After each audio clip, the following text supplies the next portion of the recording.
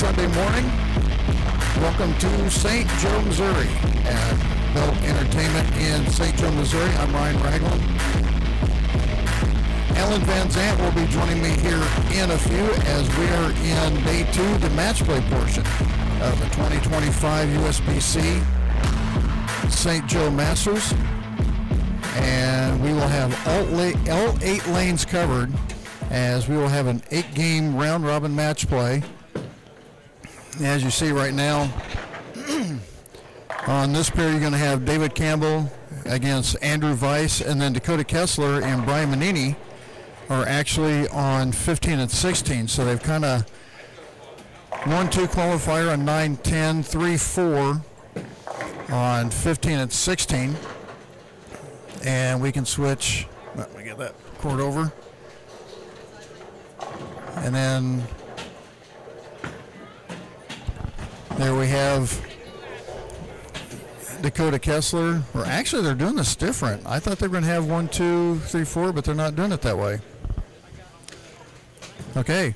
I'll find out if they just did it randomly. And by the way, I love the multimedia aspect of this today. Pretty impressive. It's well, number one, huge thanks goes to Derek Cook for giving me a hand for getting the other camera set up. It is a setup. How long did this take you to get done? To get it set up?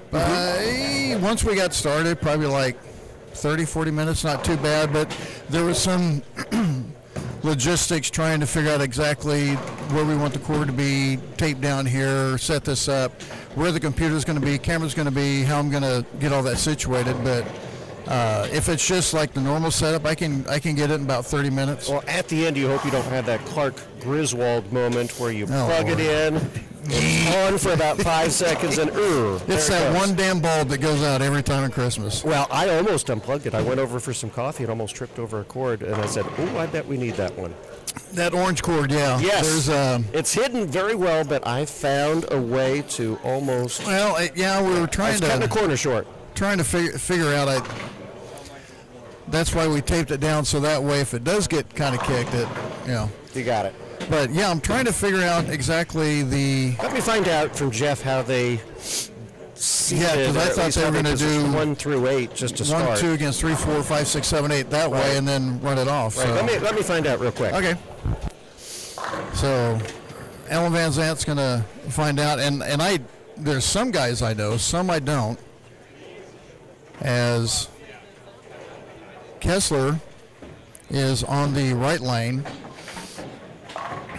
on lanes 13 and 14, and Kessler was the number 3 seed, as Manini is a 4 seed, and he's going against, I believe, Trevor Pipergris. How's the last name? I told you I was gonna screw his name. Are we Pipergurtis sing it again? Pipergurtis. I'm gonna have to phonetically. And you got it double today because of brothers. No, it's gonna be TJ and Trevor. I think that'll work today. I think after a full day yesterday, you're on first name basis. The worst name I ever had to pronounce was in a high school football game or a high school basketball game, and the kid's last name was spelled Anis. I'm going to say Anise and be very polite about it. I was saying anus. Anise. How did I say it? Anise? I was doing other than. I'm going to guess Anise though, wasn't it? I don't know. It's in the past. I kept trying to talk to the guy that was running the board. He never talked back to me. I'm like, well, this is. He's just going to let you go all game long saying it as you did. Probably one of those high school kids that was making $3 in there, and he goes, I really don't want to be here. There is a method to the madness of. There is always. Of the where the players are positioned for the first game. It is 1 against 8, 2 against 7, 3 against 6, 4 against 5. They did it backwards. Okay. They did. Not backwards, but it's, yeah. NCAA style. I wonder if, can you find out if there's a way we can get a schedule of who's bowling who each game? You bet. That way we can kind of look at that and their lane assignments. So Alan's going to try to get that as we're about ready to get started, and we'll be able to flip back and forth and get coverage of each scores, and we're close enough. We'll try to keep you up on the scores of everyone else. Trying to keep it clean, and if you're on a big screen, you might be able to, on your TV, if you're on a big screen, you might be able to find out, see the scores yourself.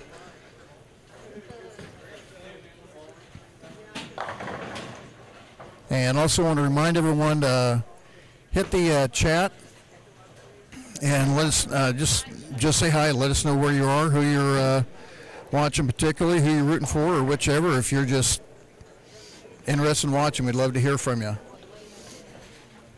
As there's about a minute left to go in practice. Real quick, I want to say a huge thanks to all the sponsors. Matt's Mobile Truck Service, or Truck Repair, 816-259-5001. Lisa Finley with Shelter Insurance. She's actually, and dead honest, she is my insurance agent. She did a quote and got me a little bit of savings, and why not? You know, if you have a problem, you just call her direct, and she gets it taken care of. So 816-232-5491. Victory Chevrolet in Savannah. Huge thanks to them. They are not Ford, so that's an extra bonus. Also, FS Transport. And we had one more sponsor, and I can't remember the sheet or where the sheet went. We'll get that again. So huge thanks to all the sponsors that made this possible. And I got to say huge thanks to Joey Finley, who gave me a call and said, hey, can you do this? And hey, love to. Anytime I can broadcast some bowling and everything, it's, just makes it that much better.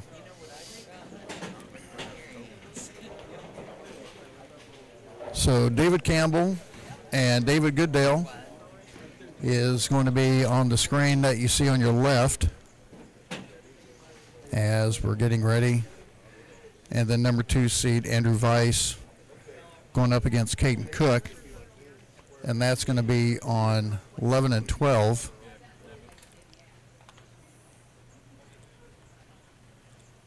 And then on your next pair is going to be Dakota Kessler. On the left pair there is he's going up against TJ, and I'm not going to say the last name. I'm just going to say the first name. It's TJ to me. And then Trevor and Brian Manini on the right lane. So everyone giving the good lucks, congratulations, and so what'd you find out? Well, we are working on that. We're working on it. We will have that information for us very soon. I would rather hear we're working on it than we can't do it. Too many times you call customer service and say, well, we can't do that. And just in looking at the bowlers, wishing each other good luck, 4 past champions today, and really any of these 8 can win it. Championship pair is going to be 13 and 14. Okay.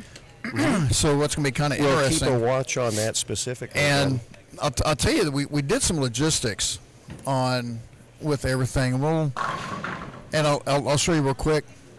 Since you're over there, you can kind of switch it over. Click that. Shows the eye. Mm-hmm. And this transition. Bang. Got it. We're over there. And now here's the bad thing. I don't have. Oh, I know what I could do.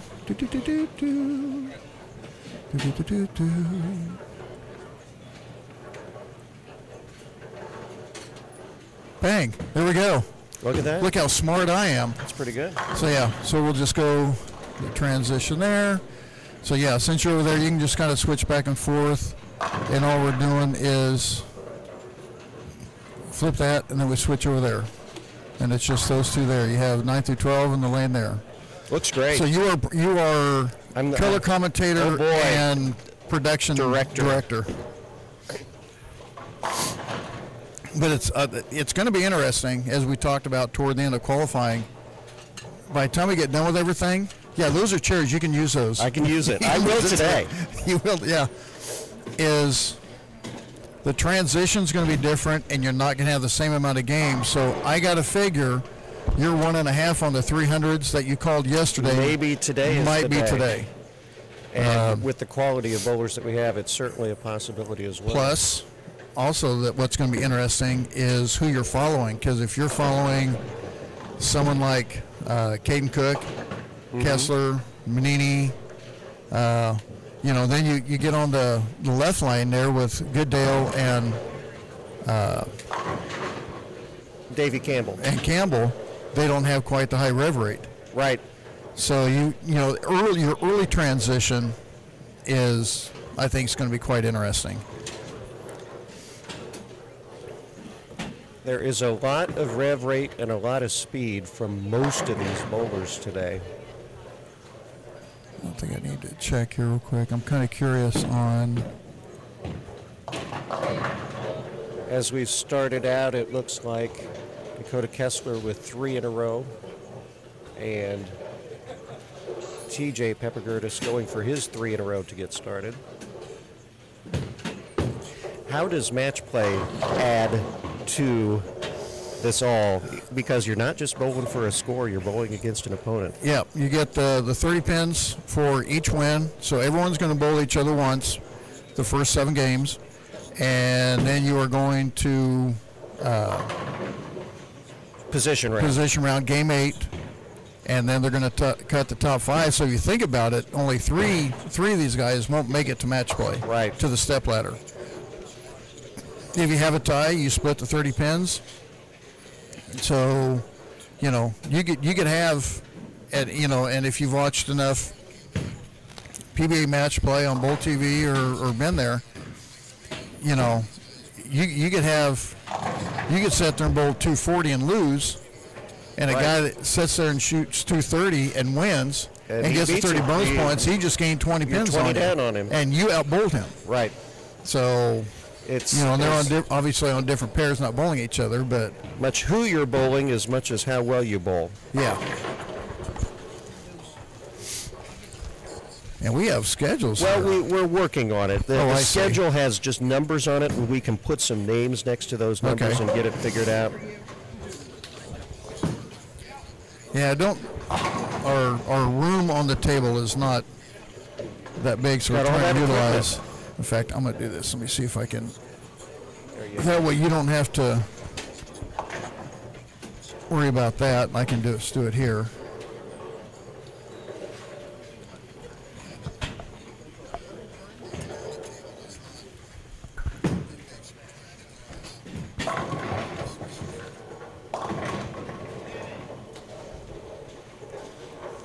And we'll get transitioned over. See what these guys over here are doing with Caden Cook out to bowl on 12. And early he's just throwing up against the shim is straight up and in. Early house shot is what you want to do. By the way, I don't know if I should say I appreciate or I'm disappointed that the pro shop was open this morning, because I walked in there and did you find something you liked? I did window shopping. Oh boy. That could be dangerous. I did the equivalents to a woman just window shopping for shoes and a purse, and I got a rip hustle and a new mixed spare ball. All right. Got me a good deal on getting both. I drove my own stuff at home. I told him, I said, this is going to be the easiest sale that you will have all week. You bet. So, yeah. Grab and go. Plus, I have the identity showing up Monday, so I need to get me some grips ordered. You're going to have some work to do to get yourself ready. Oh, Lord. I can't justify it. I got some stuff I need to get rid of now. So, Brian Manini. Look at him go. Yeah, well. Just 5 in a row to get started.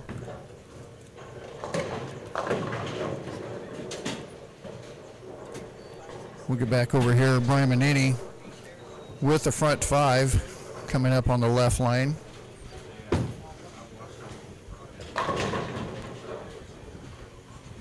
As TJ, as I know him.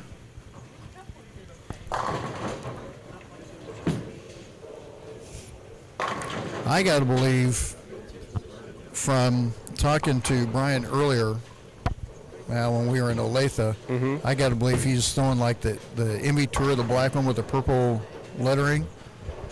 What's the advantage of that? A little bit of surface, tame, keep it in front of you. That might be the stealth mode.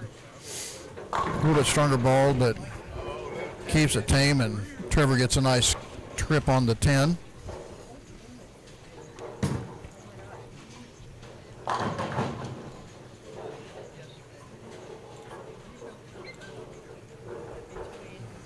David Campbell looking at 10 pin as he goes strike, spare, double, and looking for the spare here. And then David Goodale has the spare, strike, 2 spares. This is kind of nice having. It's really good.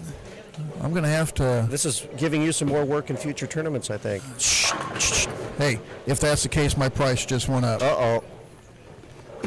Supply and demand.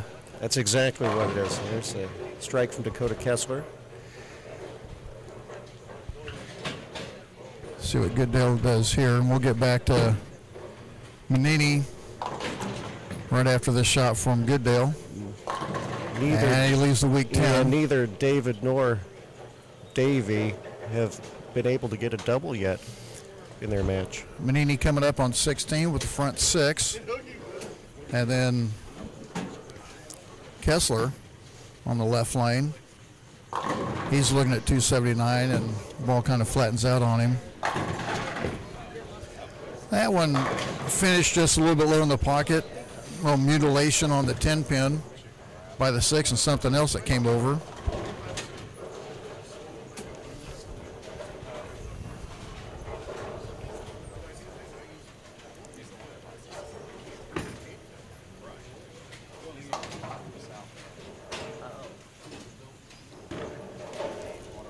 Oh, I see what you're doing.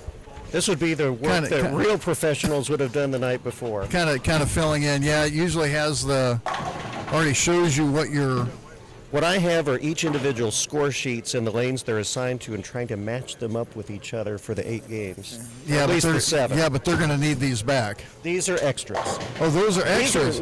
They did print it. Got it. Okay, these are our copies. These are our copies. Nice. Okay. So I'm not stealing from them. I got an easy way to figure that out.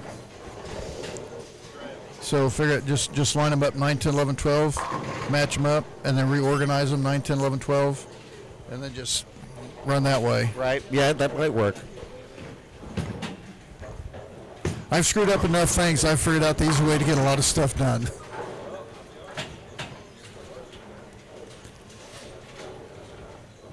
And looks like David Campbell has about 11 pin lead over Goodale.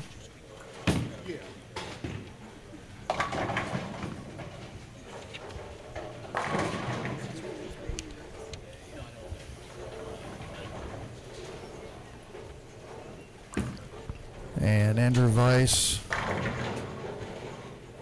looks like he may be up 10 with Caden Cook coming up in his 7th frame.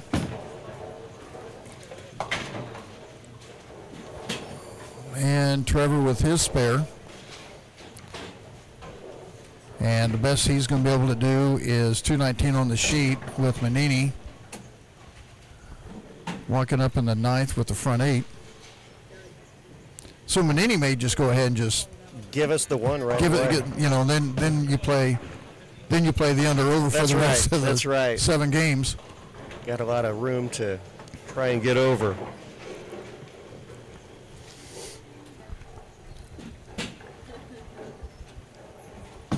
Yeah, I think he's still in the stealth mode. Light shot, not quite. Didn't quite come up. So it looks like 279 off the sheet for Manini if he can complete the 10th. Caden Cook gets done with a high flush. And Kessler on the washout. So his max score is 222. And looking at 256 for TJ.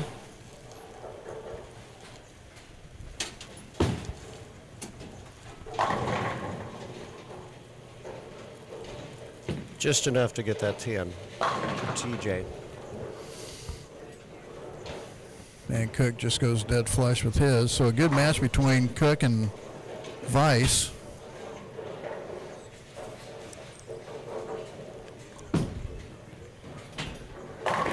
And you can tell the difference in that ball between 15 and 16. 16 didn't quite read. 15 hit that mid lane. It went freight train.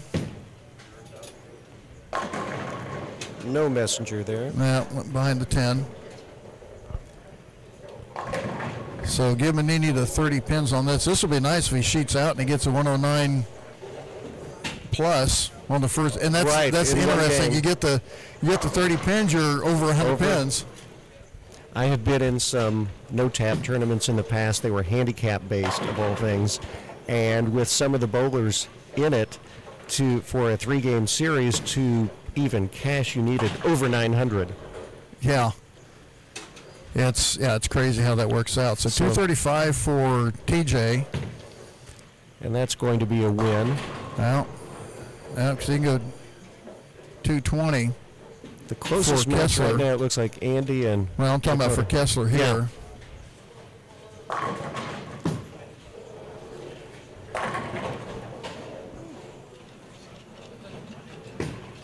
Oh, 35, my bad.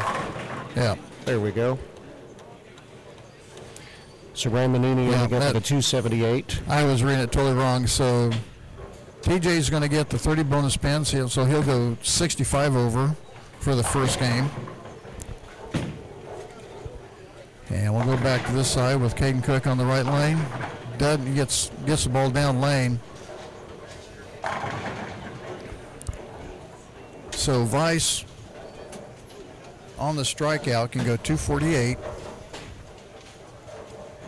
And Cook on the spare can go 235.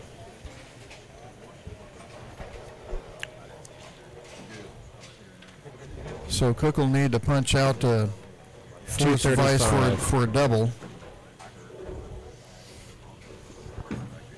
And he'll come up in the 10th right now. Yeah, he's definitely going to need all of these.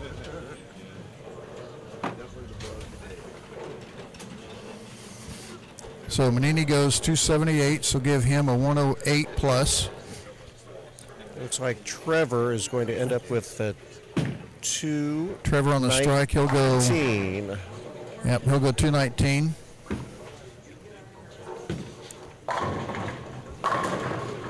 And Kessler is going to go 22 over on his.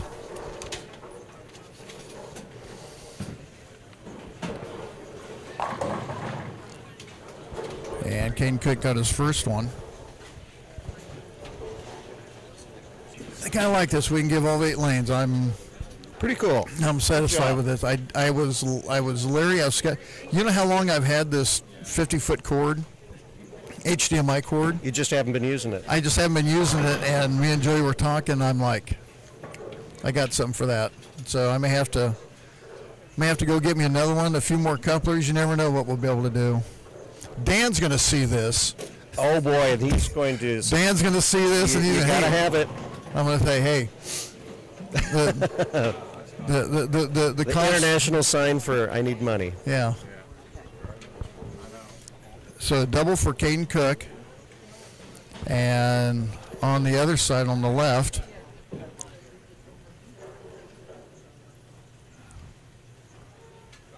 I can't quite see what Goodell has from over here. To punch out. Ooh, that count's going to hurt. Yep. Yeah, I don't think that count hurt. So 231 for Caden Cook. Now he'll still need 1 strike. Yep, he'll need the first one. Andy 9 spare puts him in the 220s. So 227 for Goodale. So that means David Campbell's going to need to double. And Vice gets the first one, so that's going to be a win for him.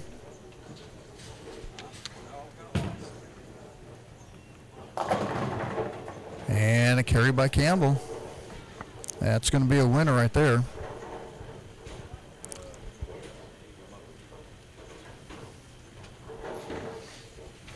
Or it should be. Nope, he's in the 220. Yeah, he needs count. Yeah, 9 to win. 8 spare to tie, 9 spare to win. as we are completing game 1. I probably should have a little deal in that says 1 of 8, but we'll keep mentioning that. As for the count, and it's enough. That's a light one. That works. So 30 bonus spins for David Campbell.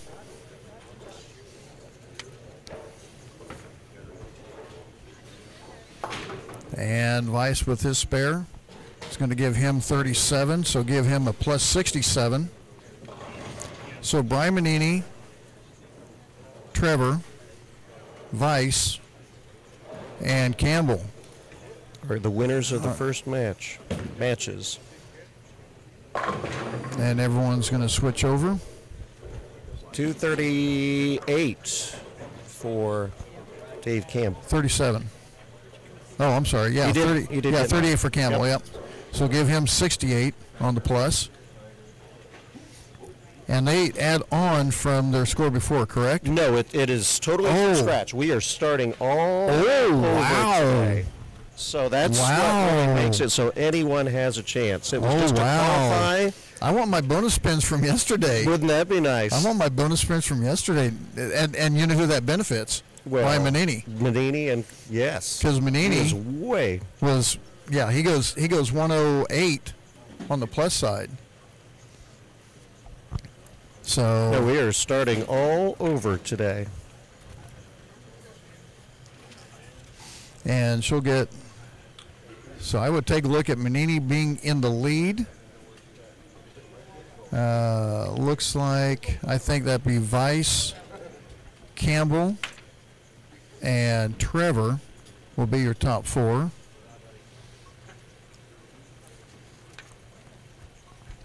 What did Dakota have that first game? Is he it? I'm swimming in score sheets. 35. Oh, he had 22. 222.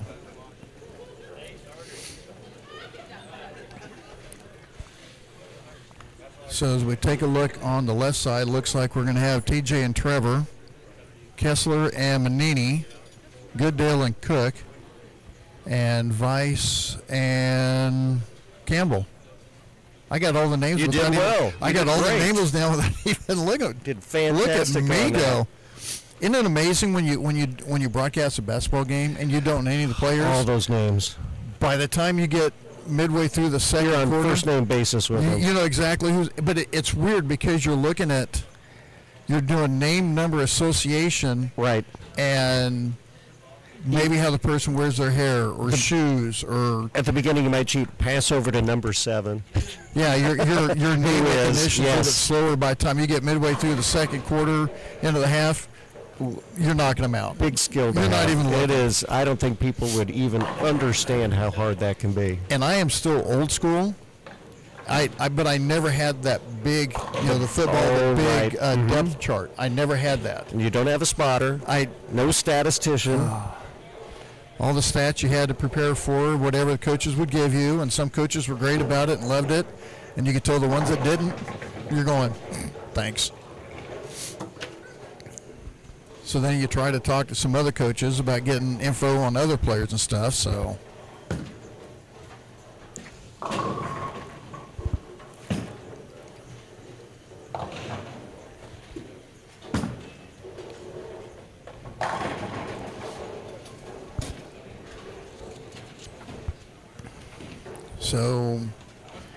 Do we say now tournament leader now? After one game, if you want to. Okay, well. If you want to. The battle of the brothers on the left side there, TJ and Trevor. And that's how I know them, because I don't like butchering names. You learn fast. And I'll tell you what I'm watching. If you watch Weiss's angle here, if you remember what Campbell told us yesterday, he stayed off the cliff. He did. He was not even going to mess with it. He wanted to keep it up and in. Mm-hmm. Watch the line that Campbell's throwing.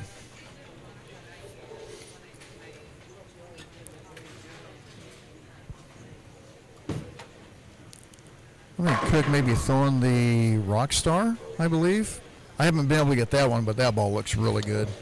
I threw that at a way test. He throws it makes it look good. Well, when you got a 4.5 rev rate and 18, 19 mile an hour speed, and Vice is just playing that same line that Campbell does. He's not going to mess with it.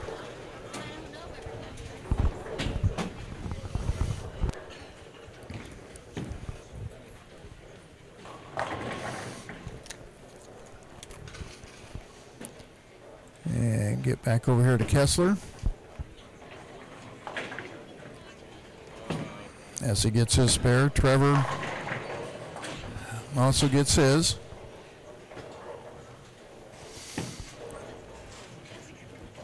I don't think Alan's drowning in paperwork, but he's just trying to get it situated. This is a nightmare. I'm trying to get him in order here.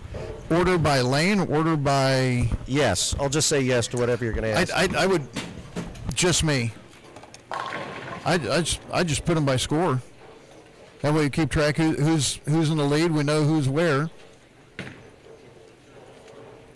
Hey, you're handling the paperwork. I've taken over the director deal, so you, as they say, you do you. Campbell. Love the suggestion. Remember what Campbell had his first game? I'll get it caught up.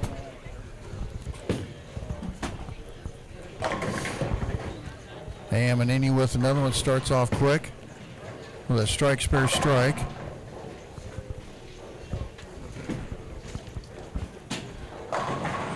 I think this match over here, and here's another thing, that they were going to start on 7 and 8, and we actually moved them down a pair to the right, because I told them, I said 7 and 8, or 3, 4, 5, 6 were the lowest scoring pairs that we had, right? And 7 and 8 was not far behind them. 9 and 10, so if I remember right, was up way higher. And just the way the tables were setting and everything, trying to get cameras set up, we went ahead and moved them another pair to the right, so we had tables to set. Sure. I think this is working out great. So far, so good. 15 and 16's already started off. We already had a 278.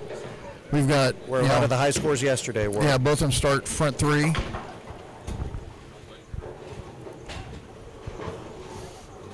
And then we're going to have 13 and 14 for the stepladder, so that's going to work out pretty well. And see if she just has a standing sheet she might print off. So Vice with the spare.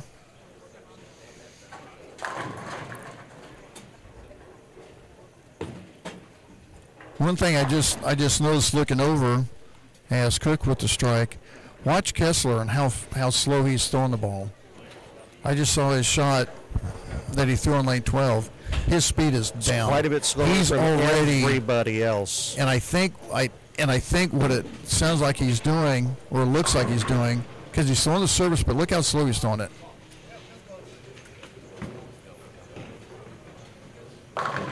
Getting a little more bend at the end. He's staying ahead of everybody. Mm-hmm. He's trying to get left of everybody, so that either he's going to cause a big jump in transition, or he's going to stay in an area that no one's really been.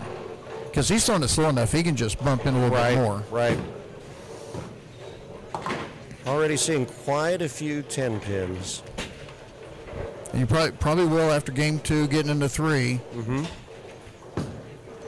Either, no one's throwing urethane, so you're not going to see the puddle developing down lane, but you're going to start creating that little bit more angle. High shot from TJ carried.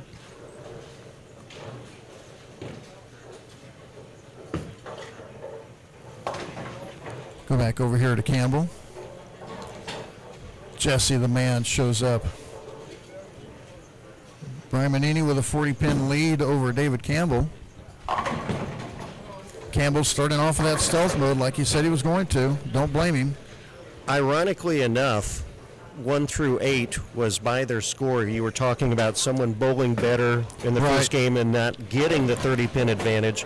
Well, each of the top 4 who won their matches bowled higher than any of the 4. And outside the 78, you go 38, 37, 35. So that kind of 31. So other than Brian, the next 5 are within 16 pins of each other, and Trevor, the 219 is only 18 out, just after 1. So no one lost their opportunities. No, not yet. It'll get interesting when you get into 4, 5, 6. So Vice over here. And again, back-to-back spares. We're seeing the further right you go as far as lane pairs, the scores are higher. And I think that was exactly what happened the first match. Yeah, then you look at Goodale with the 2-9 misses. That's not what you need in a one-game match. He's way out there. That's coming in light again. Needs to get that one tightened up a little bit. And he has so much of a forward roll, he's not going to have a whole lot of back-end recovery. No, not at all. If it's out there, it's And he's one of those stay. guys that needs more of that mid-lane reaction more than the back. Vice just piping it right up 10. That did not make it. That didn't decide to do much of anything. So I get to text my doubles partner for nationals, who isn't going to be able to make it this year, and say, well, did it again, walked into a bowling alley. Oh boy, bought some more bowling balls. I got a rip and a new, I had to get a new spare ball for the simple fact I use thumb sleeves. Okay. So when I look down, the filler, I have a nice little crack in the bottom of my thumb hole in the filler. And it's a spare ball. It's not going to go anywhere. It's not going to do anything. No. But I'm like, I've seen you, I can visually see you wobble every once in a while. I probably should get you replaced. I can't see you needing a new spare ball for the condition. No. So I've got a guy on my team, throws kind of two-handed to begin with, and then he takes his hand off and no thumb. And Manini with another one. He's going. He's looking at a 260. I think a word you described, or 2 words you described using him yesterday, were freight train. Yeah. And when he is Didn't Global have a freight train? They had a train ball. I remember they had a train ball. I can't remember if it was a freight train or not. 900 Global. I remember they had some kind of train. Mm-hmm. I can see the logo. If they didn't, they should. That would be a perfect name for a ball. And then just put it in the hands of Manini. Go back over here to Campbell real quick. He's got a smash on that one. He's 129 in the 5th. He's looking at 79 after Manini was on that pair shooting 78. He is 24 ahead of Andy at this point. And Kessler's just trying to keep up. And he goes smash on that one. 13-14 looks like they might be interesting. A little tricky. Goodale and Cook are struggling just a pinch. And Vice leaves another 10 pin. Go back over here to Manini, see if he can finish out 260. That wouldn't be bad, 260, 78 back to back. No. And I'll tell you what, I just saw something on this side. Sometimes you see Manini just really rolling the ball off his hand. Mm-hmm. If you can, from our angle, as we're sitting behind 13 through 16, but at our angle we can really see Manini's hand. It looks like he's not, I call palming it, where you just pop your palm up. He's actually getting around it pretty well. Let's see what he does here.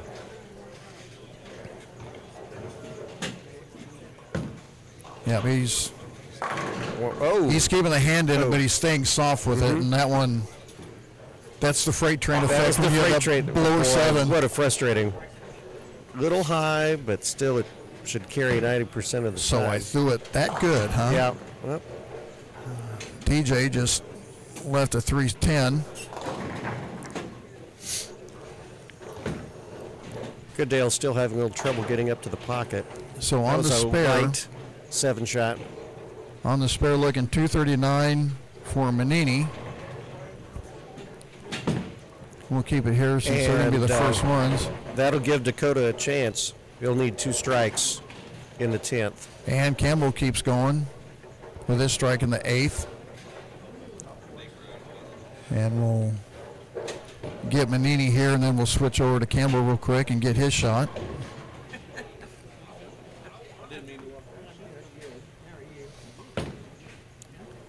So Brian will finish up with a 2:38 for game number 2. And it might not be enough. Yeah.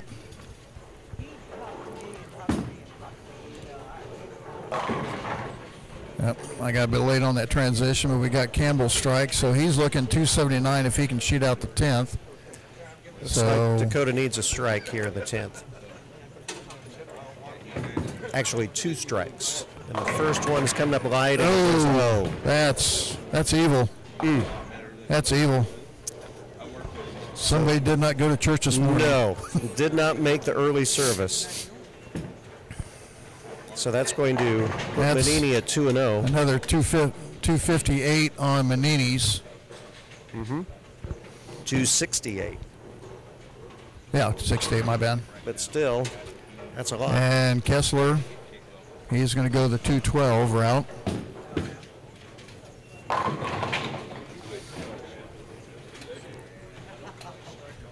And looking at TJ and Trevor.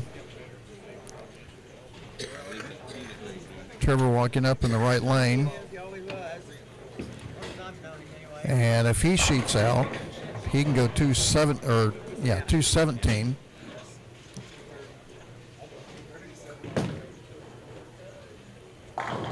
And looks like 248 for TJ. So the Battle of the Brothers looks like it's going to go to TJ. Down here on 15 and 16, it looks like this is the case of Andy Weiss is going to throw a 230 or 240 and get beat by a bit. And so, and it kind of goes to what we were saying. You shoot 238 and win.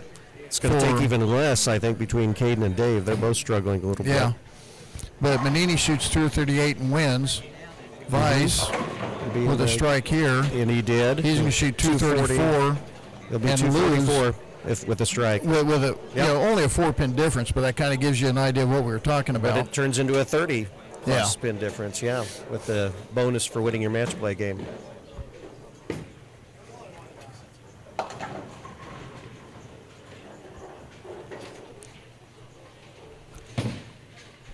Dave's going to need to find something here the rest of this game to make sure you hit get ready to go for the next one. Yeah, make sure you hit the chat. We've got 25, says we have 25 current viewers, so go ahead and hit the chat, say hi. I would love to hear from you, who you're watching, rooting for, all of the above. And we'll switch back over here to Trevor's final shot.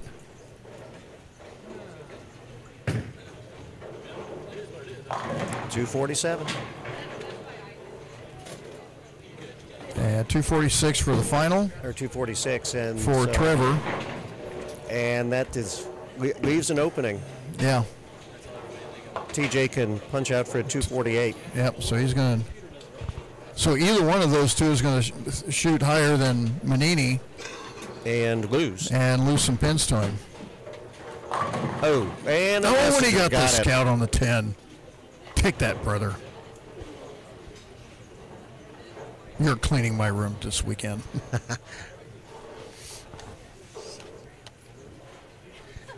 Regardless, a good recovery for Trevor, who had a 216 or 219 the first game. Are they betting on who's taking out the trash this week? Or guessing not. It'd be probably closer to who buys the first round. There you go.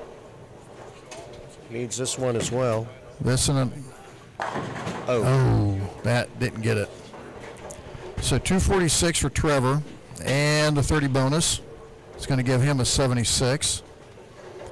And 237 on the spare for TJ.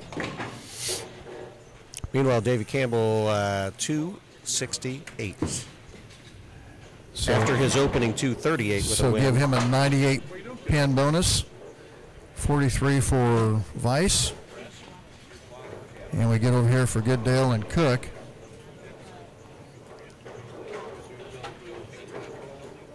Cook can max out for 94. And a 206 max for Caden Cook.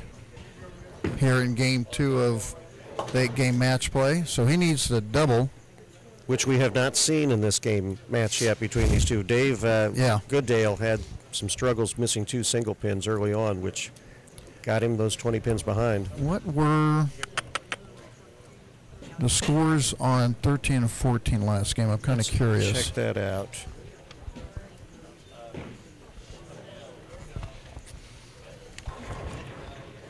Dakota Kessler had a 222. So, and TJ had a 230. Not too bad. That looks like an identity going down the lane, and Kane just said, we're going to stay forward with it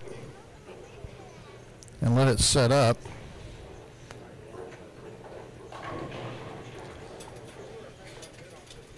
Yep, that looks like the new identity. Right now, 15 and 16, just like yesterday, the highest scoring pair. Yeah, by far right now, really taking a stronghold on it. Looks like 11 and 12 is a good pair too tonight. He's throwing BBs. He's not even straight. He's taking the Campbell books like we're not even going to mess with it. No.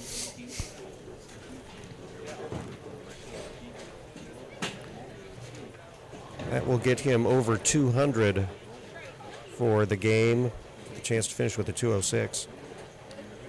And Goodale, with striking out the 10th, can get a 194.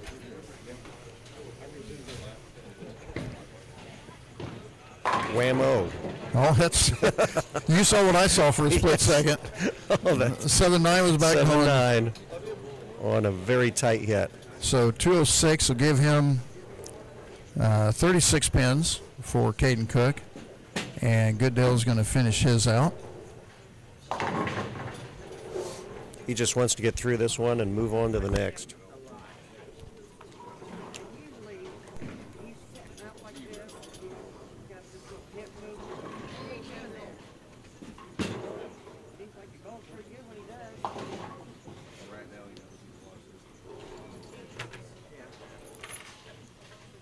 So Dave Goodale with his spare, and he'll test another ball out here for the fill ball for a 172. He's ready to move on after that.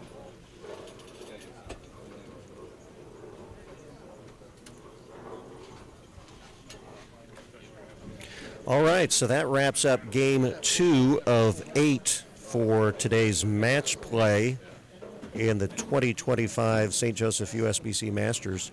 Again, we're down to 8 after starting with 33 bowlers yesterday. And we have 4 past champions in this group here. Brian Manini, a past champion. Or I'm sorry, he was not a champion. He feels like he should have already won one as well as he's been bowling. I kind of feel like it. It seems like it. But both TJ and Trevor Pieper Gertis have won this, as well as David. You, my buddy TJ? Goodale. Yes, your buddy TJ. My buddy TJ right. and buddy Trevor, because I'm not going to screw up your last names. I'm just not going to do it. Now, Samuel over here, my buddy. Sam knows everybody. Hey, you get to know everybody. What's the best advice I ever gave you on equipment? On equipment? X. Yeah, I'm still looking for one. You know, I was in Springfield, and they had a 14-pound for 130. I'm going down there. A friend of mine picked it up. He doesn't have it anymore. Oh, okay. But he does have his table out over there at Enterprise, and Casey. yep. I went and picked it up when they had the tour down there. I'm like, and actually, I had sold one to a friend of mine that I had on my rack, and he set it in his garage for about, what was it, like 3-4 months. Said he pulled it out to drill it, and it cracked. Wow. I'm like, don't leave it in the garage.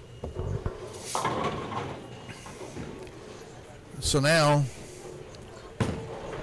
we'll take a look, start on 9, 10, 11, and 12. Kessler and Campbell, or no, Kessler and Cook ought to be interesting on the left lane, on the left pair. On the right pair, it is Campbell and Trevor.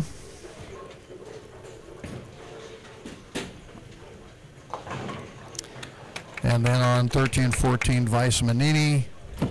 So you want some unofficial rundowns here for after Give it to me. Brian Manini with his 278 following at the 238, but winning both matches, holds on to first. He is plus 176. Davey Campbell has had a 238 and a 268 winning both of his matches. He is 166 over. And then in third, TJ Pieper-Gertis has moved up to third, even with not losing that second match. He is at plus 102. In fourth place at plus 99. Actually, no, that's not plus 99. We'll go to plus 95 is Trevor Pieper-Gertis. He recovered from his first match, losing that one. He's 1-1 now in fourth place. Then it goes down to Andy Weiss at plus 80. And then Caden Cook at plus 67.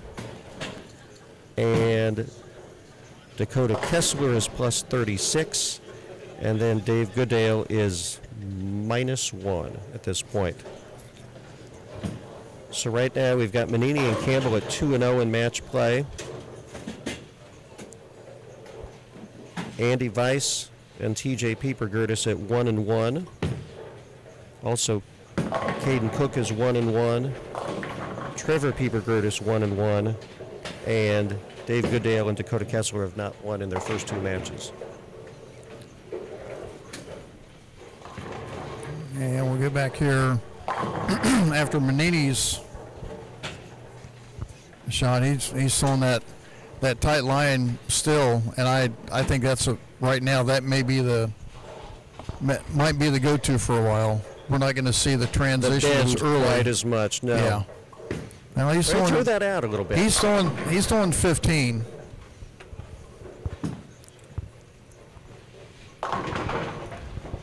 He's throwing like 15 to 10, so it looks like it's still going to be your matchup in that 8, 9, 10, 11, 12 area, right down lane, which is pretty normal for a house shot.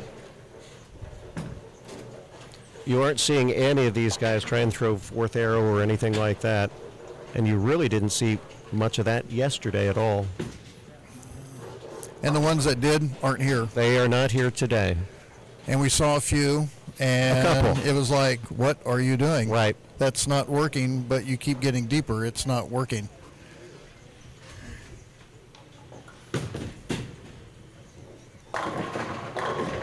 Ooh. Oh, good. Good He deal. finally it's a good shot. Isn't that? This is what happens. And if he really needs to turn around this game. Yeah. Yeah, good Can't deal. get Just too far behind. Good deal. Just pure the shot, and there's Andy Weiss. They call him Andy or Andrew? He's Andy. Okay. So I have to keep track of Andy and Alan. That's right. And You throw an Adam in there. there are I'm no pissed. Adams here today. There are no Adams Or Aaron's. or Aaron's.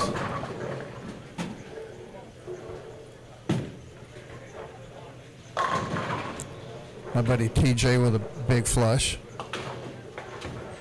And Caden Cook just took the 4-9 out after he starts off with a double. And you can see the line Weiss is playing. He's just keeping it simple.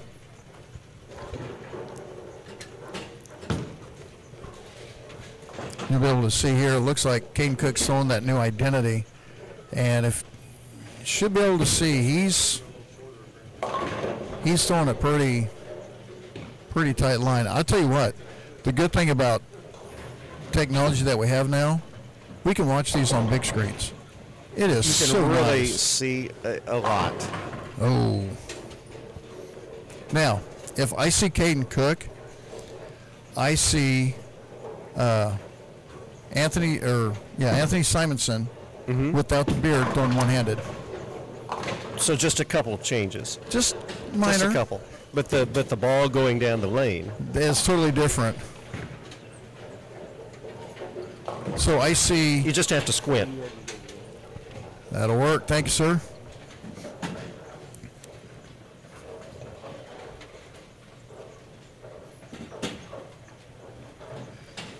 Yeah. They're giving us the current results, but they're not in any order as far as from 1 to 8. So, but we got it here. Oh, okay. We got it. And yes, we've got, they do confirm what we had earlier as far as an unofficial score. So my math was right this time. It was better than mine yesterday. All I can say is I had the 8 right. Just a few of them were in the wrong order. So I guess something that we followed yesterday quite a bit is the field average per game. Right. Everybody started out strong with a 235 field average between the 8. It did drop quite a bit in the second game down to 227, but a 172 in there mixed with the rest kind of dragged that down a little bit.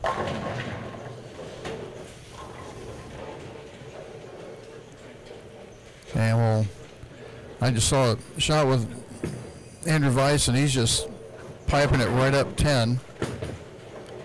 Goodale gets a nice little mixer. We'll switch over to them after Caden Cook's shot here. He needs a double to make up.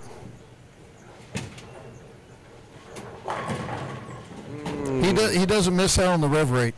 No, not at all. And that messenger tried to get over there, just didn't quite reach out. That's my buddy TJ right there. I wonder if they know we're buddies, we're friends. I'm Hey, guess, but it is Peter Gertis. it is well. But yes. I had to think about it, and I'm still going to call them Trevor and TJ because I know It makes it a lot up. easier. Now, just don't mix them up, TJ and Trevor. Well, Trevor has Trevor on the back of his shirt. That helps. TJ's wearing the blue, so I That keep helps. it. Okay. Oh, Caden just missed a 10 pin. Adding that to the split earlier, he's got some ground to make up. That's.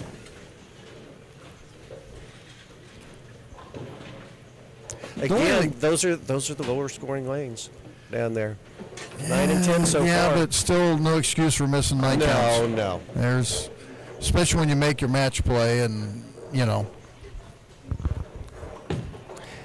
10 pins mean a lot more today than, well, they mean a lot yet at any time, but yesterday when you've got a little more cushion to try and make it up in a match play style, you really don't. Oh, Goodale. Look at him go. He's got the double, son. That's a trend. Is 2 a trend or 3 a trend? I think 3 gets to be a trend. Okay. 2 could just easily be coincidence. Trying to help the guy out. But he made his spares. That is important. 4 9 spares in a row.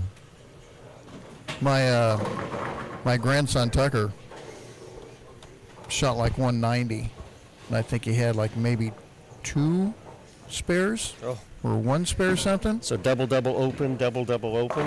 No, they were all. He had. I mean, it was a clean game. Oh, clean. Okay, the other. I thought he was missing him. He goes, I shot 190, and I said, yeah. I said, take a look at your score. He looks like, yeah, it's 190. I go, it's clean. How many strikes did you have? Oh, I only had. You picked up your spares and shot 190. My 190s usually look double open, double open. I guess that's where I was getting confused. Oh, that's about the time I'd go 290, 190.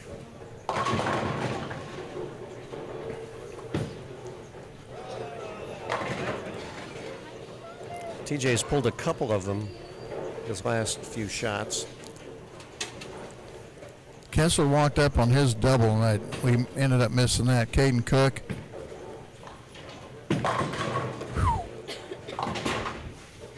I'll tell you what, it's fun watching that ball go through the pins. I think that was an angry strike ball there. Okay. Boy, straight up for Andy. Manini has the strongest ball for seniors. Yes. Cook has the strongest ball. One of the strongest in town for sure. Yeah. And I'll tell you what, that's like the Eugene McCune-esque.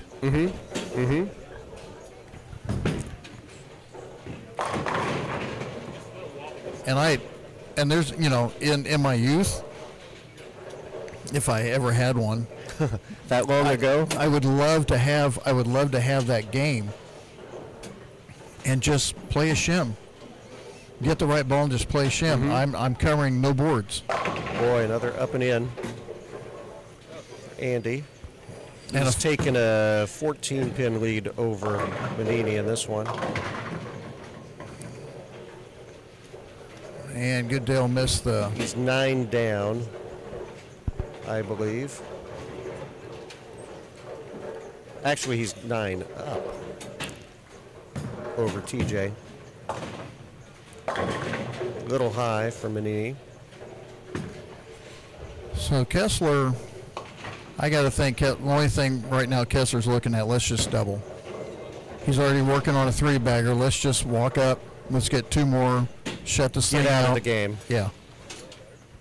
That would about lock it up.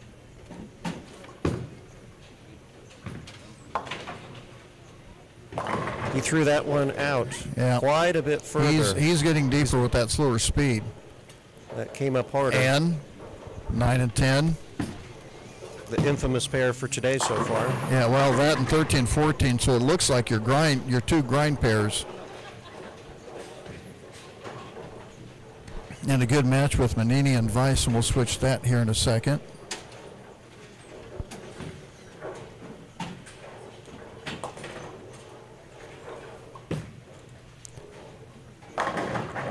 $7-10 out. And he needed that one. Yeah, he can go 230. He can go 33, but Weiss is going 58. So right now, looks like that's why I thought Weiss is throwing the Sublime.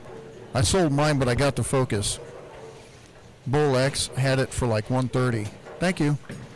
We've had a couple close matches here between Dave Goodale and TJ Pieper-Gertis. Also Trevor Pieper-Gertis and Dave Campbell. They are... So it looks like Weiss might give Manini his first loss. And yeah, we've got a max of 218 for TJ. Goodale is looking at 36.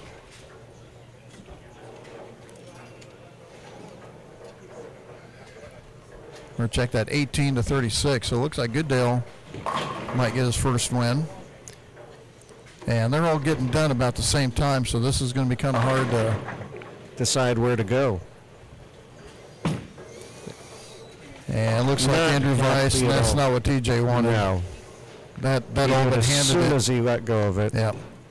Meanwhile, brother Trevor. So these two look like they're, those two are done. Looks like Trevor. He's going to go 58 on the sheet. 238 for Campbell. And meanwhile, TJ wraps up with a 193 for game 3. And Caden Cook just threw a split. So he's going to be in the 170s. So Kessler's going to get the win on that one. Trevor with the strike. Finish up in the 250s. And Goodale walks up in the 10, so he's going to get his first win. Riding the ship quite a bit. And right now, the only thing Goodale's looking at, he's looking at the 5 spot. Just let me get to the 5 spot, that's right, and then we'll climb that ladder when we get to it. So 247 for Andrew Weiss, plus the 30. That's going to give him a plus 77.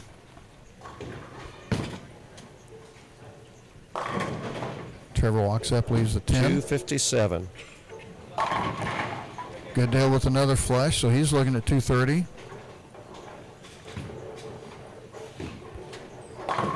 Oh, Kessler with the 9. But that's going to give him a 220 on the spare strike. So they'll give him 57.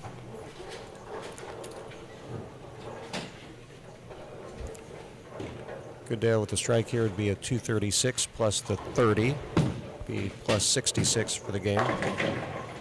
I threw it a little slow. You know what? If you're gonna throw one, that's where you want it. Exactly the spot. I think might have been testing something out with the speed. So 233. So give him 63 on the plus side. Manini looks like he's going to go 33 on his game. What did Caden end up with down there? 171. 207 for, or 227 for Kessler, and the strike looks like 181. 181.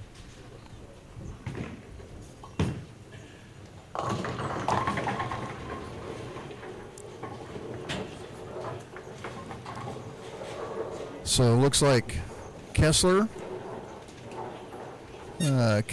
Trevor, Weiss, and Goodale, the winners in Game 3.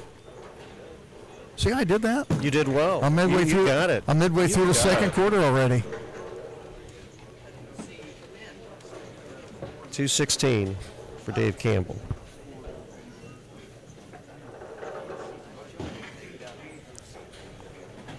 Once again, I want to thank everyone for joining us on the broadcast. Also, a huge thanks to all the sponsors. Lisa Finley with Shelter Insurance. Give her a call just for a simple quote, 816-232-5491. Matt's Mobile Truck and Trailer Repair, 816-259-5001. Huge thanks to them. And Victory Chevrolet in Savannah. They are not Ford. I got to throw that in. You do. I think you have your preference. I do have my preference, unless you're talking Shelby, Mach 1, Classics. You'd be convinced. I did have an F100 one time. Got lucky enough to put a 283 out of a 67 Mustang in it. That sounded good. It did. It did. I'll admit it. I mean, you're talking a pony. Come on. How do you not take a 283 and not put it in the F100? It's not like it's a heavy truck. It's not like I'm admiring your story. I'm trying to do some math here, too, at the Go same ahead. time. Go ahead. But I'm just talking to myself anyway. I like it. Well, you're used to that because you're usually on your own. I grab Samuel. I'll grab Sam when I'm doing it for Northwest Missouri Senior Bowlers Tour. If Sam's around, he's on the mic. Or if Tony Manna Jr. makes the show, it's David Axon all the time. He's had to throw a few barbs in. So it looks like it's going to be DJ and Andrew Weiss on 9 and 10, Manini and Goodale on 11 and 12, 13 and 14, Campbell and Kessler and Caden Cook and Trevor on 15 and 16. And now Manini is starting to get that little hang spot down lane now. It looks like he just went bucket. Yeah. After 3, your new leader appears to be Andy Weiss, I can see that. Who is 3-0 in his matches so far. Or actually, 2-1. He threw the 243 and lost. Right. The second game. In second is Dave Campbell, just 15 pins behind. I got to change something here I just saw. And then there's a pretty big drop off to third. Ryan Manini is now 106 over. Actually, he's 206 over. Sorry about that.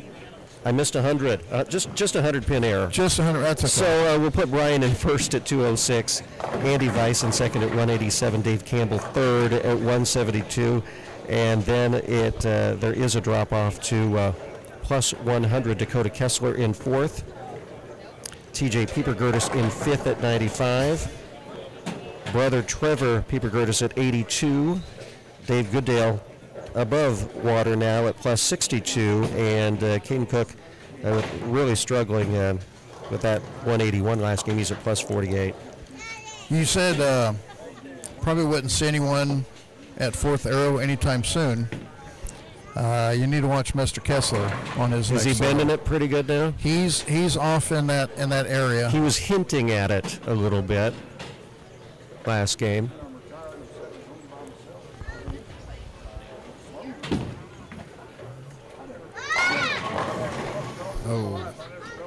I think Weiss is in a good spot. He's piping it up 10. He's keeping a good forward roll. Nothing crazy or crazy stupid. Crazy stupid. There's not going to be much crazy stupid form today. or a phrase that we have LLC rights and copyrights on it now. And I think just again to remind everyone that we have 4 former champions out of the 8 who qualified for today. That's pretty good. Just shows the field that there is. Dave Campbell, a past winner, Trevor Piepergertis, TJ Piepergertis, also Dave Goodale. All 4 of them past champions. And at some point you would think Brian Manini will be a champion. Andy Weiss has done well in this event in the past. Hit it pretty quick, you know, when he after he bought Southside. He purchased Southside, right? You don't say he purchased Revolutions. He purchased, it was Southside Bowl at the time. So he purchased Southside, changed it to Revolution. Changed it. He put $500,000 of money into renovations. Did a great job with it. Did a great job. And the former owners love him. They do. What a great transition that has been. And yeah, I did a news story when I was with the TV station here in town. Just that the investment in Southside St. Joseph and putting that amount of money into that part of town where they've had their own identity for decades and decades and decades, and there has been a push for some renovation, some reinvestment in Southside. A little bit of revitalization. Yeah, and $500,000 came from a bowling alley. Which Kessler got really soft with that speed. Really helped that whole area. It's amazing. It brings people in. Yeah, when you can. Most cities have their. You can see a transition in. Well, and that's more of an industrial area too. It is an industrial area. So that kind of makes it a little difficult sometimes. But yeah, well, and who better but a bowler? You bet. To have a bowling alley. And it just makes sense. He listens to the bowlers. He really works with the leagues, and he's just done a fantastic job. Caden Cook looks like he has switched. Some with surface, maybe a rock star or phase 2. And starts out with a triple. Yeah, got out of the identity, and he's on 50 and 16, so that's not surprising. There's Dakota throwing it out, and he gets lucky. Yeah, I think Kessler's we're starting to run it. Oh. And they are in order. There we go. There we got it. And it looks like we had the match lined up correct. Manini in first, Andy Weiss in second, Davey Campbell third, Trevor Piepergertis and TJ Piepergertis fourth and fifth, which would be the cut line, I guess, if we are looking at it. At fifth, the top 5 qualifying for match play after this. 5 pins behind TJ is Dakota Kessler, then Dave Goodale up to 7th, and Caden dropped to 8th. But again, we are only 3 games in of 8, so there's... Now's when it starts getting interesting with transition. You bet. And Andy Weiss just got done throwing the 4-6 after 3 spares. So it looks like 9 and 10 might be the struggle pair right now. As he's bowling TJ.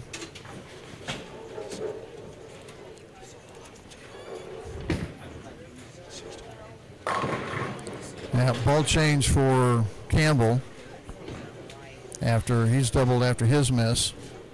I was going to try to see what Campbell's throwing.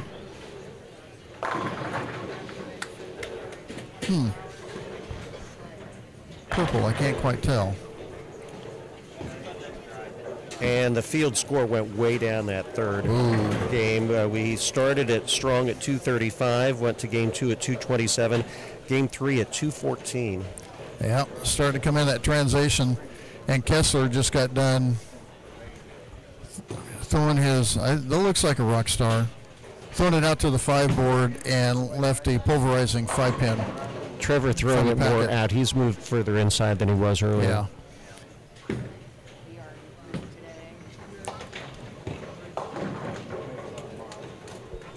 Trip 4-pin for Dave Goodale. Looks like they have all moved a little bit farther in. No more piping it, no more 10 board. Well, after Manini left the bucket in the first frame, he's gone the next 4. And Goodale, after getting his win, he goes strike, split, three-bagger. Just when you think you're trying to get comfortable. And then he switched. He made the walk of shame from one end to the other. Went to the low-scoring pair there at 9 and 10. I call that the two-frame brain cramp. I get those a lot. Yeah. It's like really? You want to sit back and regain yourself? Okay. You wouldn't think just that short walk would do it. Caden Cook just grabbed service and said, "Here we go." We'll get with Manini here in a second, then we'll switch over to Caden Cook.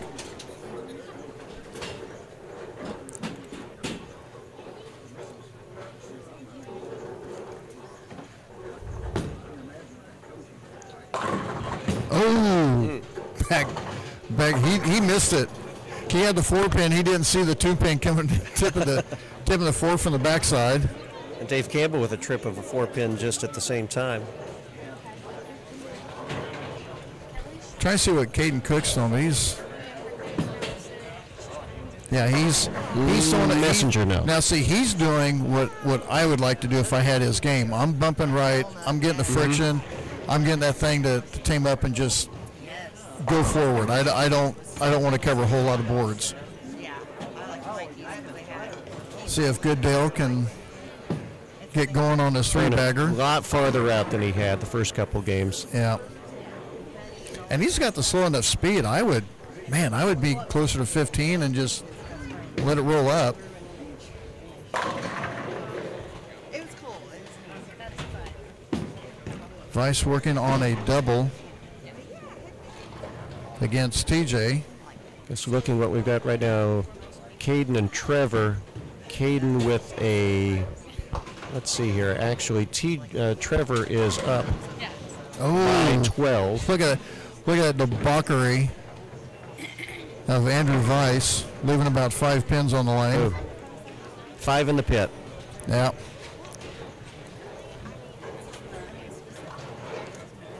Got a good match between Dakota Kessler and Dave Campbell. Dakota up by 10. Trevor couldn't get that one to finish up. As they enter the 8th frame. I got to give the edge to Campbell on this one just with his angle. It looks like Kessler might be fighting his. I think he's trying to bend it too far, but he has that slower speed, so he's got to get through that. Way out, coming back in. Now that looked better because he didn't quite get it as far right. But when the ball got there, it didn't have anything DOA. And Trevor just got done missing the 10-pin. That doesn't help any. And Dave Goodale threw a 4-6-10. I'm going to have to get me another one of these. The camera that you're looking at now, another missed pin. For the technical guys, is not necessarily into the video card. It's a video grabber dongle. And I'll tell you what, I'm watching this thing, and it looks pretty good. I'm liking it. A couple of missed 7-pins have really tightened up a couple of the matches here. Dave Campbell on a 4-bagger now can take a pretty commanding lead over Dakota Kessler. That one got right a little bit. Oh, he brought that. And it is so tight down lane. You know where you need to be up front, but you've got to get that angle down lane, and he got that, 4 feet sooner? And all it did was run, and Trevor got lucky covering that 2-8. So Caden will come up in the 7th, tied. Thank you. That works for me. With Trevor now. Real quick, before I forget, I got to say huge thanks to Derek Cook. You were here early.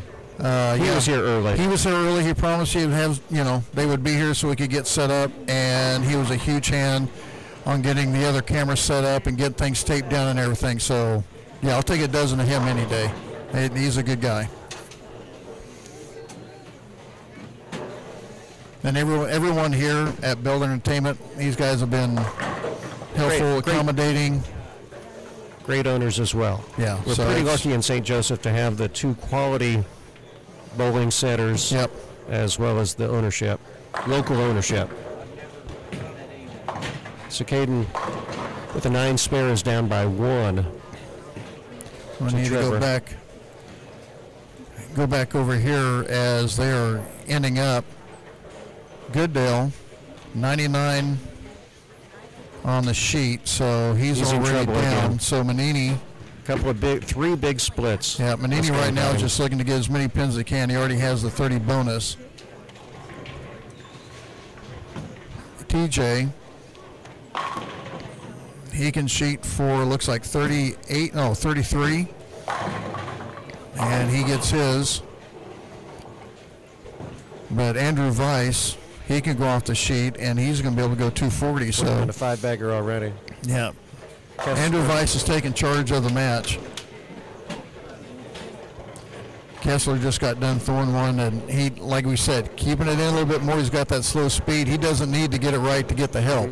His slow speed's going to help it when he gets into that little bit of puddle down lane and let it tame up. So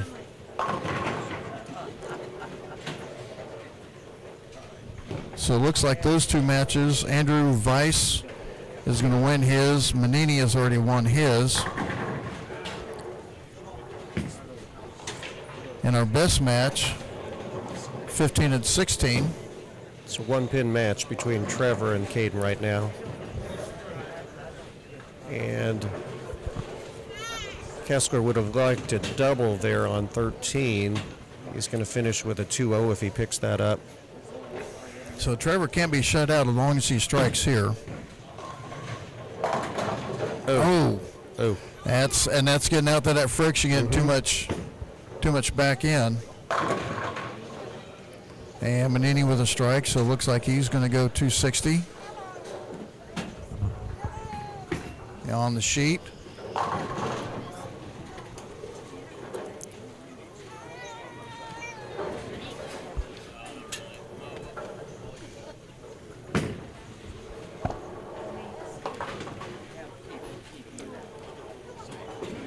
So it looks like 2-0.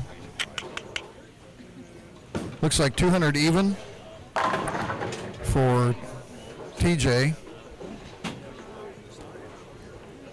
And Weiss on the spare strike.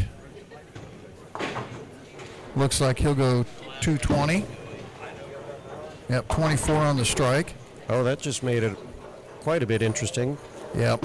Dave Campbell's still with enough. Now there's a double for Caden, which is going to put him ahead this match, and he can shut Trevor out. So the max is 16 for Trevor.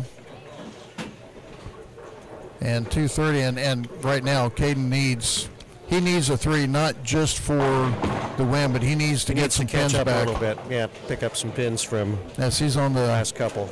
He's on the red wrong leader side right now. We call that red leader. Red leader. So okay, so you're in a tournament, and there's so many entries. It takes 2 sheets to show everybody. Do you want to be on the second sheet that no one looks at, or do you want to be at the bottom of the first? You could always lie and say you never showed up. There you go. If I'm bowling bad enough, I don't even want to be on the first sheet. They don't publish that one. So it looks like 224 for Weiss against TJ.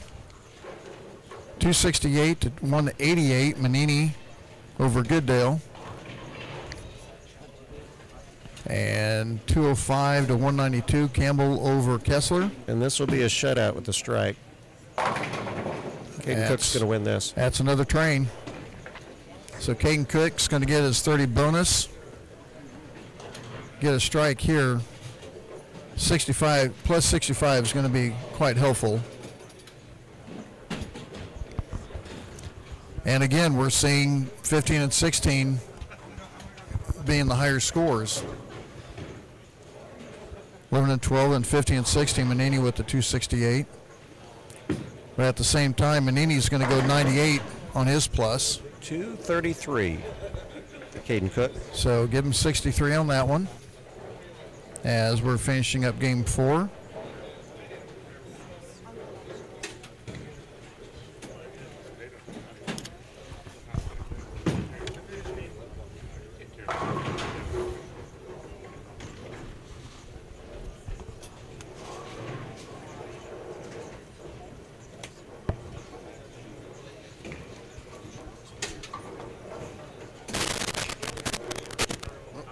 Sorry. I didn't mean to do that.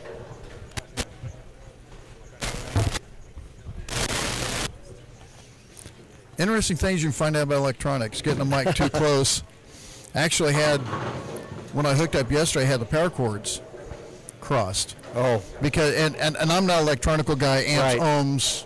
Well, you got a lot all of that wires stuff. going on here. Getting this So I set up. had the wrong power cord plugged into the mixer board and the wireless mics, and it was getting a popping sound. Mm-hmm. I'm like, I never heard that before. So I just swapped them. Gone. Oh, Wow, okay. is that all it took?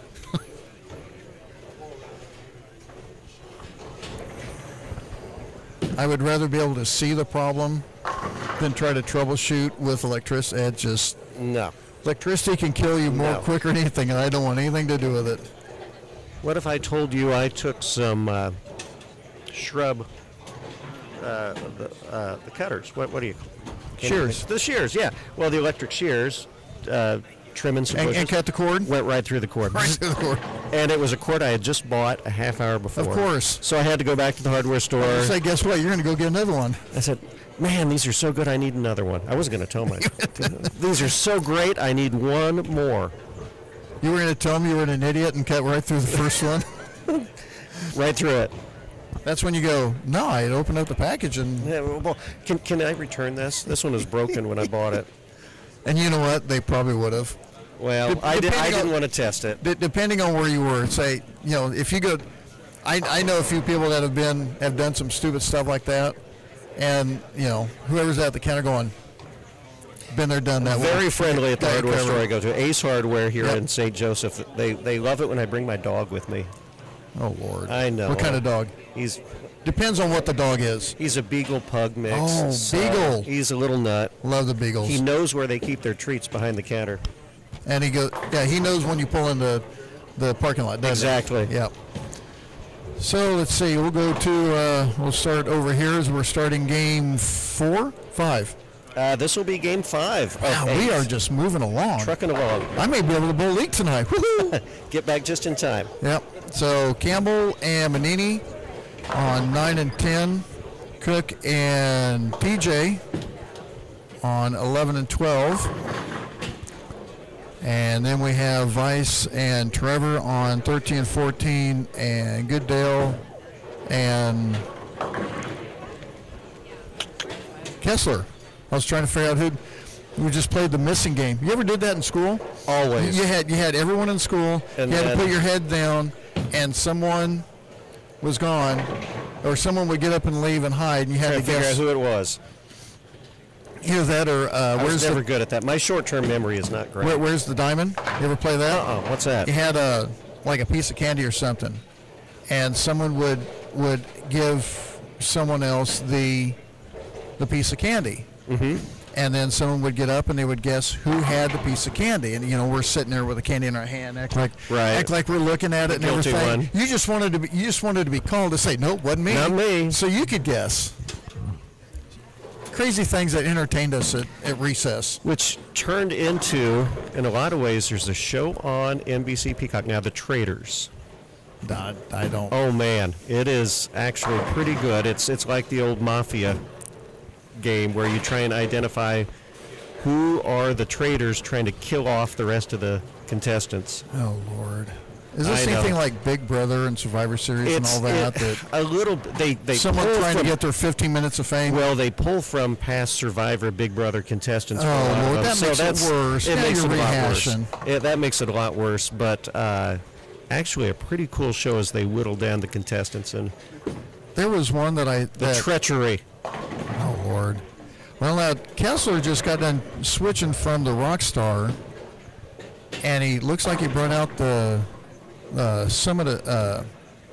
Summit Peak. And he started with a which- three-bagger. Yeah, which doesn't make sense. Hey, he's down there bowling. I'm not, but I'm just saying, I'm trying to figure out his slow speed so he's going to go to a quicker ball. I'm trying to, Get that figured out. yeah. But hey, he's got a three-bagger, so it works.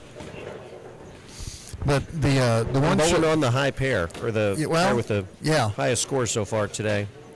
the one show that I saw that I think is crazy that a friend of mine showed me. I think it's on Netflix or Prime or whatever.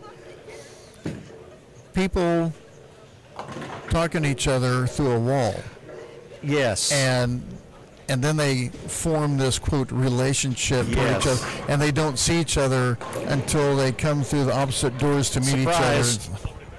each other. Some of these shows have got a I'm little not extreme. chancing that. No way.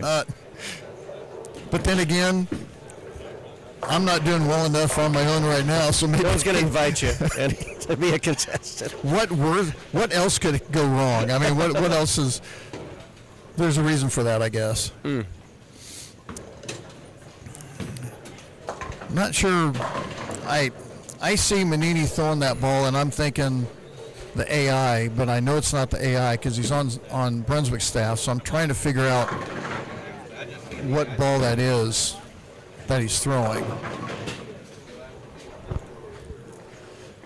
Well, Kessler's making me look like an idiot because he's got the front four, so I didn't say it was wrong. I'm just trying to understand the... Figure it out. There we go. Update. We got it. Hot off the press. We need that. You know what we need? We need that typewriting that old school.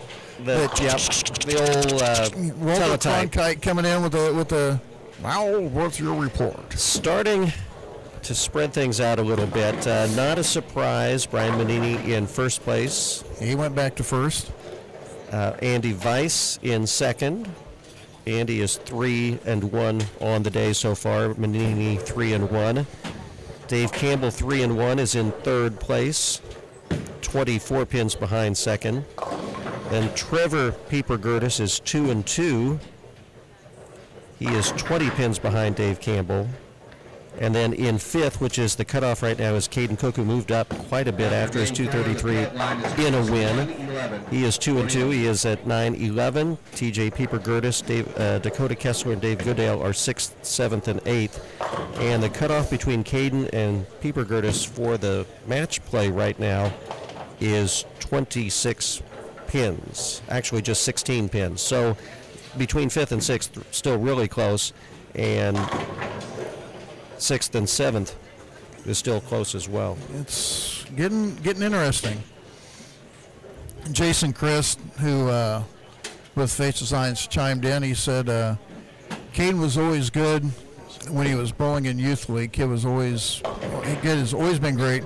First year of adult bowling, he was in the Masters, and I'm like, oh, I can see that.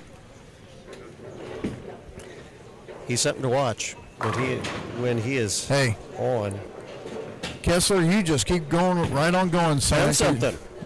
Make me look like I said, I'm not saying it was wrong. I just didn't understand the move. That's not what I would think, but hey.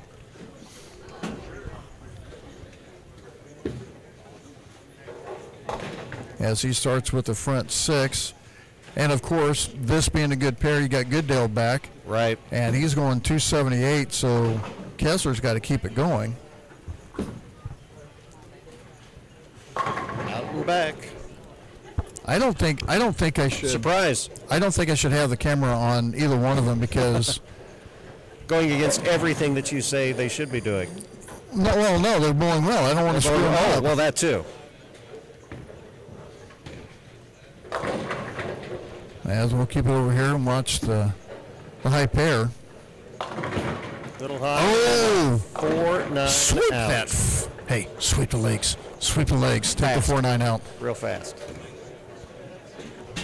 And At least today we have sat ourselves in front of the high-scoring pair this time we did, yes. compared to yesterday when Now we were here's- at the tough ones. Now here's my question. Match play is going to be on 13-14. Oh, nice pickup by 5-7. Andrew Weiss. Re-oil or no? No. Alrighty. So no re-oil. The high pair is 15-16. The tough pair is 13-14.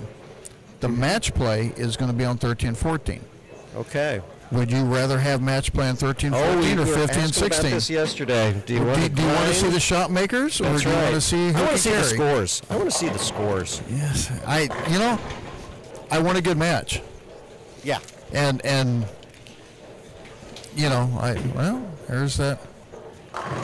Oh, didn't get the. You know what? I'll tell you what. I took, as Kessler, throwing the Summit Peak.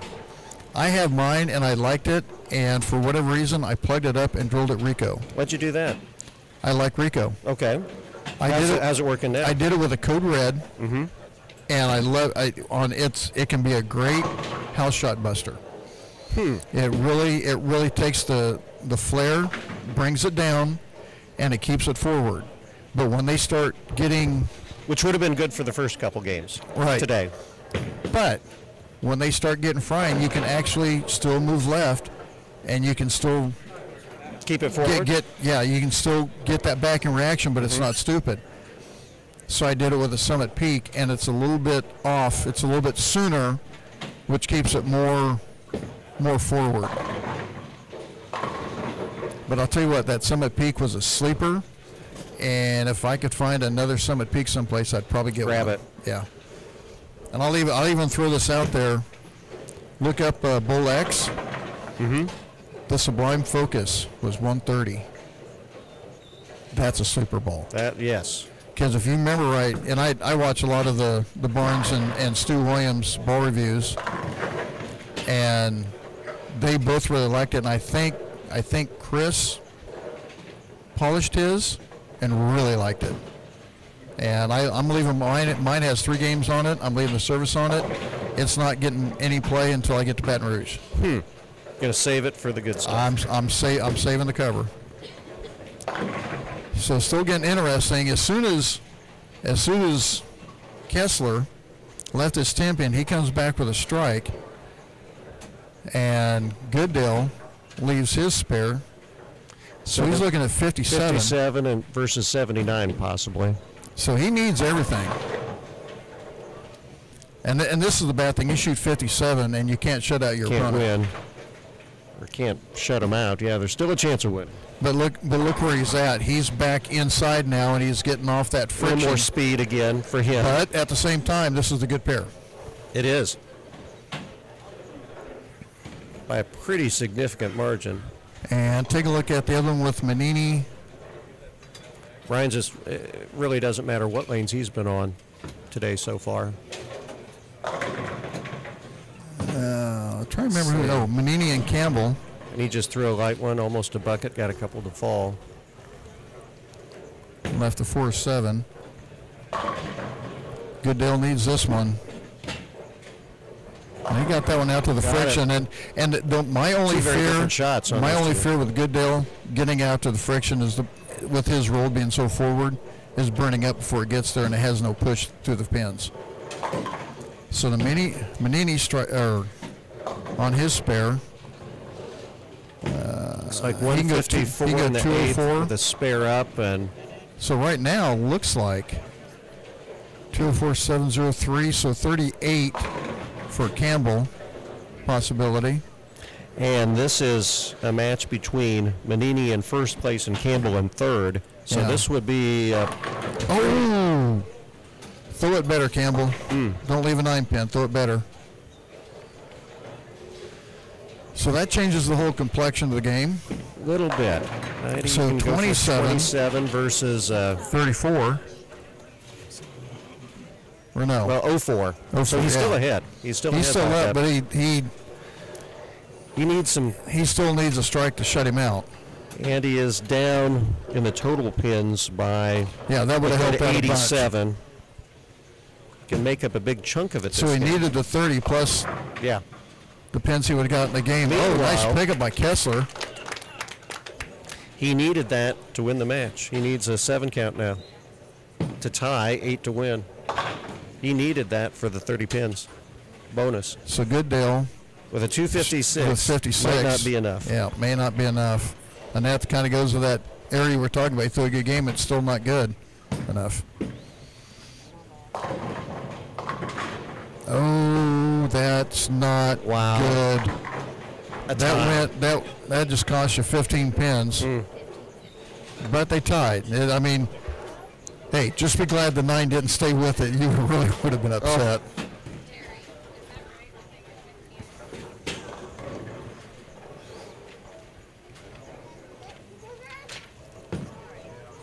So, yeah. Good news is you didn't lose 15 pins.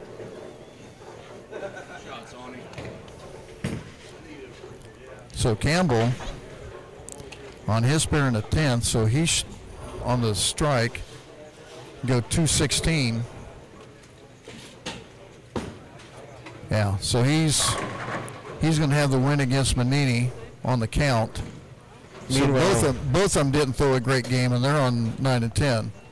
And we've got a one-pin match on 11 and 12 between Caden Cook and TJ Piepergris. TJ coming into the 10th on a strike, 1 pin up over Caden Cook.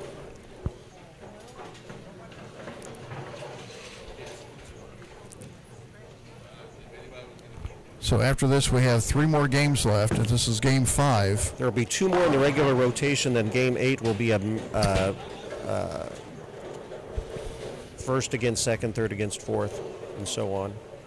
It'll be a position round. Actually, Manini on the strike. Bad count. We had bad count by Campbell that gave him a 212. So Manini Not going to be needs a strike. Needs a strike in 9 to beat Campbell.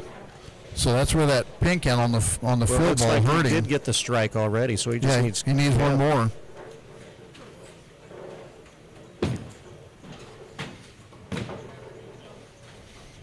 He threw that one a little extra gusto in those 4-9. Wow. So that's going to go 2-0. So Campbell dodges a bullet on that one. It's amazing how the pattern of the lanes still hold true. Just their breakdown. It's amazing. So 203 or 212 to 203. Campbell with the win. And a tie at 56 between Kessler and Goodale. And looks like Caden Cook, if he sheets, is going to fall 1 pin down. Shy. To TJ.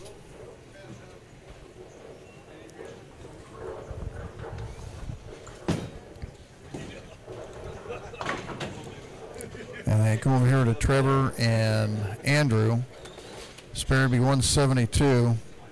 And Andrew's going to win that one pretty easily, as he's got the 244 possibility.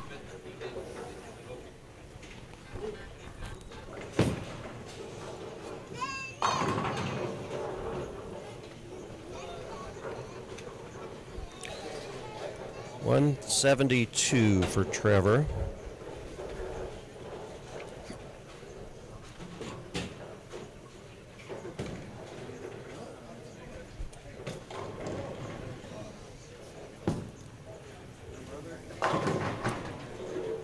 So 236 to 204 or 234 is, I believe that's TJ over. No, that was Campbell. No, that was TJ over Campbell Cook, or Caden Cook.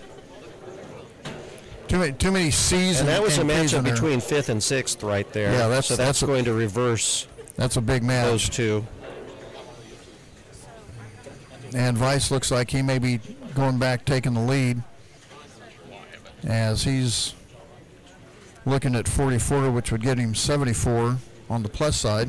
Which would be almost. He's going to need to make a little bit of a move. I was going to say, he threw that one, and it looked like it might have been either he pulled it or he hit the friction a little bit early. So with that spare, he'll end up with a 233.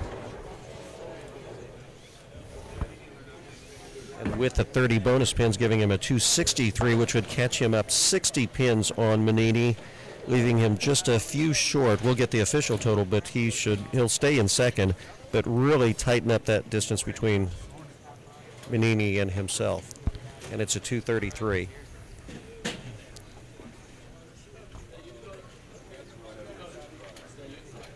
And looks like Mr. Manini is going to be back on 15 and 16.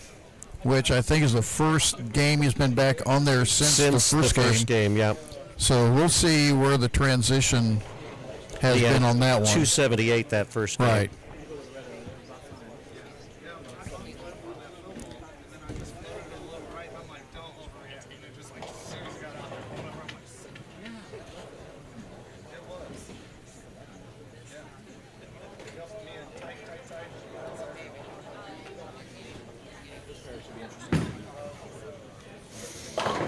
So it looks like it's going to be TJ Manini on 15 and 16. Vice and Caden Cook. That's going to be an interesting one on 9 and 10 on the grind pair. Trevor and hold on. No, Goodale and Vice on 9 and 10. Trevor and Kessler on 11 and 12. Cook and Campbell on 13, 14, and Manini and TJ on 15 and 16.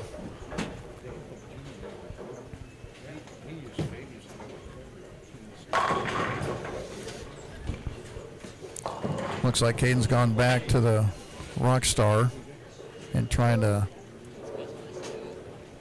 keep the lane frozen up a little bit. Ball change for Manini. And evidently, the transition was a little bit more than what he thought as he goes through the nose.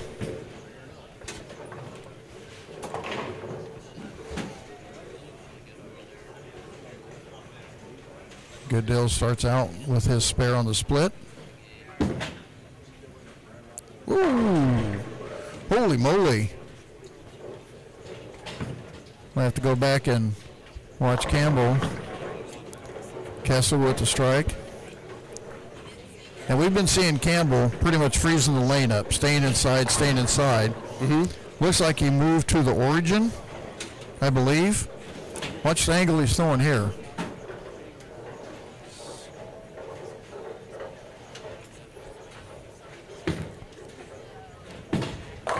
Oh. That's bad reaction. Inside 15, wow. gets a good look. He actually got it further right on 14 and looked good, and then this one just gets to that spot and goes, well, we're going to get there, but that's about it. All done.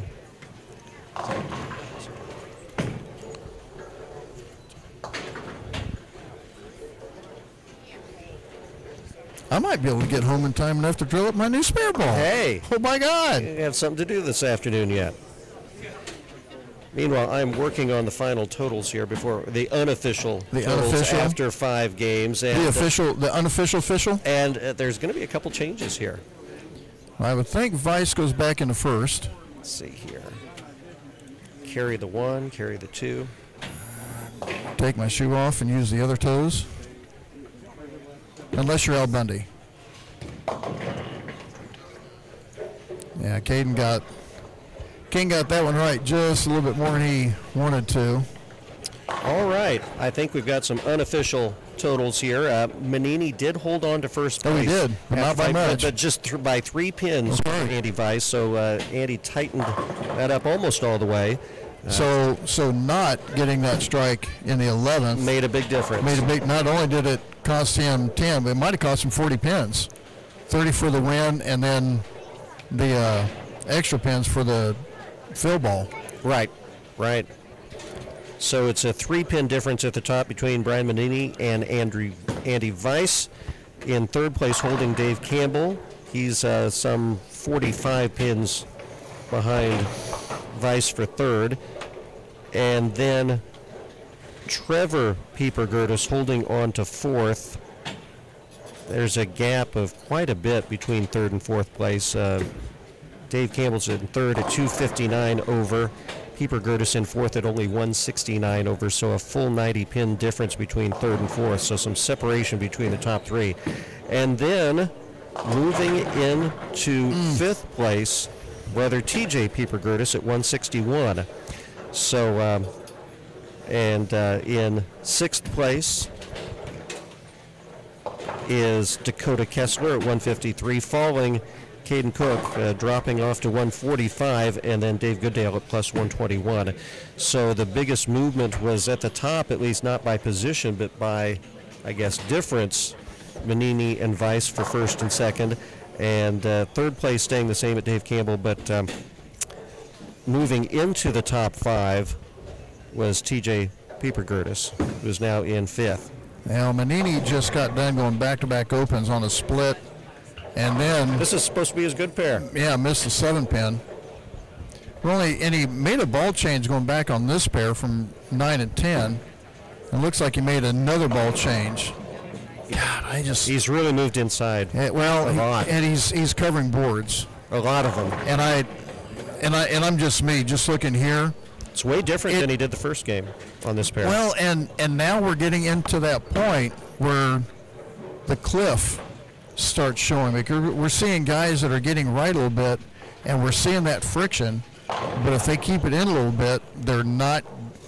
Unless your speed control is really good, it makes it a little bit difficult to get back up the hill.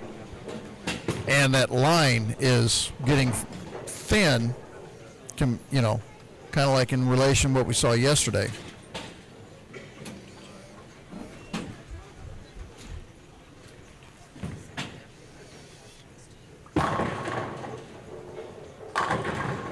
Wow. Campbell walks up and just wraps a 10, makes a lot better shot, and even the one he made on the left lane walks back up again. So he's gone strike, split, split, and then wrap 10.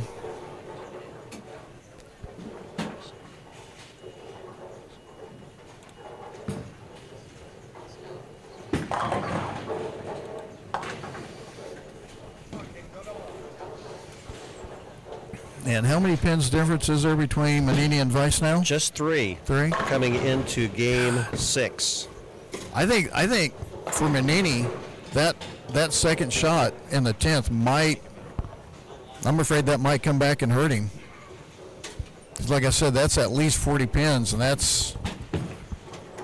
Well, at this rate, it would even 40 pins is... At this rate, the 3, well, it depends on what happens to the next match here, but they will probably face off for match play, or for it's close, yeah, position round. And so it will just be a matter of who wins that. Yeah, now Manini went back to the ball he was throwing on 9 and 10 and left a little bit more forward. And I think this is going to sound crazy, and this is just my opinion when I'm watching some of this. I'm thinking the bigger ball you throw, the better off you are. It looks that way so far. Just to keep the lane in control. Even if you get it right, you know it's going to come back, but I don't think you want anything with a real high RG. When we saw the lanes a high diff really change in game 3 when average scores went down from a high of 235 the first game to 212 the third game. A little bit of a recovery in game 4 where they averaged 219 as a field. And I'm coming through these 5th game scores as well, and it looks to be right about the same, upper 2 teens for the 5th game. Campbell's sitting in the pocket, but he's not getting any love with that Origin right now. And I think the Origin is more of a mid lane and a heavy roller, which you would think, but it has that shine on it. Right. So I think that might be, he might have the right type ball, but I think the surface might be hurting him.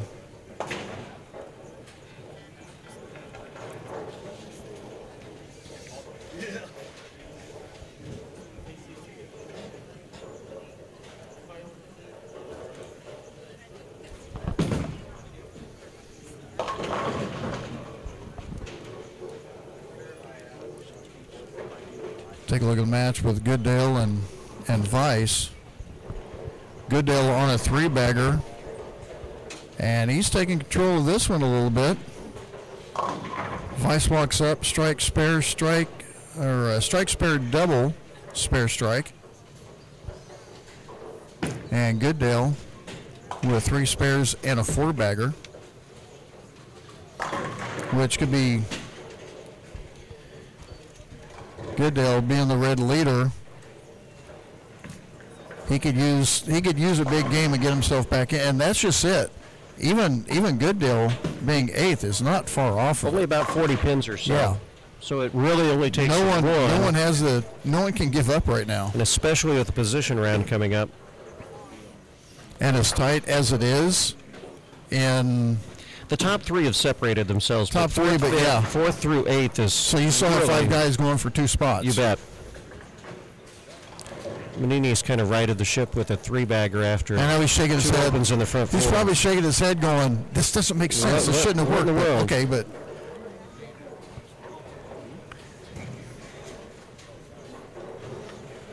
I very seldom have been the type to go from one pair to the other and change equipment. There we go.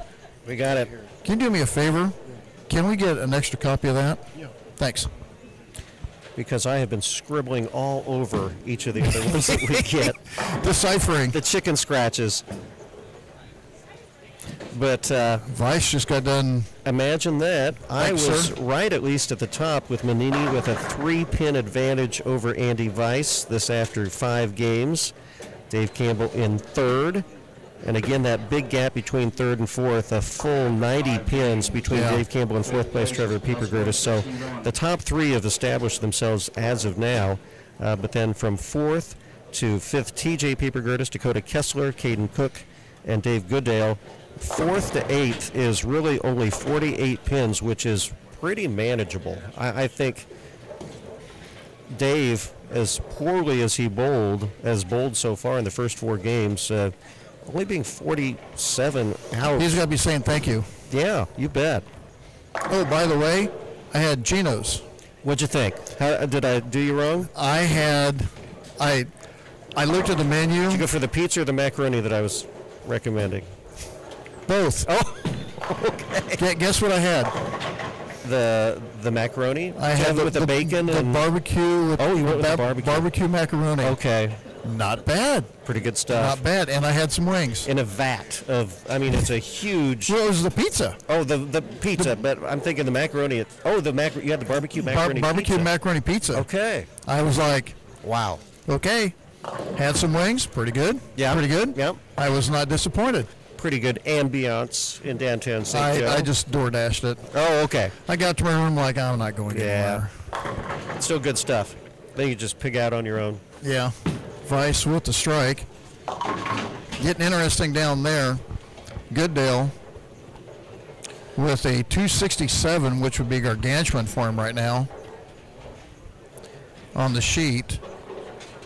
And looks like 220 for Vice. So we're going to look. Dave Campbell's really struggling this game. He's got 92 in the 6th and a spare up. He's got 2 splits in the first 7 frames, no doubles, and again another 9 count. So while he had a pretty big gap between 3rd and 4th place, a lot of that could evaporate here with some of the other scores that we're getting here in Game 6. Well, Manini, He's struggling himself. 26, but he can go 12, so he needs to get everything he can. With Andrew Vice, oh, that didn't help with the wrap 10. See what Vice does here on the 10th. A strike. So he ends up doubling. So that's a 3-bagger. So he can go 220.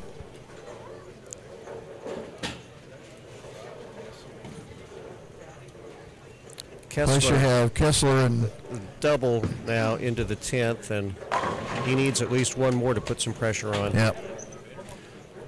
Guys are getting done too quick, and so me with the spare. He can only Excuse punch me. up for a 201. So 220 for Vice.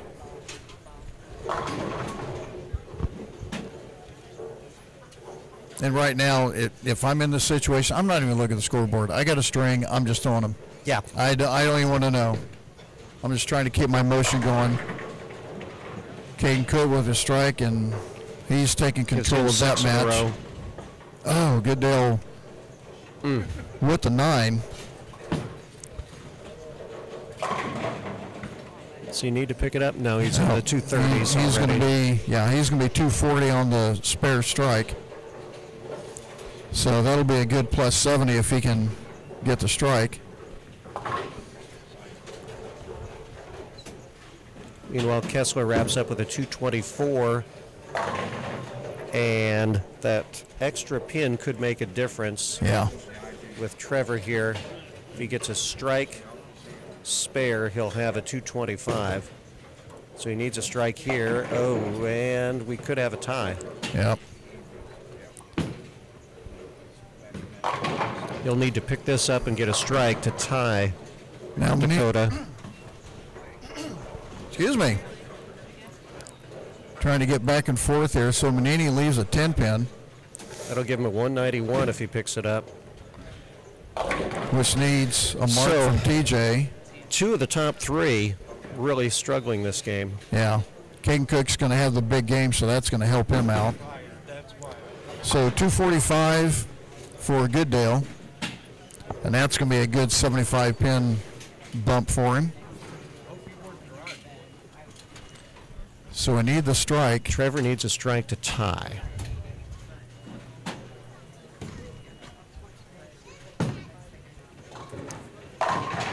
TJ got the strike over there, so he's And being around that in cut with his line, win.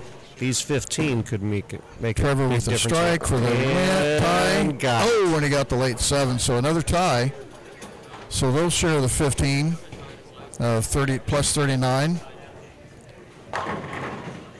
And then get back over here. Trevor Campbell, he's in the pocket but can't quite get the ball to feed through the pins the right way.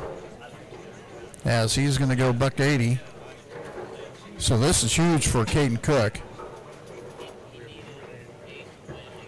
And if you take a look at across, 15-16 has the lowest pair of games First on time this today. one.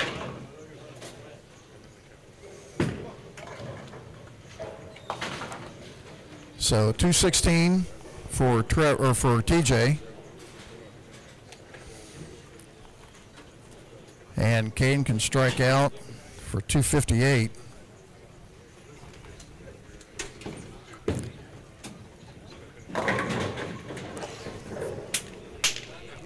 Yeah, that 58's going to put him up in the 12-20 area.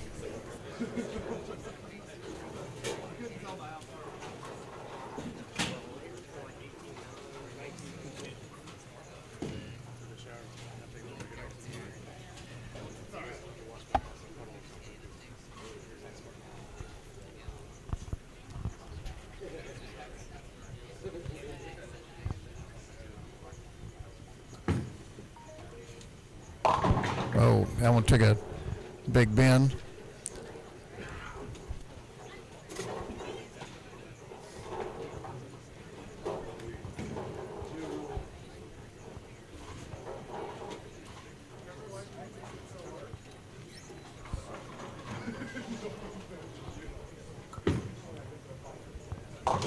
So Cook will wrap up with a 248 and plus 30, giving him plus 78 for the game.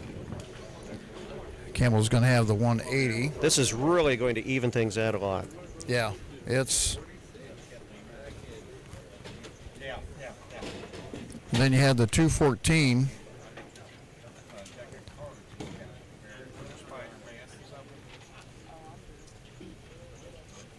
With Kessler and TJ.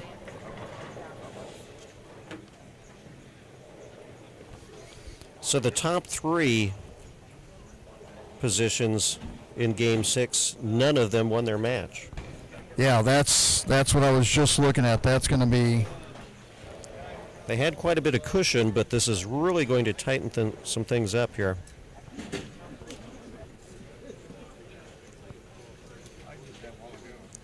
I'm going to play this the easy way. I have this thing on my phone called a calculator. Oh, I've heard of them.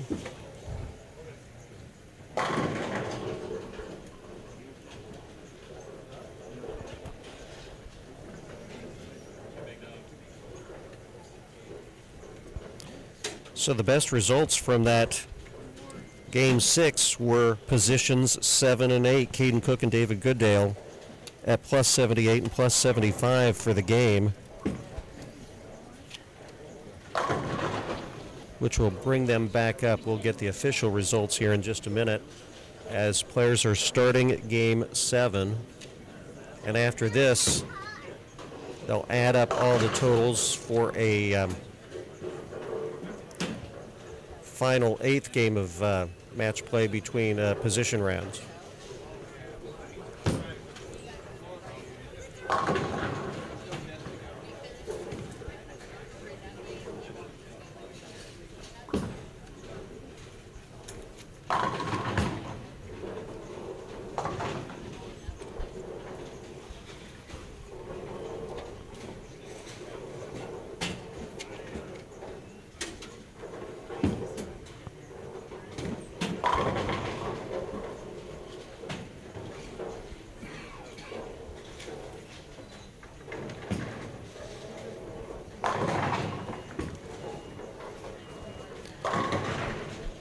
Moving on into Game 7, Dave Campbell leaving another 10-pin as he's going against TJ, who has already opened in the first frame, leaving a split. On 9 and 10, Brian Manini with a strike, opening up his match against Caden Cook, also struck in the first frame. Andy Weiss with a 9 spare after a strike. Going against Dakota Kessler, who started off with a double. Well, here's what I have. Things evened up quite a bit, didn't they? Yeah, they squeezed up pretty well on the bottom. Andy Weiss back in the lead at 15-21. This is about what I have, so you can kind of look at what you got. As Brian Manini back to second at 14.98. So he's 26 pins back. Excuse me. In third, David Campbell at 14.60. In fourth. This is where it starts getting interesting. Yep, in fourth, TJ at 12.07. Or nope, let me check that. Should be 12.08. I think. Well, let me check that. Caden Cook at fourth at 12.23. Okay. Mm-hmm. Moving up from seventh. Right. And then 12.07 is what I have. 12.08, I think, is what 224 Yep. plus 15. No. Well, he had the 216 plus the 30 is 46. 46 and 11.6. I think I got TJ and Trevor mixed up then. Yeah, I think so. Okay. You're the one of well, I have 12.07 at 5, and then at 7th is David Goodale at 19.96, and then 8th is 11.82. So if you take a look at everything from 5th being 12.05, and you're looking at 12.07, you're still looking at 25 pins from 8th to 5th. Right, which is almost nothing here Right. with what we've got going yet. So business is about to pick up.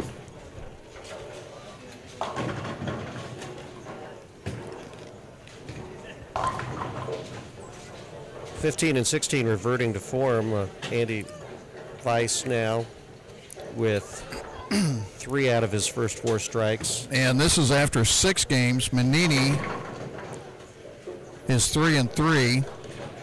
Andrew Weiss is 4 and 2.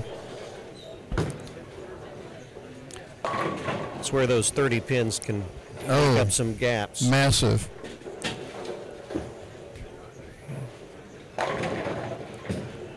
And Campbell is 4 and 2. So you take He's 4 and 2, but he had a 180 game in there, which but the really games by Manini's been 78, 38, 30, 68. can get by with losing one and still being close to the top. Actually, let me check that. Manini is 4 and 2. He won the first 4 and he's lost the last 2. So now it's going to be interesting. You have Manini that is back on 9 and 10 after coming from 15-16, but the game before from 15-16 was on 9 and 10. So now his memory factor is back on 9 and 10, so that doesn't hurt him any. He started off with three in a row. But then you have Andy on 5 and 6, or on 15-16, and Kessler, who threw his big game, was on 15-16. And he has started with 5 in a row.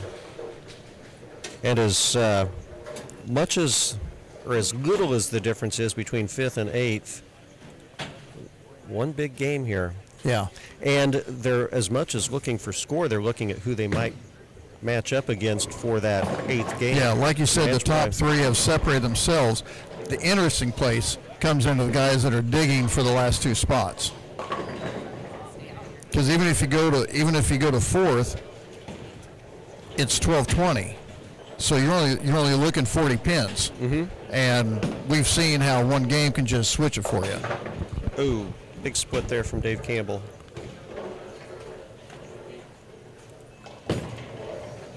So we're back over here. Kessler on the spur on the 4-pin after the front 5.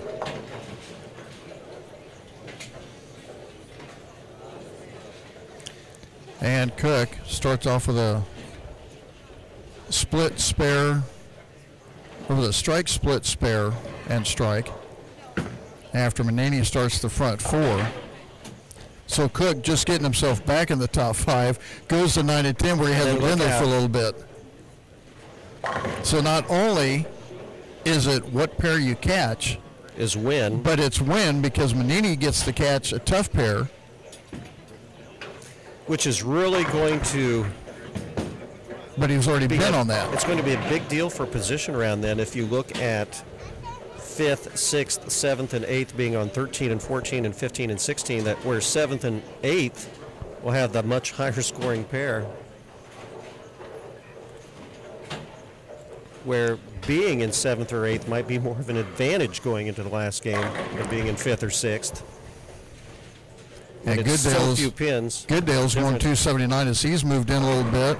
On 13 and 14, which had been a little tougher. Yeah. And Manini with another strike, so he's got the front 5. So he's making a push. And then you take a look over here at Andrew, and he's trying to keep up. He's on a 259 pace. No, other way around. Oh, yeah, 259. But then that may not be enough because then you have Kessler, who can punch out for a 279.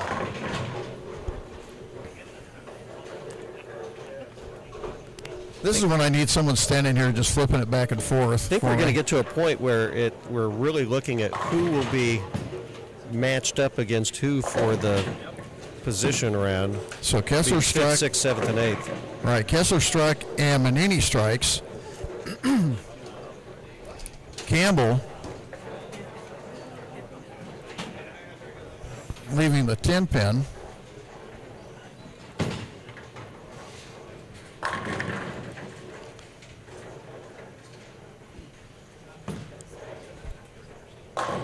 Oh, snaps a 10 out by Caden Cook.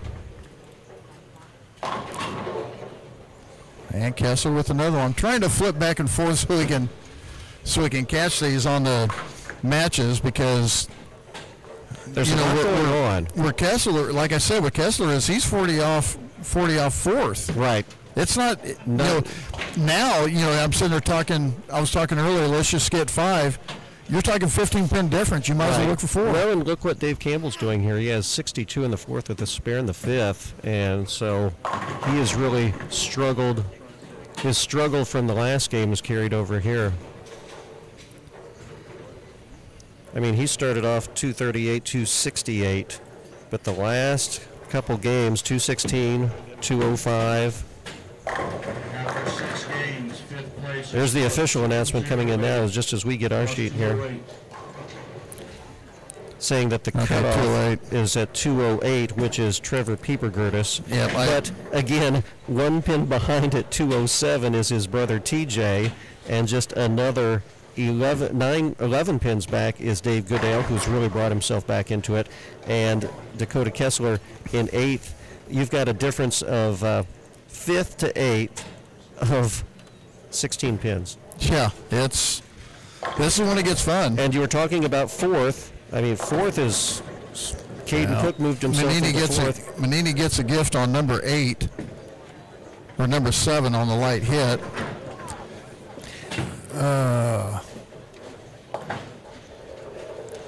And Kessler comes up, goes big 4, which is not what he needed, because that's going to leave the door open for Vice. So he may get some pins, but that 30 would have been huge for him. And there's Trevor with the 4-7-10. Manini with the front 7. The front 7, that will secure him into first or second going into the final match. Oh. That was evil. Throws a scout and it goes behind it. Oh! It's a 4-7-10. I didn't get it switched over enough. Sorry about that, Trevor. Everyone else saw it, so you're good. So right now, Kessler just needs to get as much as he can right now. Yeah, he's not going to win the match, but he needs the pins. And there's going to be so few. Still, 41 is not going to hurt any. But you take a look at what Goodale is doing, and Goodale's going 79. So, yeah, that just emphasizes that big 4 even more when he was going match to match with Goodale.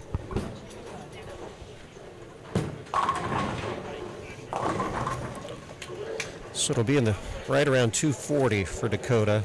You can get a strike for a 241, which is not going to be enough to win. Keep it here so on Goodale. On those 30. Dave here. And Goodale's really paralleled in a lot. Really, yeah, look out. And I think that's the best move for him. He's got that sort of speed, but end over end, he can keep the ball in play, and he doesn't have to worry about the big jump. So Kessler with the strike. Or 241 rather for Dakota Kessler, which is good on its own, but no bonus pins.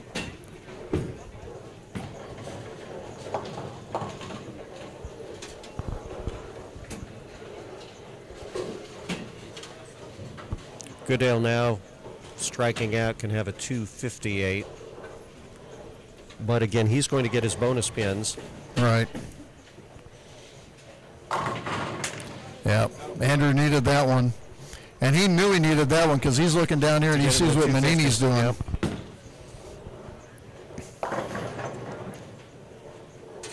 Dave Campbell can't get a double. See what Cook Scott has going. Ooh, and he goes big 4. That's going to hurt him too. Dave wanted to strike there. Goodale with a 10 pin. Be in the 240s if you Vice can got up in the right lane. This is going to be interesting with Vice and Manini. Manini's still looking at the 270, the 250 for Vice.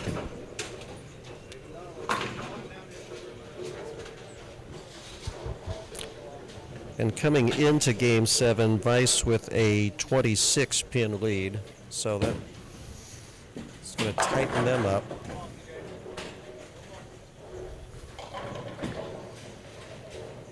Oh, 256. So after this game, there will be a bit of a pause. We figure it out as far as who will play for who for the final Game 8. Or a position round. TJ with 3 in a row coming into the 10th. He is comfortably ahead in his match of Dave Campbell. And Dave here with the 9th and 10th frame, he's got 121 in the 7th and a spare, so he can only go 40. He can only finish with an 0-1, 201 if he can strike out here. Meanwhile, Manini with another strike down on lane 9 in the 10th. He can finish up with a 279. Dave Campbell with a big strike. He needs this. He needs to finish out.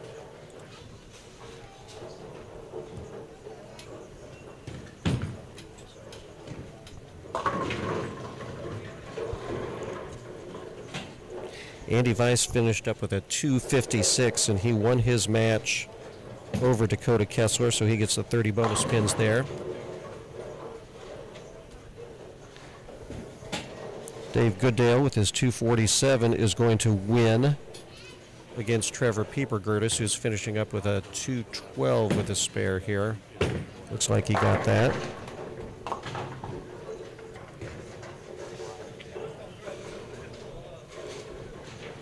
And then Dave Campbell with a double in the 10th. Actually, a strike in the 9th and 10th. He'll need this strike here to finish with a 2-0. And down on the end, 171. Looks like for Caden Cook. Is that 226? 276. Oh, I'm from Menini, yeah.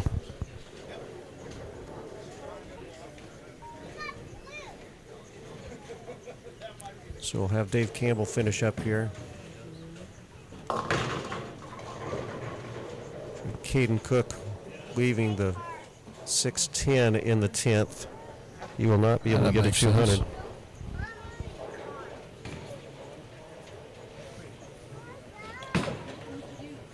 Dave Campbell with 2 on the spare. The fill ball, 185.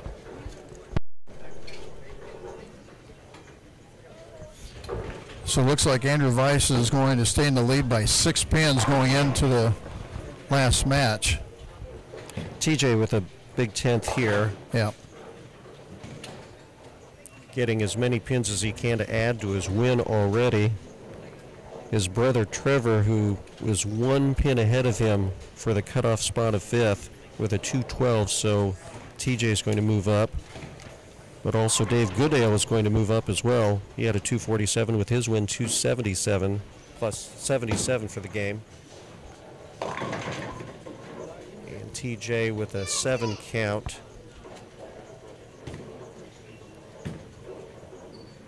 So Caden with a 191 as he wraps up.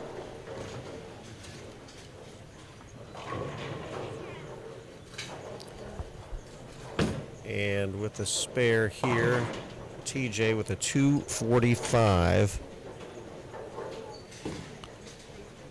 So our winners with the bonus pins in that match, our top 2, Andy Weiss and Brian Menini, each winning their match. TJ Pieper-Gertis winning, Dave Goodale winning. Ryan's working the calculator.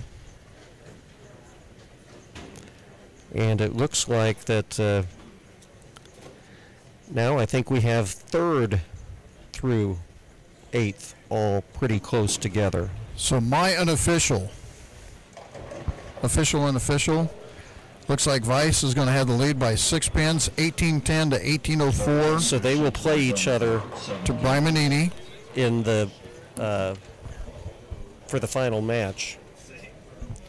And then in 3rd, going up all the way from 5th, or 6th, excuse me, is going to be TJ Pieper-Gertis at 1682.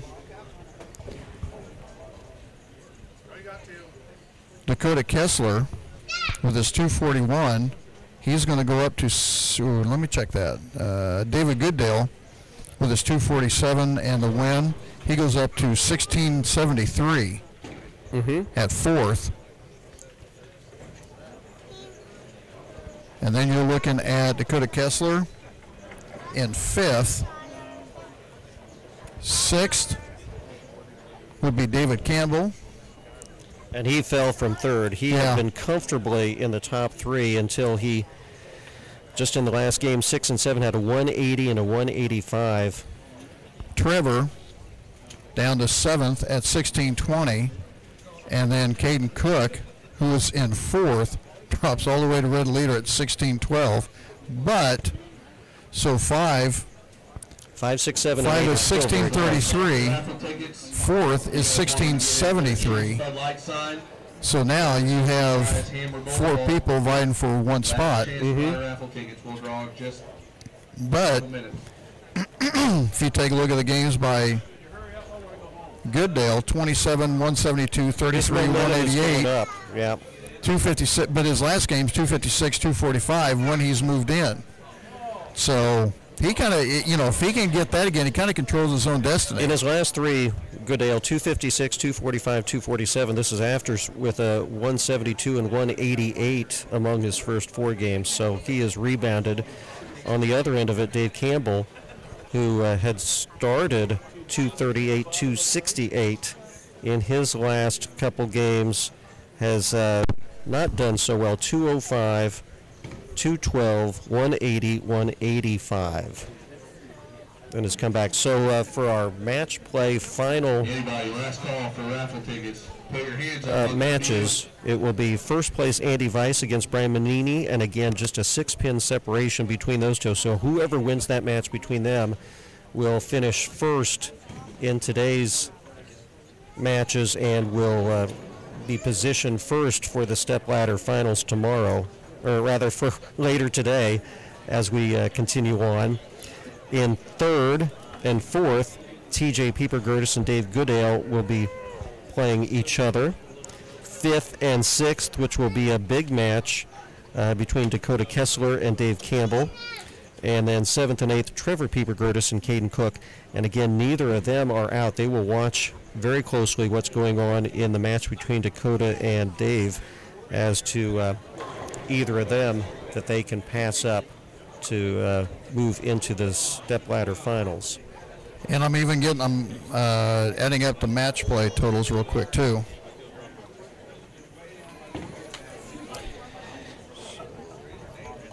So you're never out, I guess, really until the very end on this one. Dave Goodale, who had been in 8th for the first 4 games, has moved up into a pretty good position at 4th. If we can just continue it one more time. If you don't have the number, we're drawing another ticket. The number is 0. So Andrew Weiss, by what I have, is 5-2.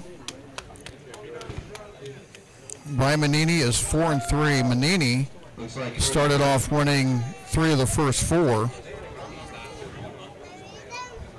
He's been living off a couple big games. Now here's an interesting one. TJ is 4-3, but TJ lost 3 of the first 4.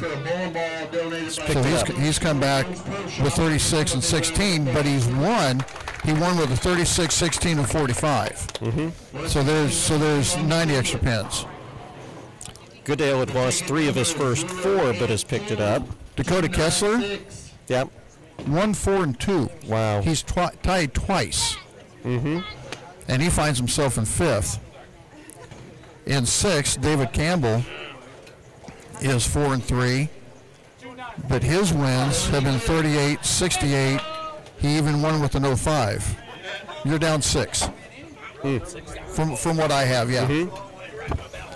And then Trevor is in 7. 2-4-1, and David Goodale, who was 4th, is 3-3-1. Right, and he had lost 3 of his first 4. Right, so he's come back pretty well. Lane 15 at 16:20, Trevor Pieper-Gertis. They're announcing the official totals now. Checking our math. 14 at 16:24, Davey Campbell.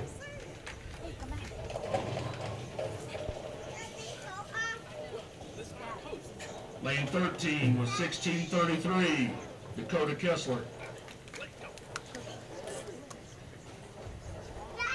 I'm riding everybody. Lane 12, 16:73, David Goodale.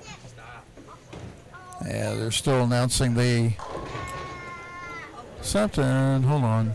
Lane 11, Oh, there it is. 1682, TJ Pieper-Gertis.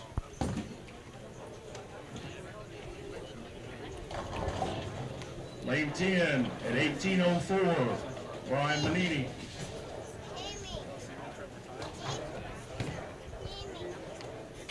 And your leader after 7 games at 18:10, Andy Weiss.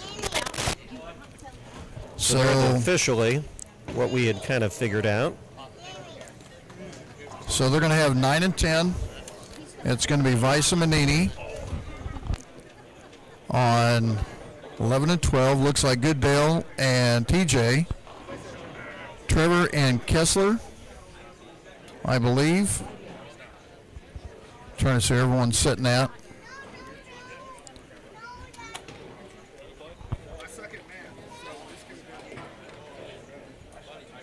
Yeah, Goodale and Kessler. No, excuse me. TJ and Goodale on 11-12. On 13-14 will be Kessler and Campbell. And then on 15-16, it's going to be Trevor and Caden Cook. Now, Caden Cook, red leader, is on the high-scoring pair. Makes it interesting. It's where you almost... And I don't think they're getting any. Sometimes, usually, like on the PBA, they give you practice. They're not doing it here. Straight out. They're going. Yeah.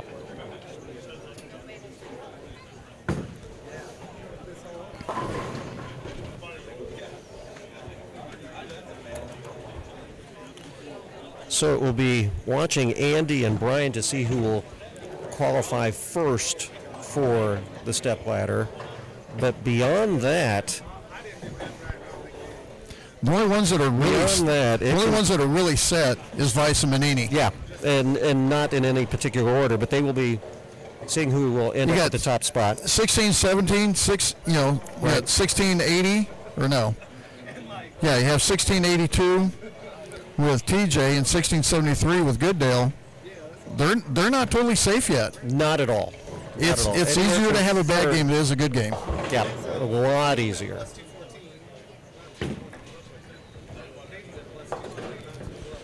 We're having a powwow over here. 3 winners of the other 3 matches, depending on the scores, could... Jesse.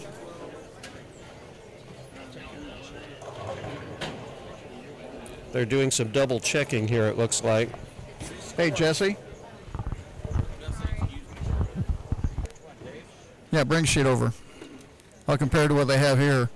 So they're looking at David Campbell's. And Campbell's games, 238, 268, 216, and 205. And then 212, 180, and 185 for 1439 with his bonus. Well, that 1439 was before Game 7. Right. So I have 1624. Yeah, David. Yeah, that's good. I was just comparing with what they gave us. So this could be a deal where the winners of each of the other 3 matches end up 3rd, 4th, and 5th. And this delay is good. It is. Because we can concentrate on the front 4, and then we got the back 4. So a little bit of separation going on. So the top, which is curious, the top 4 positions were each of them who won their match in Game 7. But right now the cutoff with Dakota at 1633 is just 9 pins ahead of 6th place, 13 pins ahead of 7th place, and just 21 away from 8th. And so, again, even being in 7th or 8th place, winning the match and the extra 30 pins could be the difference. And you have a 40 to jump someone. And you have a 40-pin difference between 5th and 4th, and add another 10 from 5th to 3rd. So right. we're talking 40-50 when you have a 30-pin bonus. That's the top 2 are very secure. They're more than 100 pins ahead of the field. But beyond that, anywhere from 3rd to 8th. And look where Manini's bowling again. Back on 9 and 10. 9 and 10 right after Manini shot 276. And you think that's fair for Andy? Well, and there he goes with the front 4. Yeah, and he's like, 4. That's not what he want to bowl. He's got the front 4, and then Andy missed a single pin and then with a double. But these other 3 matches are what will decide who will advance to stepladder. So just a heads up, we will get one camera moved over so we can get the scores, and we'll get it cropped so we can have the side-by-side scores set up. And that shouldn't take too long. Now, you take a look at Caden Cook, you know, being... If you win, you get the 30 pins, and that could be the difference. So even And he's on a good pair. And he's on a good pair. On a historically good pair. Right. For the match play. So far today, they are the highest scoring pair of the 4 that we're playing on. 15 and 16 are yeah. way ahead, are a bit ahead of 11 and 12. Well, they've got 3 frames, and they're just now matching what 15 and 16 is. Yeah, 15 and 16 have been significantly better than the rest. So Caden starts off strike spare. Trevor up with a spare. Looks like Kessler's kind of gone to a ball that's a little bit slower off the spot.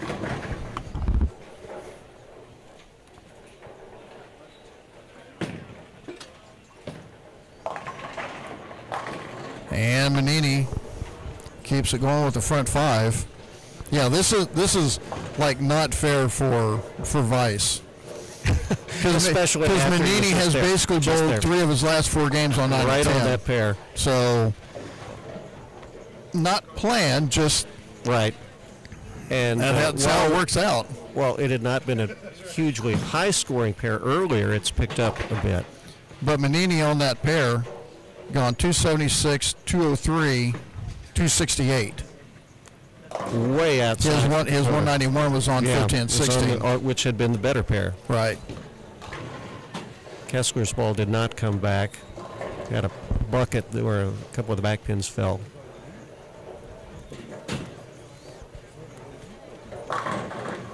Right now he is. Yeah, it's gonna be a tight little match between TJ and Goodale.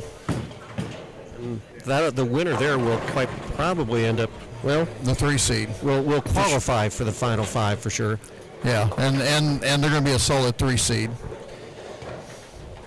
So there could be someone that wins their last I'm match looking who at doesn't advance. Well, if any of these 4 that we're looking at now were going to do anything, they were going to have to pretty much start with the front 3, 4, 5 to make that big jump. That hasn't happened.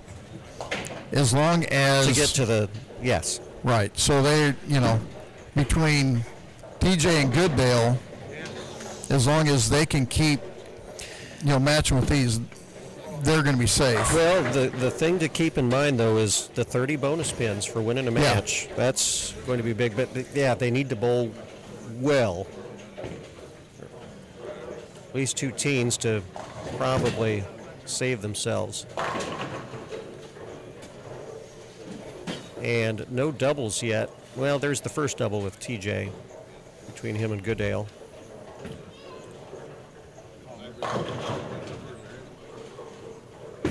Dave Campbell up in the 4th. And Campbell has moved in with that origin a little bit and trying to get away from that hang spot. Well, again, his last 3 games, 212, 180, 185. He needed to do something. Goodale looking to double to stay up with TJ. Nice light shot. And these guys just going tit for tat right now. Dakota's moved even further to the left than where he was before.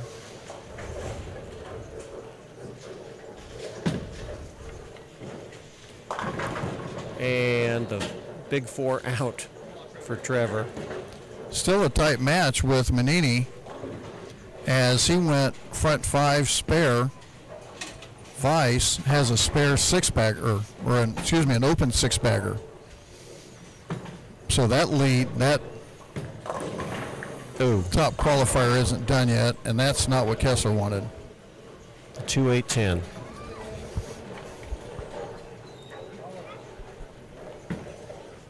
Goodale on the spare.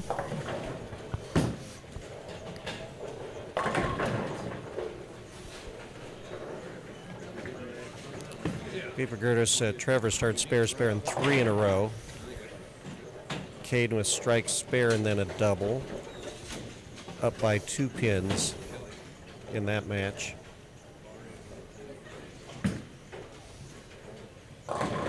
Oh. That one didn't come up. Looked like Manini might have got that one in a pinch.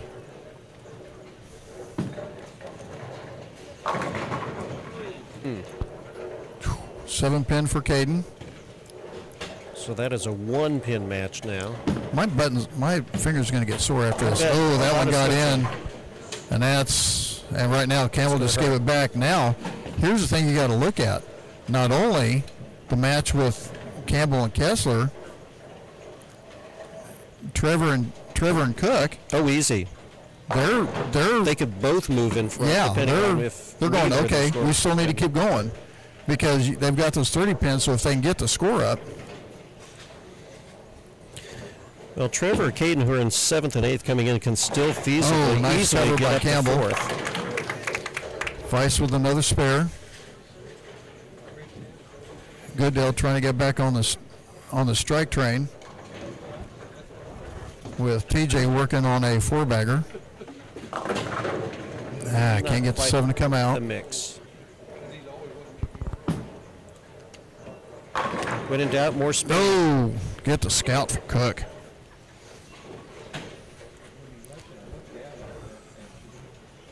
Vice still on the string. And he gets that to cover. That's an Watch out for overreaction Campbell. there. Yep. Overcorrection. So Goodell on the spare. And Trevor's looking to keep that. So right now, Trevor and TJ could both make the match play. Oh my goodness, that was Stoned nice. it.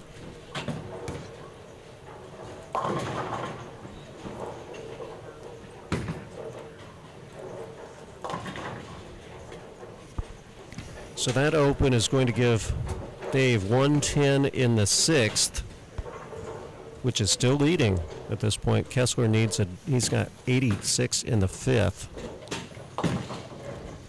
And Manini left a 9 count, so that pretty much solidifies Vice will be number 1, Manini number 2.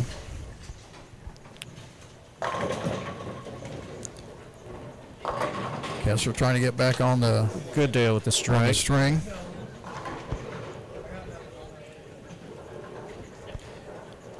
So with the scores as they are right now, it would be, looks like the winner between TJ and Dave Goodale will finish 3rd. The question is, who loses that match? And can this they hang is on? when your math starts coming in. Yeah, Oh, little high for the 9-pin.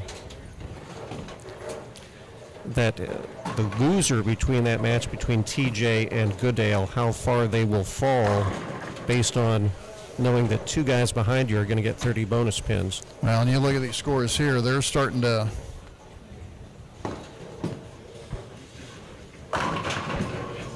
Caden Cook with a double, 109 in the 5th and a double to the 7th. Campbell's looking to get going too after Kessler with the double.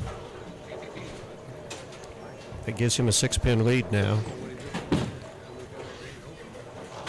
And a See, light now- shot again. And then that one, he just got it too deep and didn't have any friction to get it to roll up. Last couple in a row kind of over correcting from the high hit that he had in the 5th when he left the big split that he picked up.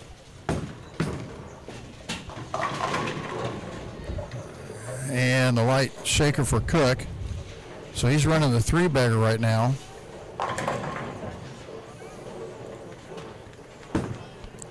This is when it's going to get fun. We're trying to keep track of 30 pins. Right Actually, now, I see the scores. It looks like the winner of Trevor and Caden will move at least ahead of 1 Yeah, if not, or 2 or possibly even 3, depending on, well, probably not 3 unless they can well, punch out. you're looking 60-pin difference between Cook and 4th place with David Goodale. They're both bowling well enough that they should be able to hold a spot in the step ladder. Dave Campbell with a much needed strike. He's So at Goodale, 130 in the 7th. this is going to finish up too quick for me. Oh, little wiggle.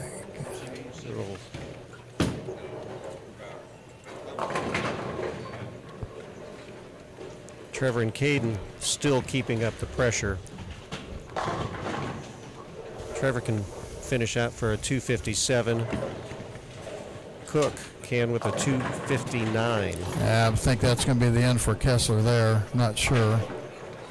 That ball never looked like it might have just lost off his hand or something.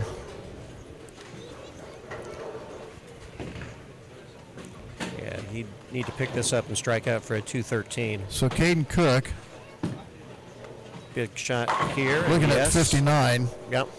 We're Well, looking at 59, 57. 50, if he goes 59, that's 89.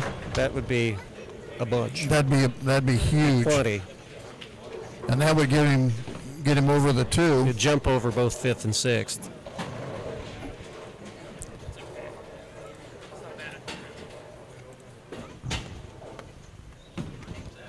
And Goodell needs to keep his going to try to hold There he third. goes. Well, So Goodell can go 18, and actually he can go 18. But he's going to lose his match, it looks Yeah. like, but is 18 going to be enough to hold him in at least 5th? And 10 pin by Cook.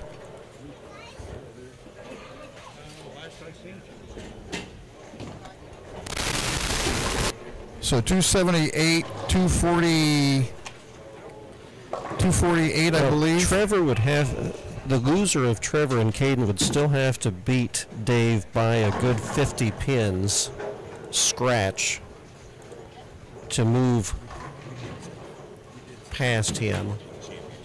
And it doesn't look like that's going to be able, well, yeah, if they get the 250, yes, it's going to be close. Dave Goodale finishes with a 208.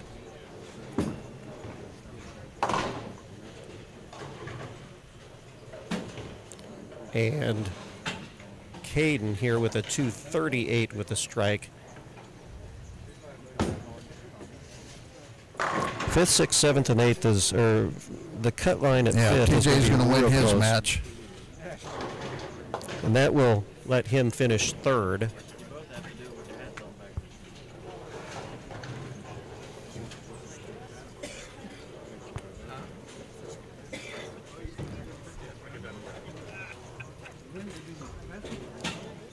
So last ball for Caden Cook rings a 10 pin. He finishes with a 238. Trevor will need one strike here in the 10th to lock up the match, and then he would, it looks like, lock up a shot in the final 5. Meanwhile, Dave Cook with a high shot for a strike, and he's at 170 in the 9th with a strike up, which would give him a 200. Trevor with just a 9 count, a weak 10 pin. And so that's going to cost him the match with Caden. He can only spare and strike out for a 236. He needed that first strike in the 10th, and the difference of those 30 pins will mean everything at this point. Meanwhile, Dave Campbell with another strike in the 11th, so he'll have his fill ball for a 200. Oh, he missed it. Wait a second. Trevor missed it for a 224.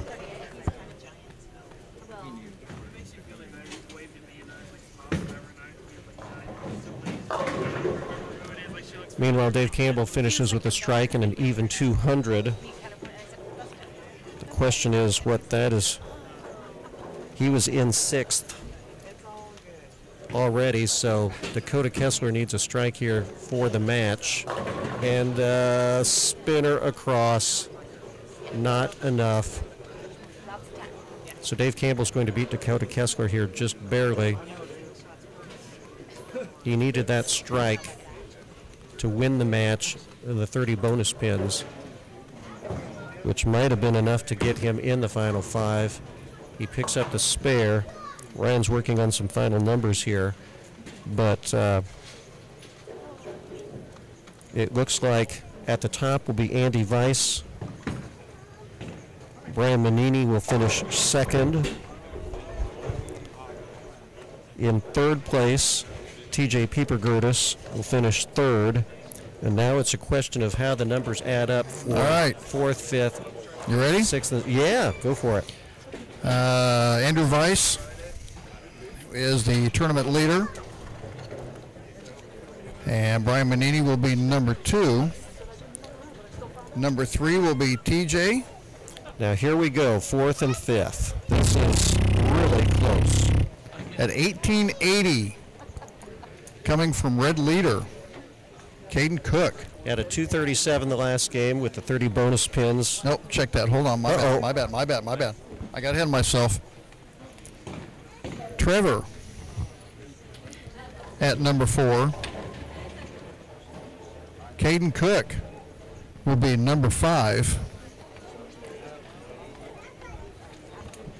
Number 6 is going to be David Campbell. 7 is going to be Dakota Kessler. And 8.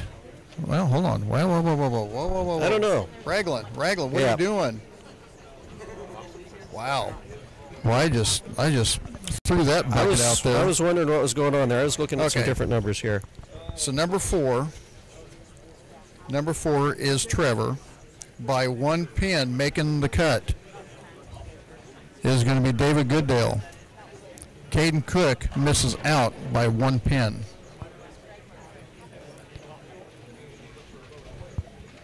Number 7 is going to be David Campbell. And 8 is going to be Dakota Kessler. That's my unofficial. So you've got a 1 pin. 1 pin difference, 1881 for David Goodale. Caden Cook at 1880. 1 pin is what I have. So Caden with a 237 and 30 pins, he 267, 79. I may have a 2 pin difference there at the end, but regardless. You said Caden Cook was at 60. Goodale shot 208, correct? 208. Okay. So that puts him at 80. Yep. At 81. Yeah, 81. And then I got Caden at 79. 237 and 30. 37. I He thought it did was that. 38. Yeah, he got a 9 count on the last ball. My bad. Yep. So we'll change that to 79 then. And he threw a really good shot in the 10th. Yep. So that's my unofficial. So it literally came down to the 10th frame of the last game of 8 games, where 8th position is going to move up. Well, move so close and finish in 6th. So we're gonna get Andy Weiss here, and I gotta ask. Brian Manini gets the ball in 9 and 10, 3 of the last 4 games. I got to be thinking in my head going, wow, I'm going to have to get on top of it real quick. And you opened up with you had an open the first frame, but then you took the sheet off. Yeah, he's a pretty good bowler, so it's just 1 shot at a time. Got up there, and he had a couple unlucky breaks and just kept going. So I'm going to take it and enjoy it. Talk about how consistent you were, really. I mean, 237, 243, 247, 224, and then 233. So pretty steady all the way across. Yeah, you didn't have the huge game, but you just kept it. Like I said earlier, you're just keeping the ball in play. Yeah, I'm not much of a huge game bowler. I try to stay consistent. Had a good look most of the day as long as I kept my feet slow. That was my main thing I have to do is, good release. I had decent carry all day long, so. Looked like the main thing, and we had talked about it, staying inside, staying off the cliff. Yeah, if I got to that side, it came back pretty good, and then you either went through the nose or out to 10 pin. So it was keeping inside, right around second, third arrow is what I was trying to stay at most of the day, and it just worked all day long. Well, hey, that's what gets a tournament lead. Now you can sit back and just watch. 13-14, not quite as high scoring as 15-16 and the other ones. What are your thoughts on that?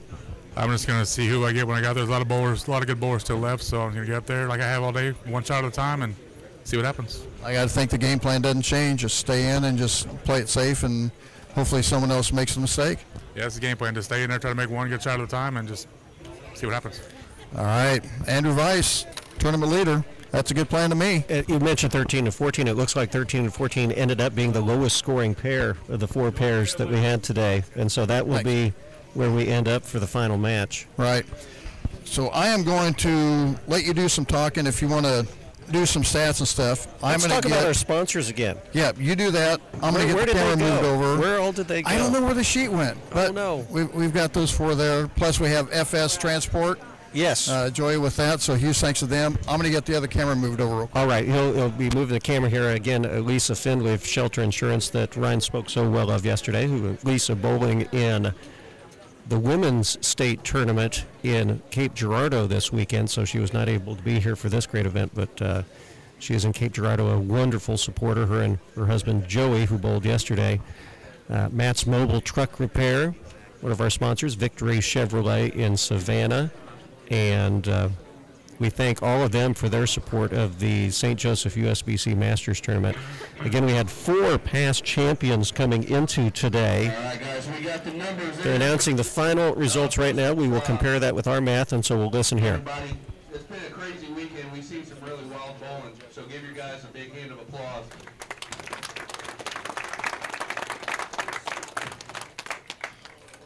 All right, today in 8th place with 1825, Mr. Dakota Kessler.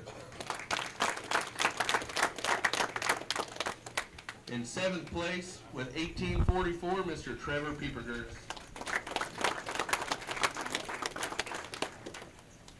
In 6th place with 1854, Mr. David Campbell. In 5th place with 1879, Caden Cook. In 4th place with 1881, Dave Goodell. In 3rd place with 1950, TJ Piepergertis. 2nd place with 2052, Mr. Brian Manini. And your tournament leader in 1st place with 2118, Mr. Andy Weiss. All right, guys, the championship pair will be 13 and 14, so Caden and Dave, if you guys want to head down there. And the warm-up pair will be on 9 and 10. So there you have it. Those are the official results from the 8 games of match play for today. The 8 who qualified from yesterday's group of 33. In her top position, Andy Weiss, who, again, steady throughout the whole 8 games. He ended up winning 6 of his 8 match play matches. In second, Brian Manini, who was only 4 and 4, but he lived off a couple of great games that kept him up in second place.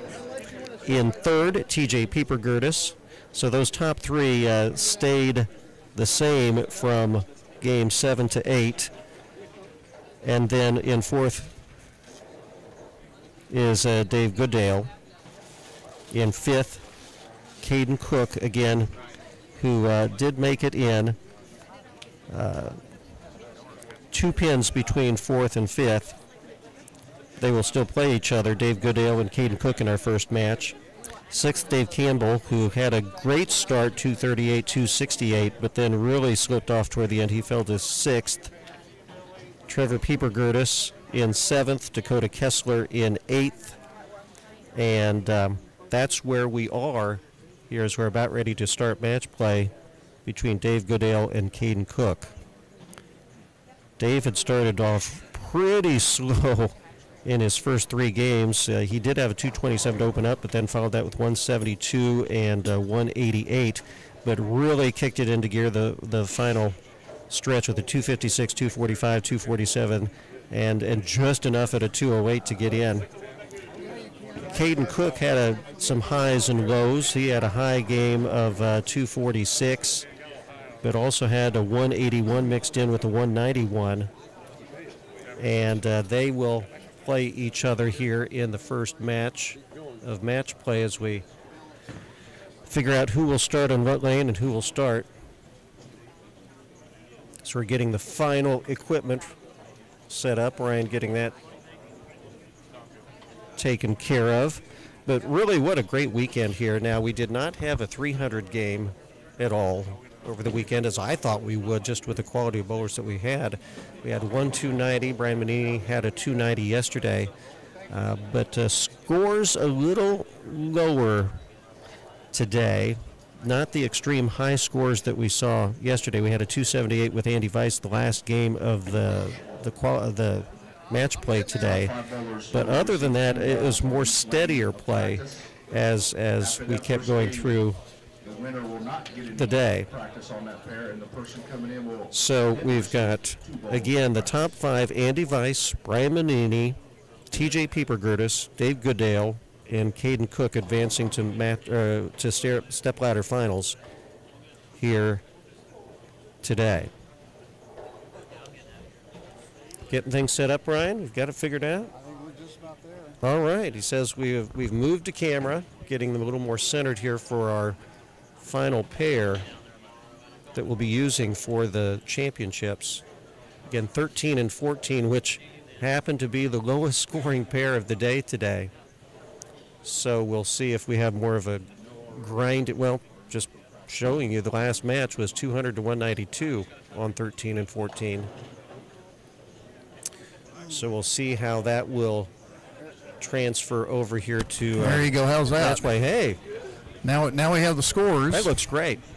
There you go. That looks fantastic. Hey, again, huge thanks to Derek Cook.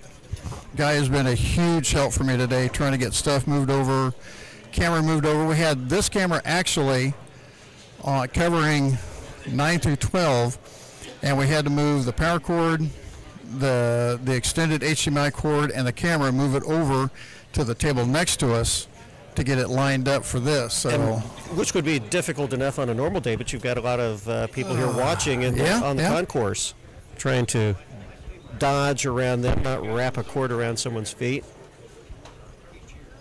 But I think we are set up.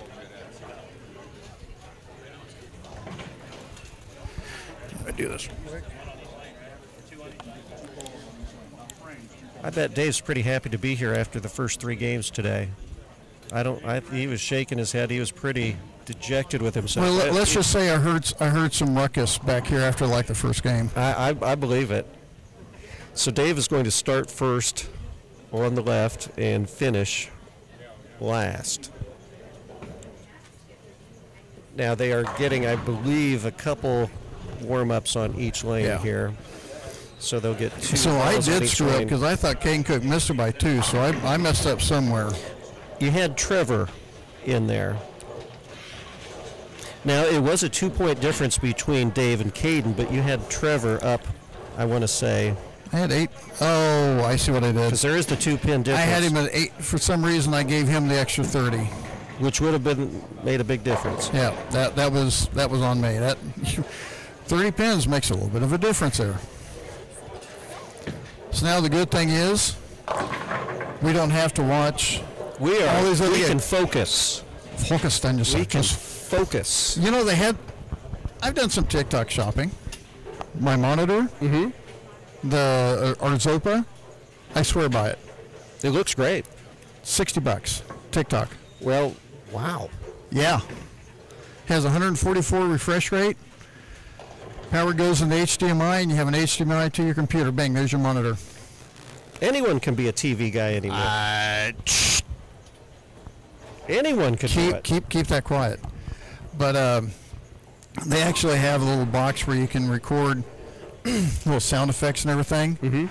I need to get one of those for the Mr. Miyagi focus dungeon. Well, when I started in broadcasting, TV broadcasting about 25 years ago, I mean, we were going tape to tape on editing still. We weren't cutting up the tape yet, but still, any video that you had to input, you had to play the recorder to feed it in real time. So a half hour of tape meant a half hour of ingesting, and then you got to edit from reel to reel on that. And boy, what you do today does not even compare. And we are off and rolling here. Or no, we are. We'll practice. They got the sheets up, the scores up, but they'll get those cleared. This is going to sound stupid. I'm not an English major. Stepladder, 2 words, 1 word? Stepladder, I'm going to say 1. Okay. I'm going to say 1 word. Yeah, that looks right. Okay. Hey, now here's the kicker thing. Me in school, I hated school. Didn't like it. Didn't want anything to do with it. Two of my worst subjects, science and English. Okay, which are... What are we doing right doing now? a little bit of both. We're doing English, and what is bowling? Nothing but science, Now, for me, geometry, my physics. efforts today will not show it, but I had always been really good in math. Yeah. And my English scores were below average. I said, I want to go into journalism. So now, Work on for real. everyone's quiet now. So, right now, Goodale. Nice tight shot to start. Yep, he's playing. He's, like I said, everything started working well when he moved in. He paralleled in and got off that Big cliff. change. If I ever had, I'll tell you right now, I ever bowl a tournament here, I got good intel. You do. and I haven't even thrown a ball yet. And honestly, the lanes here stay pretty much the same. They from did. day to day. The transition was pretty similar, and I think Caden's probably going to keep doing what he's doing, and that's getting up against it. For him, he wants to get up against friction. And a light shot for the 7-pin. Now, with everyone quieter, we'll have to talk quieter. And Caden Cook is definitely throwing the rock star. It bugs me when I don't see people throwing a spare ball. Yeah. I preach it to my... Even for a cross line? Yeah. You like the straight shot at it? Yes. No matter where it is? It doesn't matter. See, I call it the baby ball. If you have a 9 or 8 count, there's no reason not to be throwing a spare ball. I call it the baby ball, where you throw it nice and slow and let it go across. I'll take that back. 3-pin, I'll throw my strike ball. 3-pin or 8-pin. Get away 3-pin or with that. 9-pin. Mhm. Those are only two. Meanwhile, Caden in the second frame. Didn't about quite get the it to same. finish, and I think that's going to be his key. His mid-lane read on how the ball pushes through. So in his 2 frames, he's left a 7 and now a 10. And we'll see if Goodale can take advantage of it with his strike in the first. Real quick, I want to say a huge thanks. It says we have 40 current viewers. Well, hello. I appreciate. We all appreciate it. This is a great deal. What St. Joe? I wish White John had a Masters.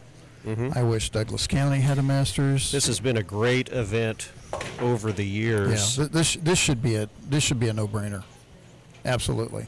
And it's I guess some foresight some 30-some years ago when this tournament first came about, that and what it has become over the years, and what a sense of pride for the winner of it every year. Yeah. For a town of 70-some thousand with the quality of bowlers that there are that come from here, Dave comes up light. I think he needs to.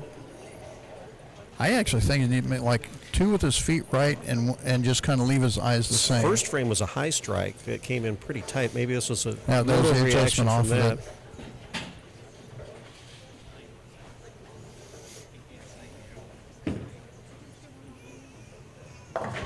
So after 2 frames, Dave Goodale with a 1-pin lead in this 4th versus 5th, the first match of Stepladder.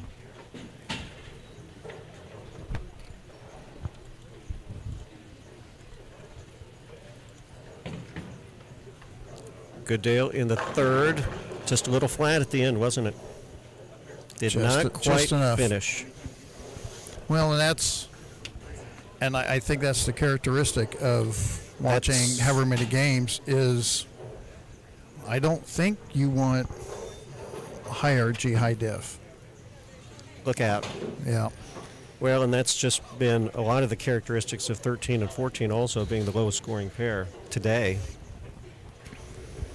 So with that miss, Cook on the bench takes the lead. If I'm an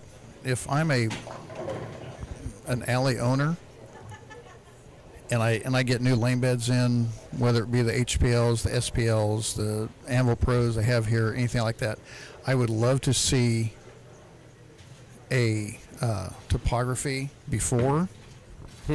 I'd like to see a 10-year the carry. topography I'd like to see a 20-er topography. Be interesting to see what happens over the years and what happens. Now these lanes have and then keep track of how many games you have on each pair, like I said, it's interesting to see how that would turn out. So a strike in the third for Cook gives him a 9-pin lead. He can extend it to 19 here in the fourth.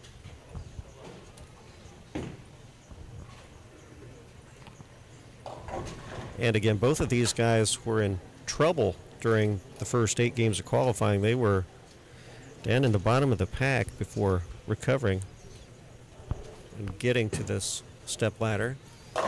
Light shot. Now, see, you could see that ball reading about 40 feet and making the push, but it couldn't turn at the end. Well, and what he has with that high speed, even though he's seeing friction, he can still get that ball to hydroplane just enough to get past the point. So his speed control, I think, is more important to what his hand would be, his rotation. And there's your favorite non-spare ball for across the lane for the 7-pin.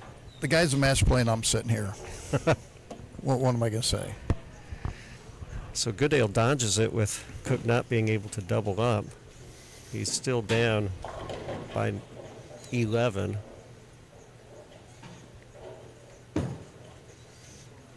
Look out. Oh, and the one thing I didn't tell you, we will be interviewing first and second place. All right. And you'll be joining me. Ooh, okay. Because they haven't seen our glorious faces. Well, I was going to say I didn't dress for the occasion. Yeah. Had I only known. I did shave though, so we got that part. Well, how high def are your cameras? Were you the Boy Scout? No. Okay, you weren't prepared. I gave up after Webelow.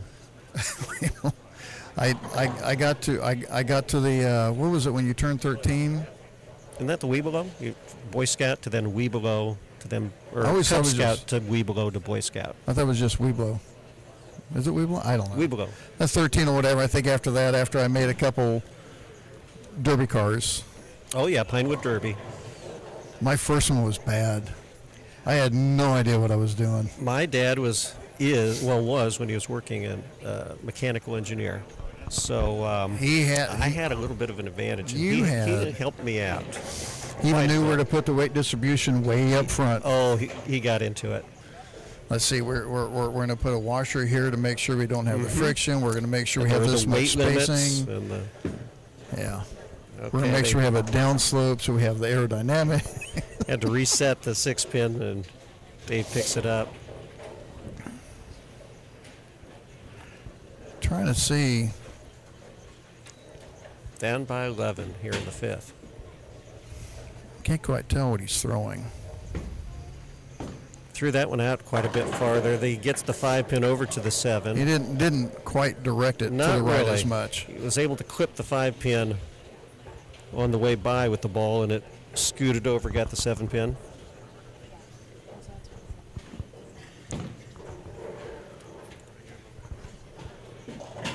Again, this is just match 1 of Stepladder. Bam. There's a strike. Now, if I were to be bowling, I'd be concerned about the number of games I bowled this weekend and might be getting a little fatigued. These guys are young enough that this is nothing for them, probably. You would think so. At least for Caden, him being a young buck, he can. I'll tell you what, you talk about throwing games. E.J. Tackett at the World Series of Bowling, winning tournaments before that. You imagine the amount of games that guy threw. Oh, there's a double. And he does not have the most body. No. The most, what I would say, the most fluid body game. There's some herky jerky in this. There's some hitches I call it busy. Active. Oh man! And the amount of games that he threw, just in that week alone, let alone the tournaments before then. Another light shot there. Look out! That's the 258, and he really could have used a double there. He can't afford to miss this.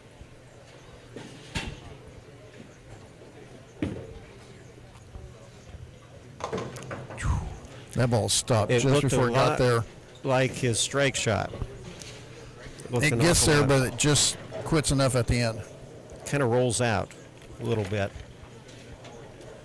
Now he's in trouble.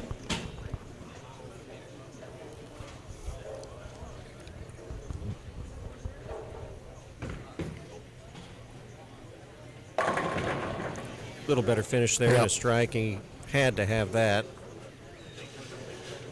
So Cook comes up 79 in the fourth, a double. Up by 33.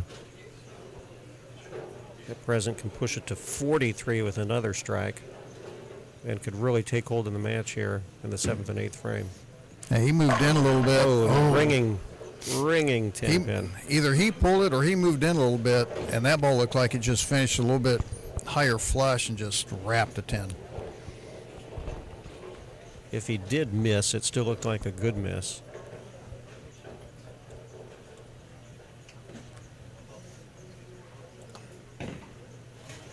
How about that? We'll just go full screen that way. There you go. That looks really good. And then we get to see a little bit of the little delay on it. So with a pickup here, it'll be up by 32 pins.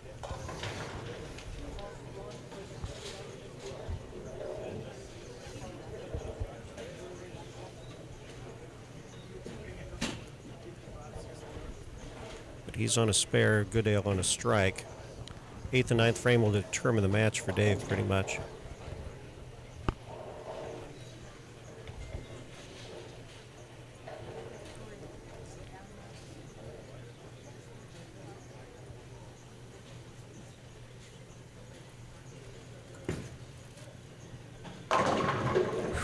Gets away with it. And I'll tell you what, I think that might be a good line right there because it looked like that kind of confirms he moved his eyes in just a pinch.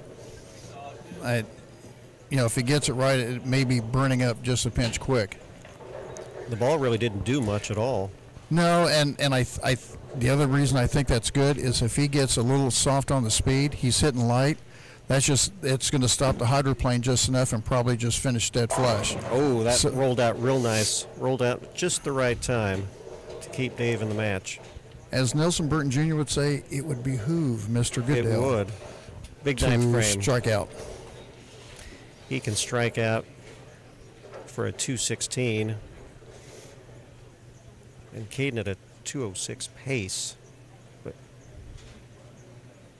Or 208 pace. And he gets the carry. Gets the carry. So we still have a match. Yeah. If Caden does not get a strike here, Goodale can shut him out. Actually, 238 possibility for Caden. 216. Actually, no, he doesn't necessarily need a strike just yet. He's on a 218 pace. Yeah. Strike here would. Gets the carry.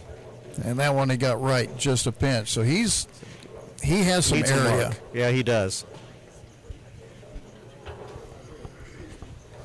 A mark and count. A 9 spare 9 would give him a 216,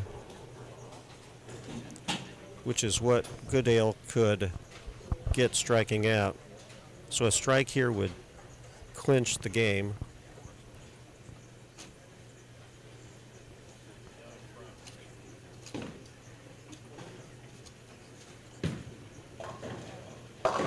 Look out. Gets away with that. Look at that big deep breath he took after that. So picking this up. And that's the last. He gets a spare here. I got to think he's going to make a little bit of move because he's not going to have any more shots on that lane. And he needs then a strike to lock out Goodale, or else a 9 count would give us a chance of a tie.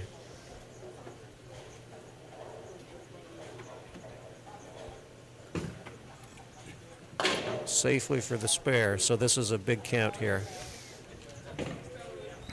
9 would leave it open to a tie. Yep. A strike would solidify the win. The match. Meanwhile, TJ Piepergertis warming up down on lane 9 and 10 now. He will face the winner of this.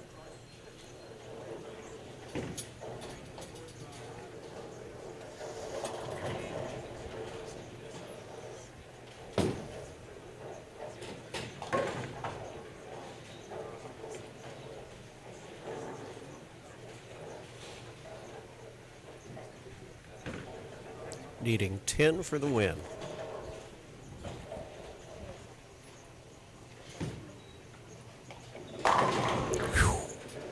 And a ringing 10 pin. That's kind of hard to throw it any better than that.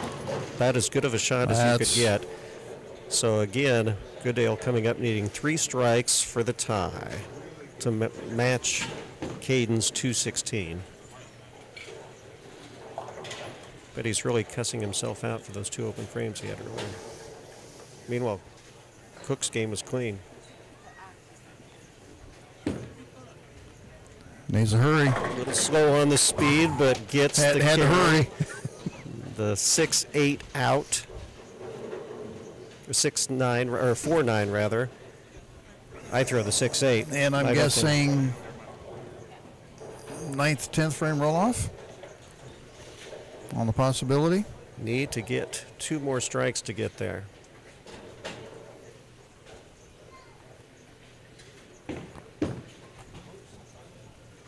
Same shot. There you go. Same shot that rolled out. Just it made its turn and then locked in on the pocket. The difference being that when it rolled out and got to the pins, it was higher in the really pocket. a high, tight shot that there would not be the deflection. So this for the tie.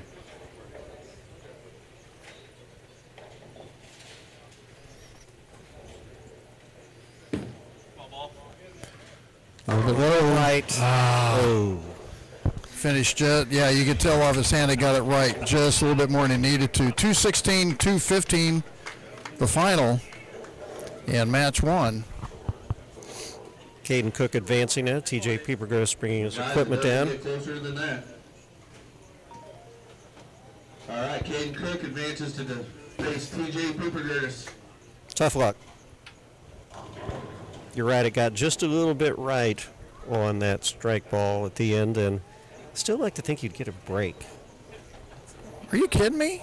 You'd like to get a break. But not in the 12th frame of Stepladder. Well, good job for Dave. Great bowling all weekend long. We need to get, where is, I was going to try to find Joey. I told Joey I was going to get with him and he can kind of do a little talking and stuff, but. Joey Finley? Yeah. Right there. There Joey. he is. Come on down here. In between matches here.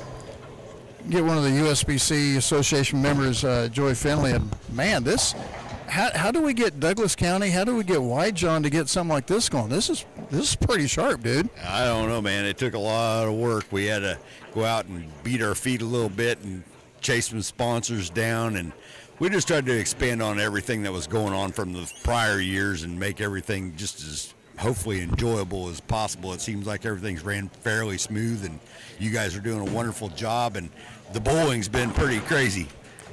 Been a lot of ups and downs. A lot of it's dependent on what pair you're bowling on. Oh, yeah, pair to pair, it's been really, really different, and then that game there comes down to the last guy up in the 10th gets a chance to tie. We could have had an overtime game there, and man, it's been wonderful. Well, and then you get into match play. You basically had 5 guys looking at 3 spots, and then toward the end, you had 4 guys looking at 2 spots. Yeah, and what was it? Caden was what, 7th or 8th? 7th and 8th. All the way to 5th. So he had to shoot the game to make it. Talk about the change of the format, at least this year, as far as who was invited. This year, in prior years, we have had qualifying tournaments to get into the final spots for the Masters.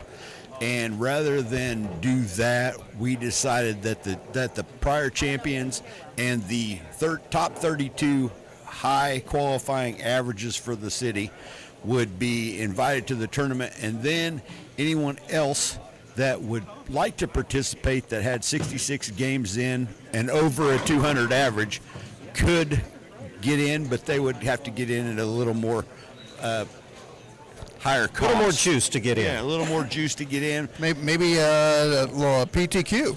Well, we used to have that, but the PTQ was a lot cheaper to get into. It didn't really roll that much money into the tournament, and you had another weekend that you had to deal with just to get the qualifiers. And then when it turned out in the end that almost all of the people who bowled the qualifier ended up getting into the tournament anyway, so let's just let them buy their way in, and just adds to the prize fund and everything else. Exactly. And so it worked out pretty good in the end. We're going to have a very sizable check for the first place winner today. It's going to be $1,750. So we're pretty proud of that. I do believe I'm going to go talk to John and Douglas County and stuff and go, guys, look, it works. People, they show up for it. And, you know, when you get the quality bowlers, it just makes that much better. Plus, you got everyone that's shown up here to watch it. Oh, yeah. And the thing about it is, for me, is I've always been a fan of the underdog. So the guys who buy their way in that don't necessarily qualify with average, they still have a chance to win the Masters. I mean, they got a bowling ball and some shoes and give it a go. There's more than 32 people in town who can win this tournament. Oh, yeah, there very yes. much so is, yeah. I mean, back in the day, whenever I won it in 1999, they had the starting field was 64. And so it was a lot bigger. We had a lot more bowlers in town, but I think even with the lesser amount of bowlers, we've still managed to put together a pretty sizable tournament for quite a bit in prize fund and brought the prestige back to winning the Masters.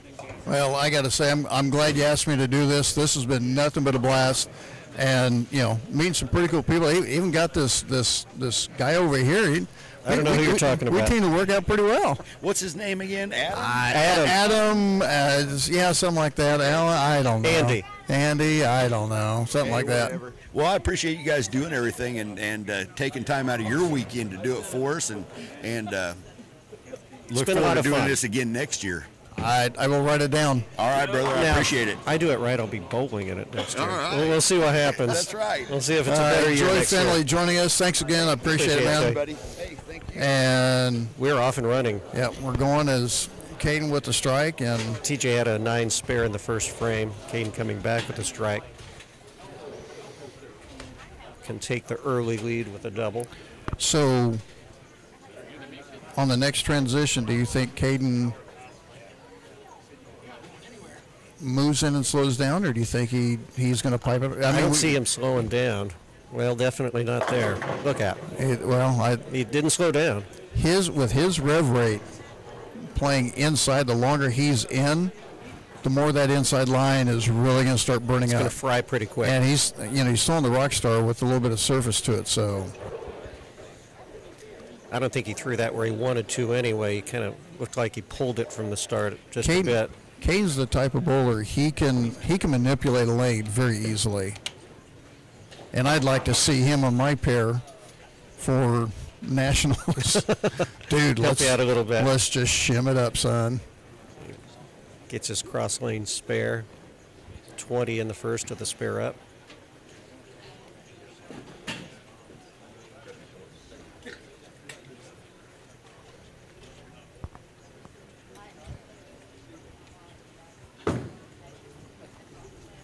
In there for a strike. Playing about 15-9, 15-10. So he's still playing a pretty standard. He's a little bit more speed dominant. Little more. Well, yeah, his rev rate's a lot lower to speed than what Caden's is. Make a lot more of a difference. Yeah. In the speed. Well, he's going to clear the fronts a lot easier. Rings. Man, that's hard. That's him, wow. You get that thing high flash and you see that 6 just.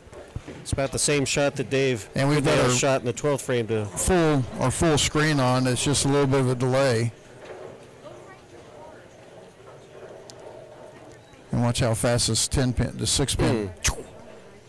That was like bolting. Can I help you, man? Would you like this? That works. That works perfectly. Thank you.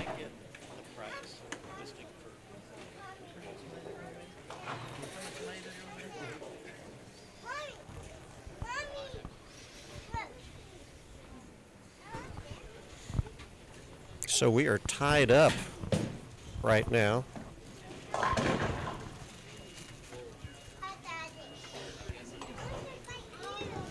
I got to think Caden goes some equipment because he can use up a surface pretty quickly.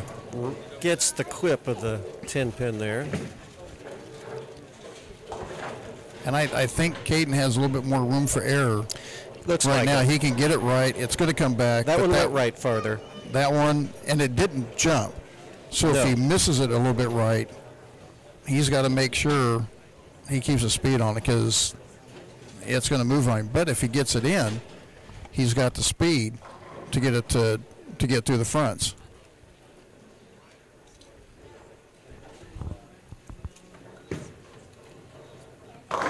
And right there, that's Yep. he gets it in, and that's his problem. He gets it to hydroplane. But on the good side, he's in the pocket, and he's not going to leave anything crazy. Right now we're looking at 2 Dutch 200s to start things out. Neither can double up.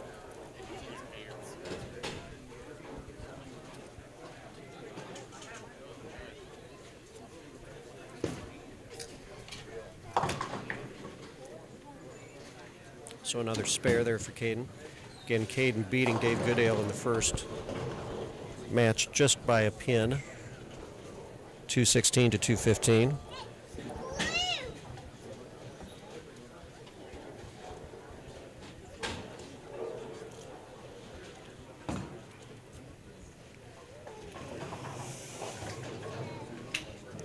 Peeper Gertis up on the fourth. Yeah, and you can tell the difference, man. trouble. You get that thing right quick like that, and it's It took a turn.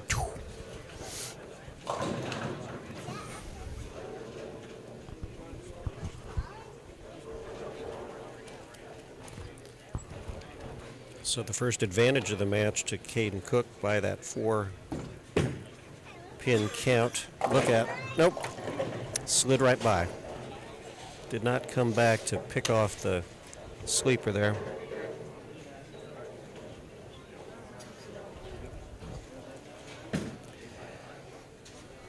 and I'll tell you what, the pace that this tournament has gone today, and even yesterday, I was just looking, and it's gone pretty quick. It's gone real quick. There was not much of a gap between the No. match play coming into the stepladder.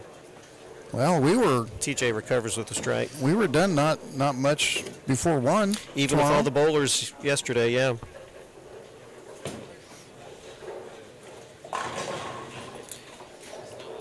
You hear warming up down the lanes. Brian Manini, who will take on the winner of this match in the semifinals.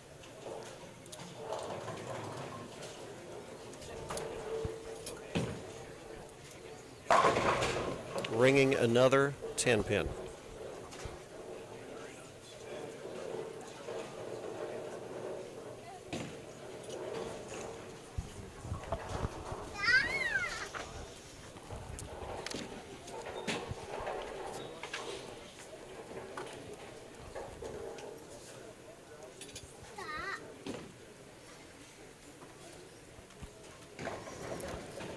Kind of like this. Caden's taking a little extra time on the spare. After TJ with that open, it's like, he needs to make sure he just fills the frames. At this point, 200 or 210 might be enough to win it.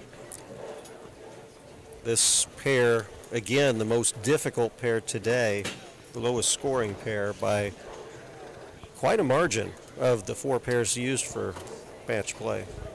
Yeah, I didn't see the total on this one compared to the total. It looked like Oh, 15 9 and and 10. 16 were the highest, and then 11 and 12 were second. Right. But I'm not sure how much difference there was between 9, 10, 13, Right. 14. Was not a lot, but a couple of scores there at the end pushed that average up. Light shot carries.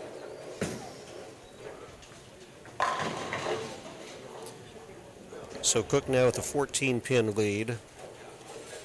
TJ coming up in the 6th with 65 in the 4th on his strike, so he can get to 95 in the 5th, which would the fact that Caden didn't strike in the made a big 5th difference. Yeah, is huge for him if he can get the tight double. shot.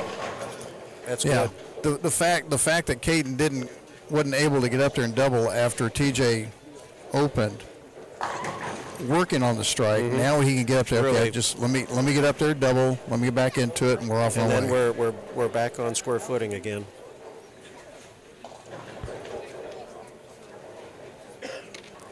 You get a guy to open and then come right back with the double really puts the pressure on.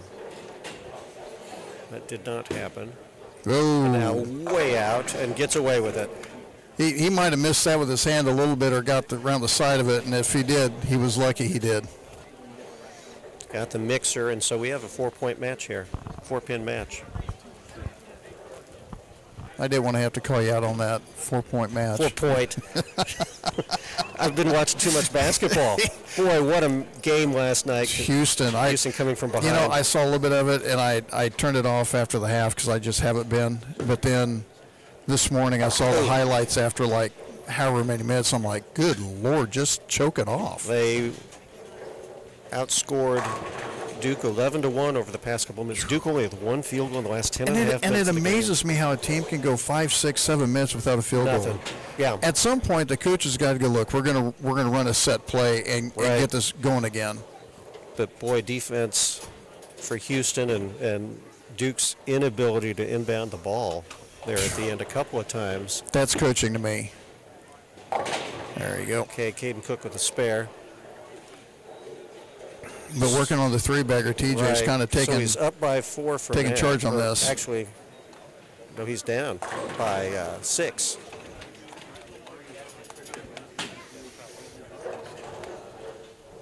So he really needs a strike here in the 8th to leverage himself for the big finish. Otherwise, TJ can lock him out.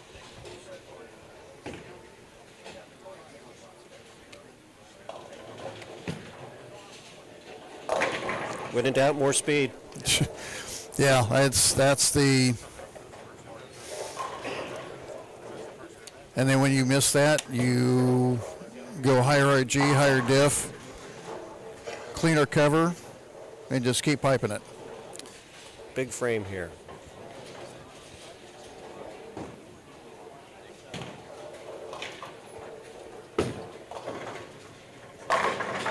Another, we've seen several ringing 10 pins here in the last couple matches. And both of them are, I call it the pipe zone. And so now, you're trying to yeah, keep it forward and just not give it room. because of that, Cook now can shut TJ out. So 124, 144 in the 7th, a spare up, 60, so that would mean a 220. They changed lanes on me here at the score. 224 maximum for TJ, and Caden can strike out for a 229.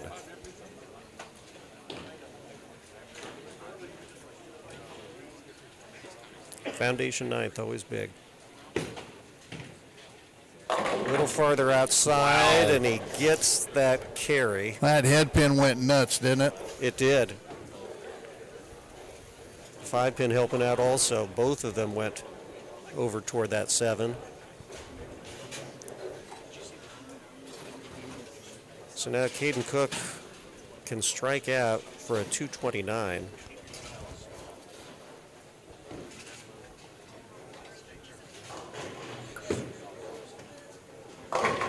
Light shots. I think that's your line. Keep it in play. Keep it clean. You have some room.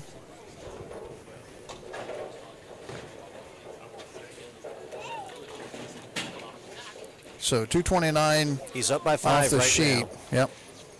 And then 224 for TJ. So right now it's whoever gets the most strikes in the 10th. Actually, if Caden gets 2, it's over.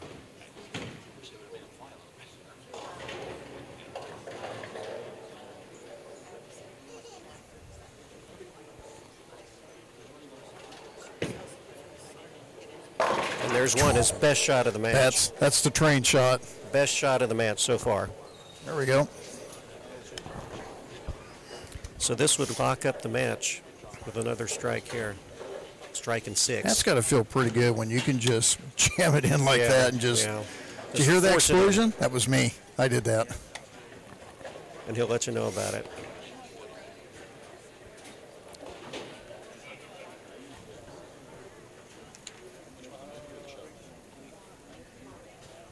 Seeing the replay of that shot right now. Pretty For the solid. win. Comes up. Oh, look at that. The 2-4-5 out. I blinked down after I saw the 2-4-5. I'll have well, to watch it. You'll watch the replay. Watch here. it on our delay. Very light shot that leaves Wow. the 2-4-5. I believe it was the head pin that comes off the rail and takes A all little 3 pins murmur in out. the crowd going on. He still needs 6 here.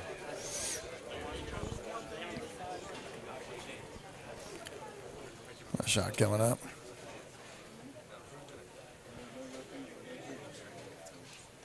Oh, good Lord.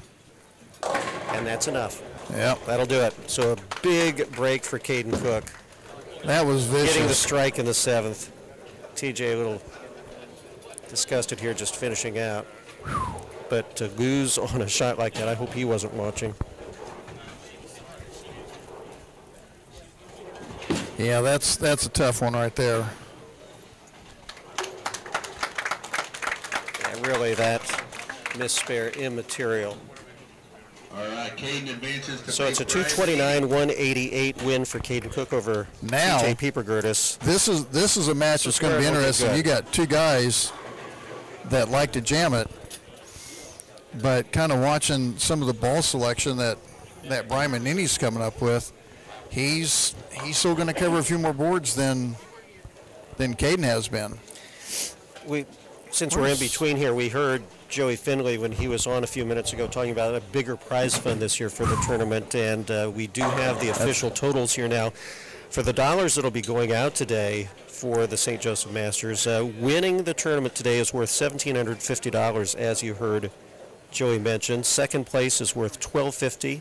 Third place, $750. Fourth place, $600. So that's what TJ gets today for fourth place, and then $500 Dave Goodale for 5th place. The alternate also at $500, then 7th at $400, 8th place $300, the 9th place alternate to get into today's match play at $250, a total prize fund of $6,300. That's pretty good. Not bad for little old St. Joe. Pretty good. I would take that any day. You bet. If I lived closer, I would probably Get in the league here. I'd probably get into a league, but Be eligible. an hour and a half drive both ways and getting up at 5 in the morning. That pushes your day on the other It side. does. So I don't think my boss would say, "Okay, I'll let you off for a let you off seat for and a seat and go go bowl." bowl. That's Yeah. right. So Brian Manini qualifying second after today, and he was in first or second after every single game of match play throughout the course of the 8 games. Yeah, so Brian's going to be a little bit deeper.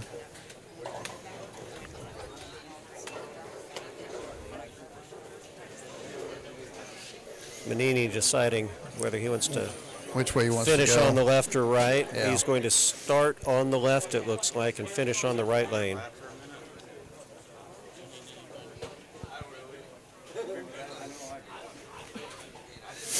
Start first, finish last. Now, in any match play, do you like to finish last? Do you like to know what you need, or do you want to set the mark? To be honest, I really don't look at the score that much. Okay. I think a lot of Well, times you got to look at it to know if you need a spare, or if Right. you're just going to go for one, or usually you can tell, how Right. you're doing Yeah. and how they're doing. But I think a lot of the times, talking with some of the pros when I was in Springfield and stuff, and kind of asked them something toward that. It's sometimes a lot of it is just how the other guy's bowling on each lane. right. Well, we see Brian with his first shot of strike. It looked like he was quite a bit deeper Yeah, than he's- he was when he first started today. He's softer with the speed too. Another light shot. And you got to kind of Didn't wonder. get away with that one. Beer hands or Everyone up in the raising air. their hand for this one. And I got to kind of wonder, with Caden being more firm, how much transition there's going to be in this game, Right. and how much Brian's going to be bouncing off that. Well, you talk about hydroplaning. It seems like it's just kind of sliding right through, and he's getting away with a lot of it with the carry of the pins coming off the side.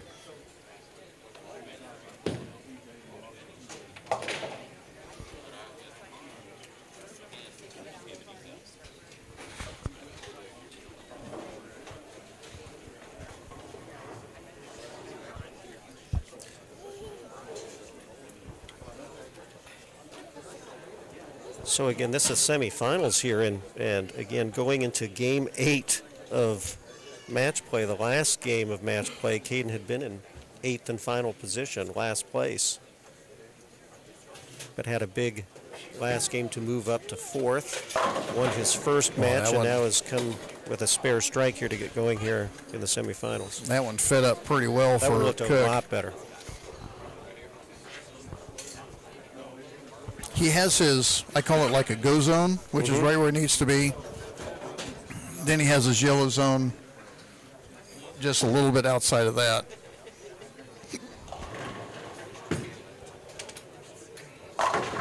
Totally different shot from the first game today. And there's no way I'm going to tell Brian he's playing him wrong. I did beat him one time in match play. Which is an accomplishment. And in Topeka, I got lucky there. But when he got back to 15-16 in like game 5 or 6, or 5 I think it was, and he shoots 191, he actually went back from a ball that he was throwing on 9 and 10 that had a little bit more surface because he was able to get it through and get it to set up.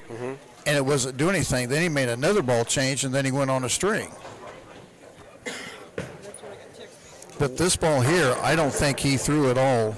No, not at today. all. The first, Not today.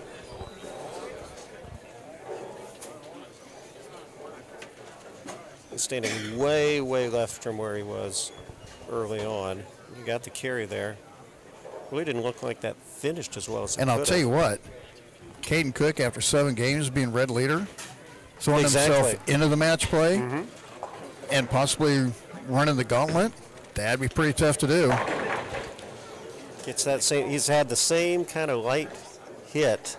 That's getting through. He got the 5-pin break. And I don't think I'm moving off that at all. You going to trust that carry? I'm going to trust the carry. We've seen both times on both matches, the opponent has made a mistake and opened. And that's what's. And Caden has kept himself clean as long as he would rather get it. I think he'd rather. Well, I don't know. He can get it right with his speed and get it to that hold. one went farther right. And I think that's it's his speed is still the issue on how much the ball is going to hydroplane and how it's going to feed off the spot. But in the end, he's still going to be in the pocket. He's going to be in play. He's been in play every shot. So he's left a 5-pin and a 10-pin, other than the 2 strikes, and he's up by 9 over Brian Manini.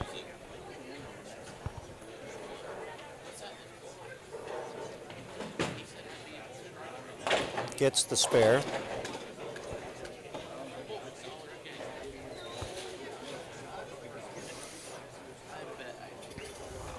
See what kind of move.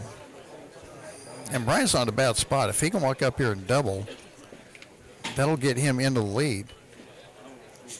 But I don't, it's kind of that same deal. Right. He doesn't have a problem getting to the pocket. It's getting it to carry. Just to get the carry. This one's going to be tighter. Oh, look out. Got it across. That ball was not making it up the hill. No. That fought the last few feet. And if I see something like that, I'm either going to try to catch the bomb a little bit more and get through it a little bit better, or I'm going to loft it a little bit and try to get some of that energy retained on the back end. The result is a 1-pin lead.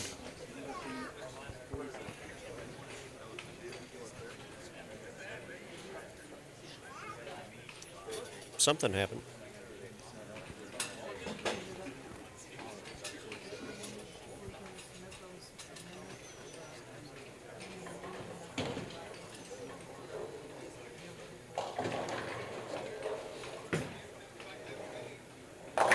I'll tell you what, he's not. I just caught it the first 15 feet. He's not putting a whole lot of hand in it. These aren't the truck shots that we saw That all day that yesterday. we're used to seeing out of Medina. Yeah. I mean, Aren't that the one truck looked like shots. he's just skidding it through the first 15 feet, but he has the rotation like he's trying to freeze the back end. With the 3-bagger, he now has an 11-pin lead over Cook, who will try to respond. Yeah, he Look at threw that one. He threw Yeah. that one right at 15. Right at it. He needs another one. Kane can almost create his own line. If he gets the right ball in his hand, he can almost say, I don't like that. I can manipulate the hand, the speed, and get the line that I want. Which is not a bad deal. You get some kind of flood zone. Oh, boy. Or a crazy stupid area Right. that everyone else is throwing. You guys go ahead and mess with that. I'm going over here.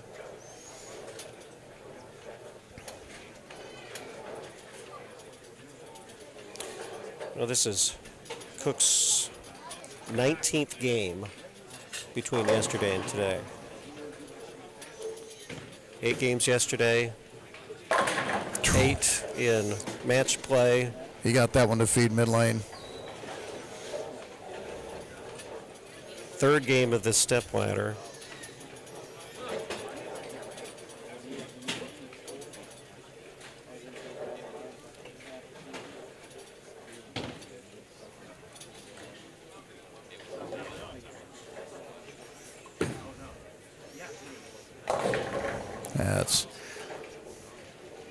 I think he's too steep with his angle. It looks really deep. Once it got there, it was still getting right, Yeah. and there's no energy to get the feet up. So you can get this. Got it. So Manini now with 118 in the 5th, a spare up. We've got a 1-pin match right now with Cook 1 pin up. So with that baby split, Manini loses the lead.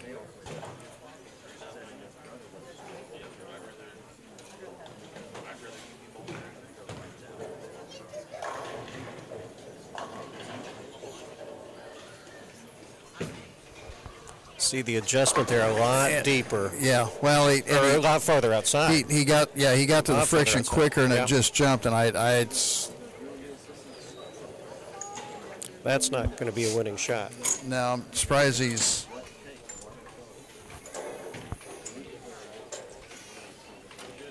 He was trying to get some friction to get it to feed, unlike the Stuck a last little frame, but he got it 3 feet too early. Okay, so sitting on the bench, Caden with the lead now. Well, actually, he's 2 pins up, but he can really take control with a couple of strikes here.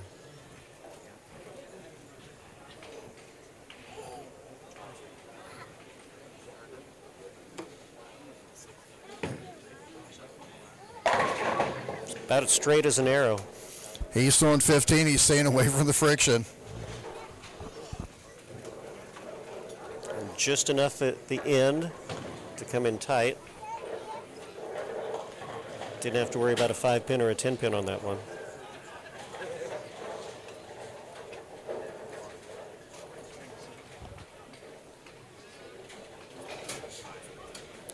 Cook up by 12, can take it to 22.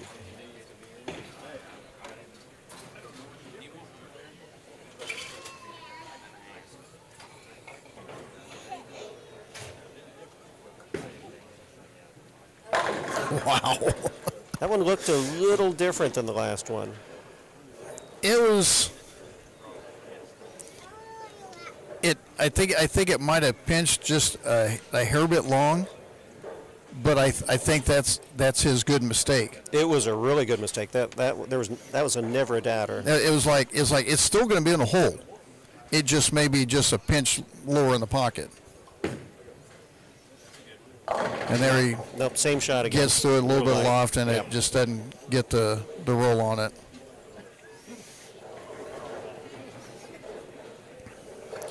So with a spare here and striking out, he'll still finish with a 236. But that might not be enough. Yeah, he has a strike here and hope that Cook with Caden getting some kind of one strike in the ninth would about do it for Cook. This has to be a strike. And you could tell what he was doing. It's kind of that he just he didn't take much time at the line at all. No, just taking the speed off a little bit, get through it, let it read the back end. But it just didn't quite do it the last frame. I think this is going to be another high hard one. I would bet I'm not going to do anything crazy. If I'm going to make a mistake, I want to pull it. Oh, look out. Coming back. Backdoors a 6-8. If you take a look at this. Wow. See if you see what I did.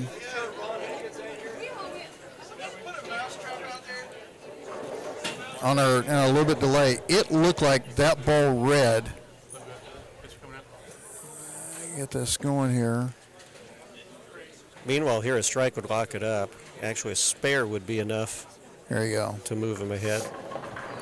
But it looked like that ball read about 30 feet.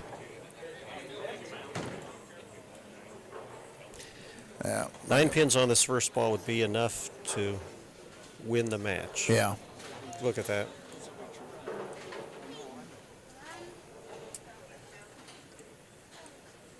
Yeah. Now see that one clears. Okay. He's got to pick this up to lock up the match. Yeah.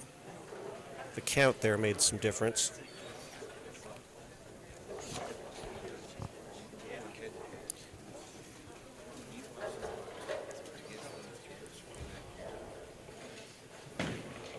A spare would force him to need 1 pin.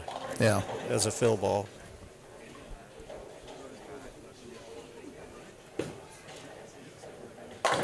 Makes it. Now, I'm gonna try something else. Just on the keep field it on the lane. Well, yeah. I'm gonna bring something else out. You figure anything you throw, you're going to keep on the lane. Yeah. So that would be the time to do it. I'm gonna try something. I'd there you go. Maybe like the identity, because I'm looking at what happened on 14. It looked like it checked it early, and a couple of pretty dramatic shots there. Manini. Well, to see that 6-8 fall in the ninth, that was the shot of the match. Yeah. So Caden Cook will advance to the finals with a 244-202 win over Brian Manini, who had a great tournament. Brian will finish in third place and a $750 check. Not shabby. Not at all for a weekend. And doesn't have to do any traveling for that either. Can stay in town for that one. So Andy Weiss has been warming up down a couple of pairs, is ready to go here. Andy Weiss qualifying first. And I think, where's Caden at? I was going to see if Caden was close and ask him what he's seen on the lane. But what I was going to try to see is when he threw the shot on 14, it looked like it read more mid lane. It did. And got tumbly and didn't move, which was kind of what I'm talking about. He's piping it against the shim or the friction. But then he threw 13, and it's kind of hard to tell from the angle if he went inside out with it or if he made a move and tried a different line. So real quick, again, we want to say huge thanks to all the sponsors, FS Transport with Joey Finley, Lisa Finley with Shelter Insurance, Matt's Mobile Repair, Mobile Truck and Trailer Repair, also Victory Chevrolet in Savannah, and everyone here at Belt Bowl. Well, certainly the staff and management here at Belt Bowl for all the work they have done this weekend in hosting the tournament. Yeah, everything's been great. And helping you out, setting up the equipment both mornings. Huge. Thank you, Derek Cook. A lot Cook. into that. Or Derek, Derek Cook. No. I've got Caden Cook, Derek.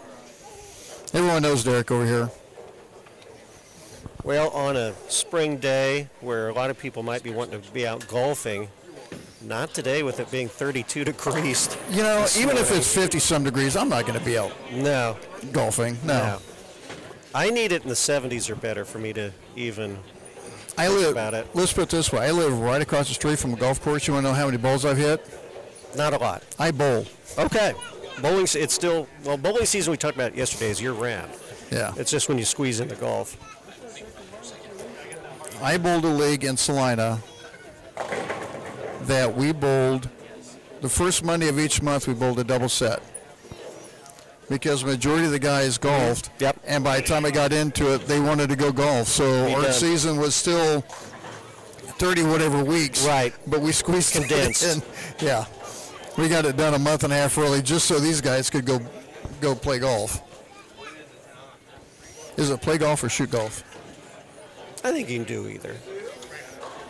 I used to golf a lot more than I do now, and right across the street from my house, of all things now, is a disc golf course. Oh, yeah. And so now that I've got a dog that's a couple years old, he wants to go play disc golf. And so I've gotten into that a little bit. And he will gladly retrieve it for you. He has his own. Oh, okay. That's chewed up a little bit that he keeps track of. Got it. Cornhole's a different thing. He will go chase that beanbag down and move it around. So Andy Weiss decided he wants to finish on the right lane. Finish last. And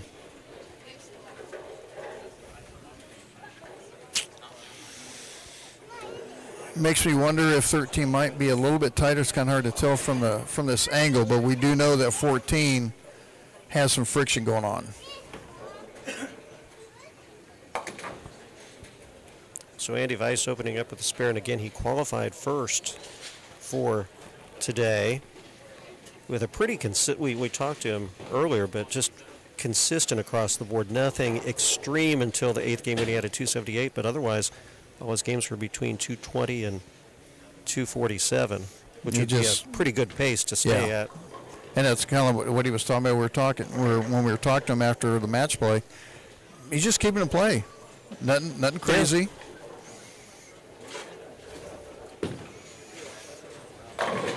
Which sometimes can work to your advantage, because if you're pretty consistent with your scores, your opponent comes up and says, I know I'm going to have to shoot 230, 240. Know that that's the minimum they need, and so they'll start to press a little bit.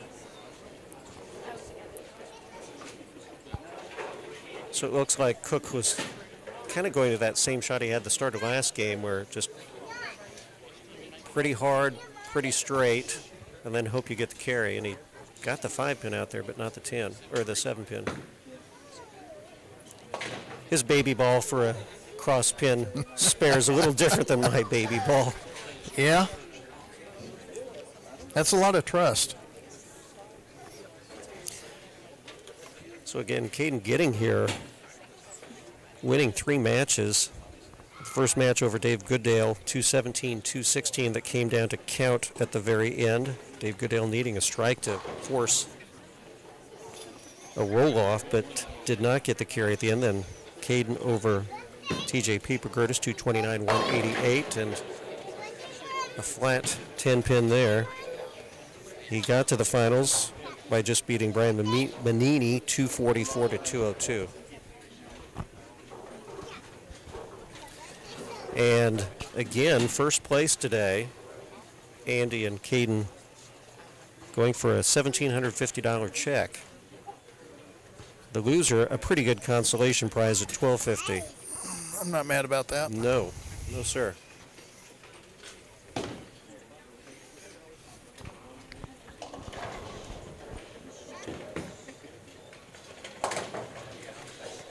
You got to trust you're aiming at the right direction when you throw it that hard and straight.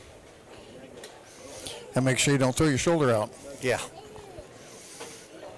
Or stick at the line. Well, the scoreboard's saying 23 miles an hour on that. Pretty close. I'll tell you what, It's a straight shot. as far right as Andy is, I'm surprised he's able to get the ball down lane that far. That was much like how they were doing well early on. Right. And that straight down 10. And how many guys have been out in that area, or, you know, if that was the old up and in shot that we saw a lot of early on. he may be in an area that not a whole lot of people were throwing. But that one, he's a lot further left. Yeah, he did, and it got away So with he's throwing two different lines. Looks like it. And the first double of the match. First two strikes of the match, the finals.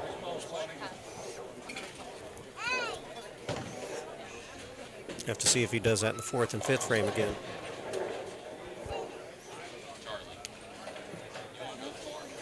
We know what kind of shot this is going to be. Ain't changing nothing now. It's working.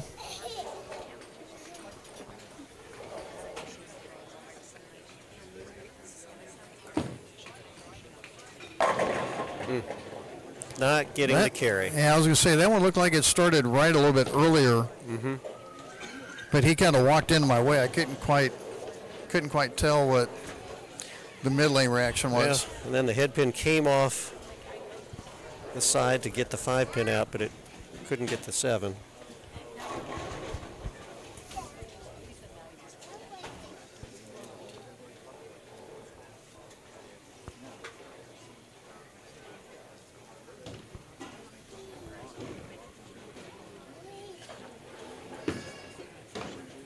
Another cross lane spare.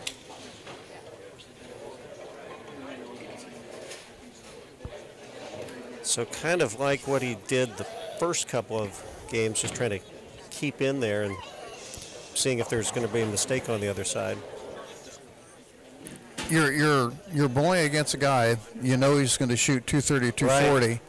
You go 3 spares, and he goes spare double. You've already got to be thinking, yeah. I'm more behind. The next 3 or 4 frames are going to dictate what the outcome's going to be. Down by 12, but it feels like more than that. They're still falling. I'll tell you what, whatever luck he has left, he's using it all today. Well, that end of the last match, getting the 2-4-5 to wash itself out to clinch that. That was a shot.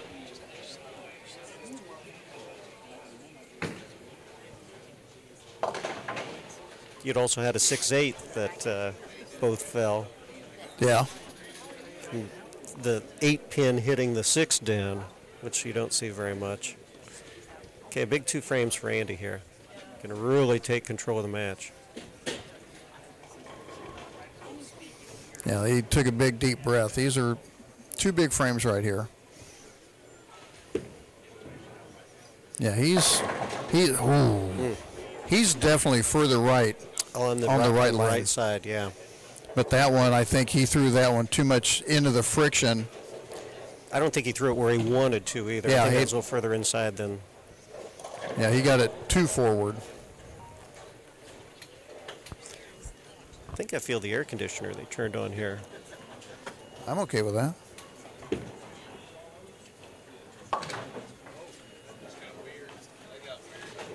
Kind of shakes his head a little bit. He knew he could have used that one. Still with a 13-pin lead. Yeah, but he really. When his opponent has 4 spares and he's working on a double, he really wanted to double up after that. Not saying it feels like an open, but it almost does, just with your chance to take control.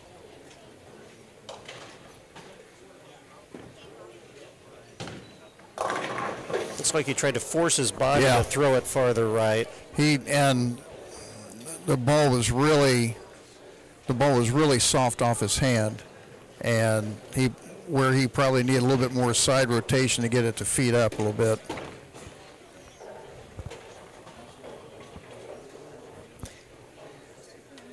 And sitting off to the side, not on camera, is the trophy going to the winner. That's a nice one, too. It's a pretty nice one. Has the spare. He holds his lead now at 12.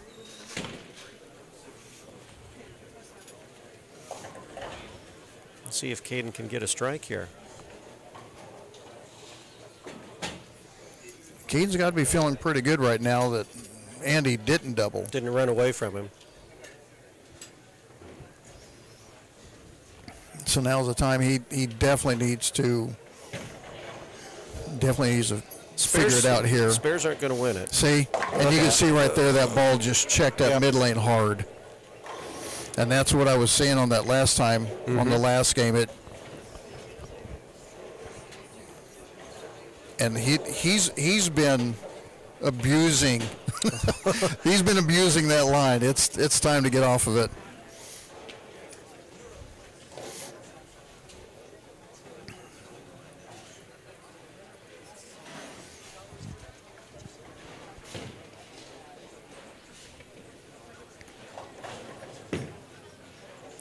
Staying in it with 5 spares in a row, but Yeah. at some point, it's going to have to find a couple of strikes in there. Because a 180, 190 isn't going to win the final match, the championship match.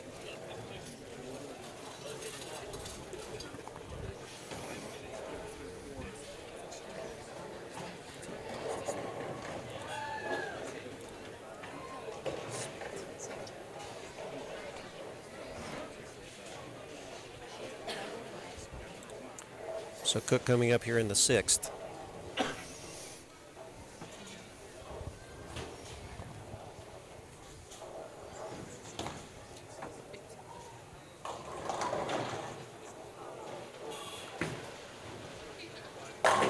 Got the carry that time. Yeah, the head play on 13 is definitely a lot nicer than 14.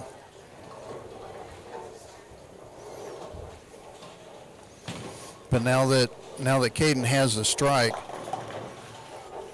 it's kind of got to be sitting back in Andy's head a little bit, going, all right, time to get on that horse because we waited a little bit longer than we wanted to.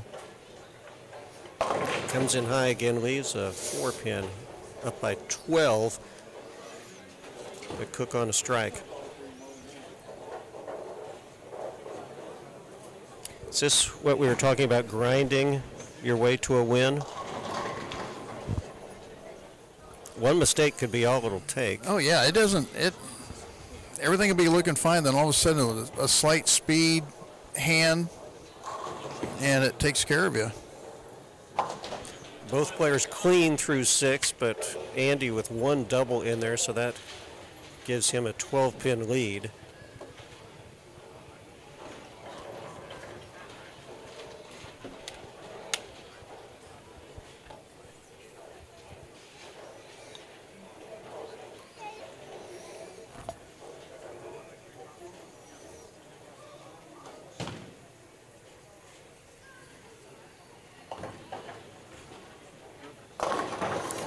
Set it down nice and soft. Yeah, and I think he might have moved right just a pinch, just from the angle. That was the lane he had been trying to bend it a little more on. And he chose to finish on the right lane. Right.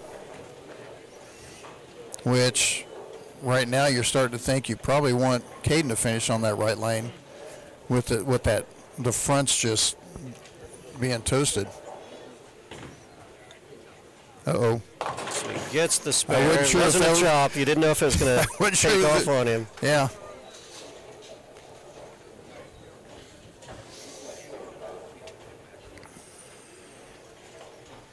Now Caden's definitely has to make an adjustment. And he has to make a good shot here, especially working on the strike.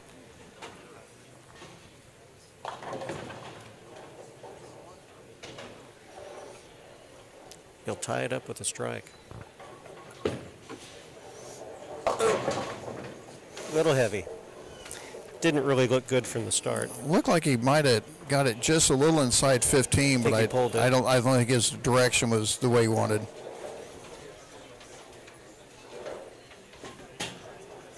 So he does not take advantage of the strike in the 6th, and he'll still be down 10 pins if he picks it up.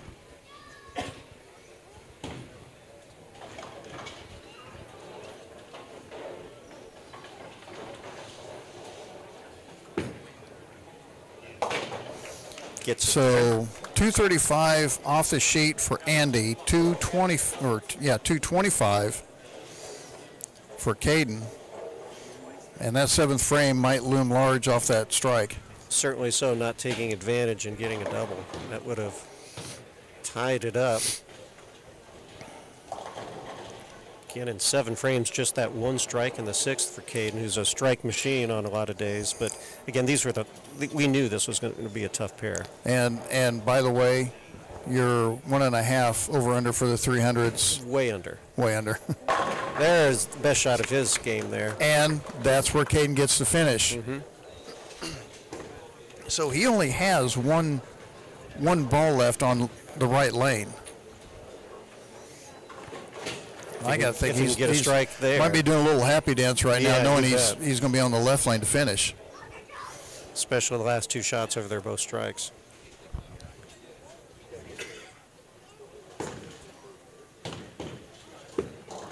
Straight at it. That was the and shot. not many can throw that line at this point in time with the lane conditions the way it is. Looks like he had a little more speed on that one too, to kind of force a its way little in. extra gusto. Little so. He knew big frame.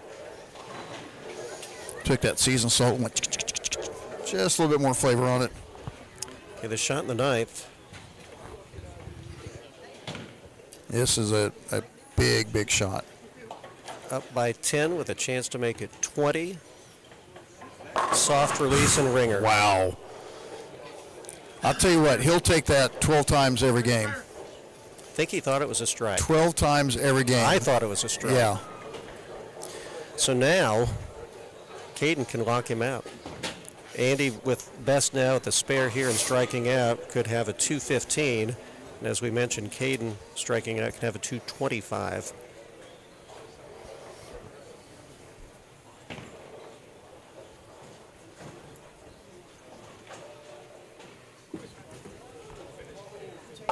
Uh-oh. Picks up the spare, but he slips and falls, and that's going to be a foul. Yeah, I've done that before. Someone asked me if he's okay, and I think it's more pride that's hurt than anything else. Yeah, I've done it at nationals. Oh my goodness. Yeah. Well, that really changes everything now. Yeah. A strike here would about do it for Caden.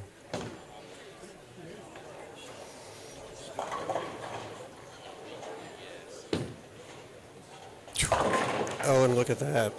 Look at that. Did you see how quick get the break? Did you see how quick that ball read? Yeah. Yep. So, a 6-8. Caden with 135 in the 7th. If he does not pick this up, he'll be in the low 160s. Andy's back 10 pins up. Yeah.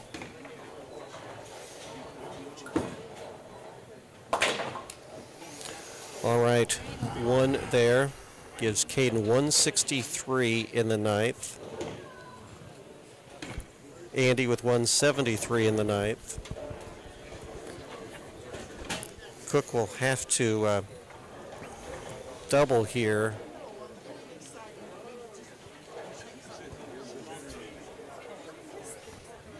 If he marks, he'll force Andy to mark. Yeah. But well, and he's on his good lane. He's on his good lane. And a flat 10. So the best now for Caden, he needs to pick this up and get a strike for a 183 that would force Andy just to fill the frame. And Caden's got to be sitting there going, I had a chance to walk up in the ninth. And be done with it. And just, seal it up.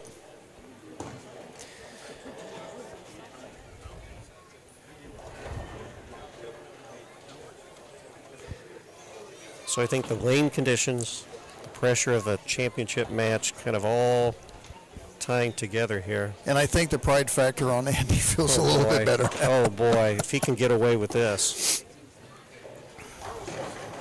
If he can get away with a foul on a spare pickup.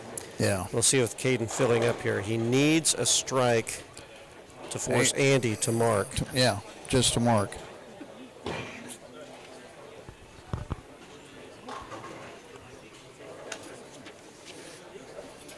So he knows 10 is important.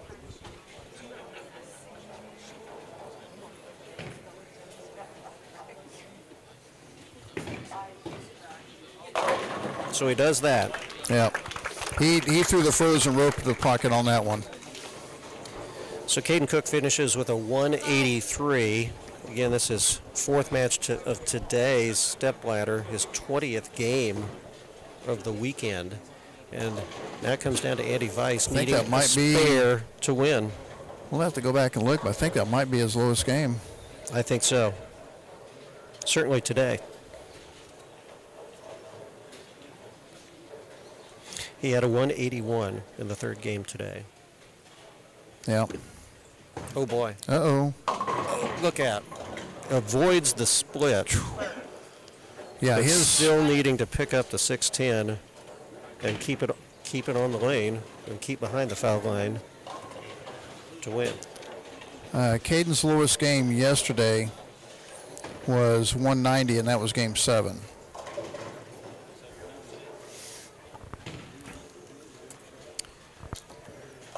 So mark to win for Andy Weiss. He stuck at the line a little bit. That's the way, and even then you're going, just don't hook. Just don't hook. And now needs a pin. Yep, just needs the one. Which, under normal circumstances, would be a given. But after the last couple of shaky frames. Who's doing the check presentation, the trophy and everything? Flat ball for 6, 7 pins. That is enough for Andy Weiss, your 2025 USBC Master Champ. Andy Weiss. So we're going to get, we're going to get with Andy Weiss and get the check and trophy presentation, and we're going to get Andy over here real quick. Hey, Andy. Andy, let's go ahead and get you over here real quick before we get the check. And first question is, how's the pride factor doing today? I'm only the first person to fall on TV, so it's all right. I don't mind. Would you rather have tripped and slipped out here or do it at Nationals like I did? Trips out here is fine. As long as I won, I don't care. I have to think that after the 4-9 by Caden, big sigh of relief, you can move on from that. It was, because after, falling down, missing that, he could have shut me out easily. So it left that, I had to take a deep breath and refocus a little bit. Talk about the swing of emotion a little bit. You just come back after falling down on the lane, missing the spare, falling behind in the match, thinking maybe you were done, and then, again, it flipped so fast. I actually did think I was done after I fouled. I thought, he's going to shut me out. So once I let the 4-9, I thought I had a chance then. For some reason, my shoe got tacky by the line. I kept sticking up there the last couple balls, but, he made it easy. Kind of got that 4-6-10 out of the way and just stay behind the foul line. We'd both been, Ryan and I have been talking about just the grind of getting through a game like this, trying to stay clean, and then both of you toward the end. Well, it was tough. The lanes were so much drier than they were, even through match play. So you're sitting down for, about an hour kind of trying to bowl, and the lanes are a lot different than they were. It was just, like I said, battle just trying to keep spare shots and, keep yourself out of trouble. About all it was. Looked like you were playing the lanes a little bit different on the left side, maybe trying to swing it a little bit more instead of piping it up like you were on the right. Yeah, it seemed like they always didn't want to get over there, was get a little room on it. I got a little room on a couple. That 10 pin over there, hurt me a little bit, I thought. Of course, missing it wasn't the greatest thing in the world, but, just trying to get a little room to, keep out of trouble is what I was trying to do. Kerry got to be a little tough. It did. It was rough for, I think, everybody out here for, down here. So, it's a battle. the shot on the left lane, as soon as you threw it and you started walking it off, the first thing I said was, I'd take that shot 12 times every game. Yeah, it was one of the better ones I threw. I don't really get emotional bowling, so I really thought I had something there, and it was going to be a big shot in the match. And when I stood up, it was just, I probably should have refocused myself a little before I threw the spare shot, but it all worked out, I guess. I bet Andy and the rest of them would like their checks. I'm kind of guessing. Yeah, and also you get a banner up there now. I will take every bit of it, every bit of it. Talk about the competition. I mean, we had 4 previous winners in today's final 8. Yeah, even the top 5, there was 3, Masters Champions in the top 5. So, I mean, you coming in, there was no easy match going in here. I mean, I think I averaged like 240 to get up in here. I mean, it was tough. A lot of good bowlers. So, to be up here talking to you guys, it's a pretty proud moment. As we talked for the first 8 games, that you didn't have any wild 270, 80, 90 games, but it was, I'm not going to say slow and steady, because even if you're averaging 245, that's a pretty good pace to keep on. Yeah, I feel like I'm not a real high-scoring bowler. You don't see a lot of 290 honor score. I just kind of keep in that 230 to 250 range. That's kind of where I am. I thought even if I lose, as long as I shoot 220, 230, it's just like a win. So that was my goal all day long. And that's what did it today. Well, we'll let you go. Congratulations. Appreciate it. $1,750, a trophy. Okay, is it the check, is it the trophy, or the banner? Honestly, I'll take all 3. There you go. I think someone over here wants to give you a big hug. Come on in. There we go. Andy Weiss with the win, the championship for the 2025 USBC St. Joe Masters. And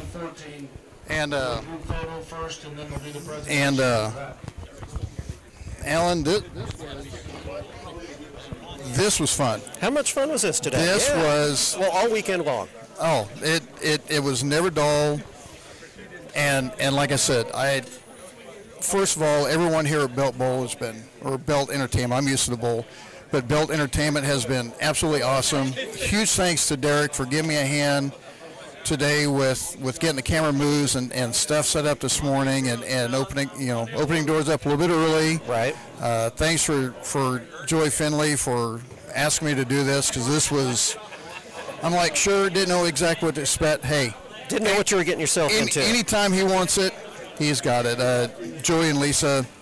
Well, so interesting for me, and this is the first time I've actually watched a tournament like this, and listening to your expertise, I'm just an area bowler. I can't pretend that I know half of what you all know and these guys know about bowling, but in watching specifically pairs of lanes and how they change and bowlers and how they adjust is really, really interesting. And you'll never understand until you've done it. You're right. You're right. Until you see it or do it, you'll never understand. And just remember, there's always a bigger dog. There is. And, the final match might have been 190 to 183, which does not sound that impressive at all. But just to get to 190 was a struggle. Yeah. And there was talk about rerunning the lanes, leaving them, and I kind of like the thought of leaving them, just for the simple fact, when I found out, was you're not going to have the amount of games that you did during the qualifying yesterday. And it's that extra skill factor also in being able to adjust. We talked about it yesterday. Mm-hmm. Do you want the grind or you want the carry fast? Right. Well, we got the grind. We definitely got the grind here for these past couple. And a huge thanks for you for joining me here again. This was fun. It was great meeting you. And you also. And hopefully you'll be back, and I think we can start something here. And you never know. And keep this going. You never know. Well, like I said, hopefully next year I'll be bowling this myself. But if not, hope so. This was fun. Yeah. So much fun. And all the thanks sponsors. to the listeners. Yes, huge. Viewers. Where's my deal here? We had. We were up in the 50s. Yeah, we were up in the 50s at one point. Still 29 hanging on with us. Yep, and they're doing the check presentations right now. Jesse Campbell's up there, and Trevor's getting his check, but also Victory Chevrolet in Savannah, Matt's Mobile Truck and Trailer Repair, Lisa Finley with Shelter Insurance, Joy with FS Transportation, everyone here at Build Entertainment. Like I said, a huge thanks for Derek for his help today. Thanks to Alan over here for people don't want to hear me for the talk ride. Hey.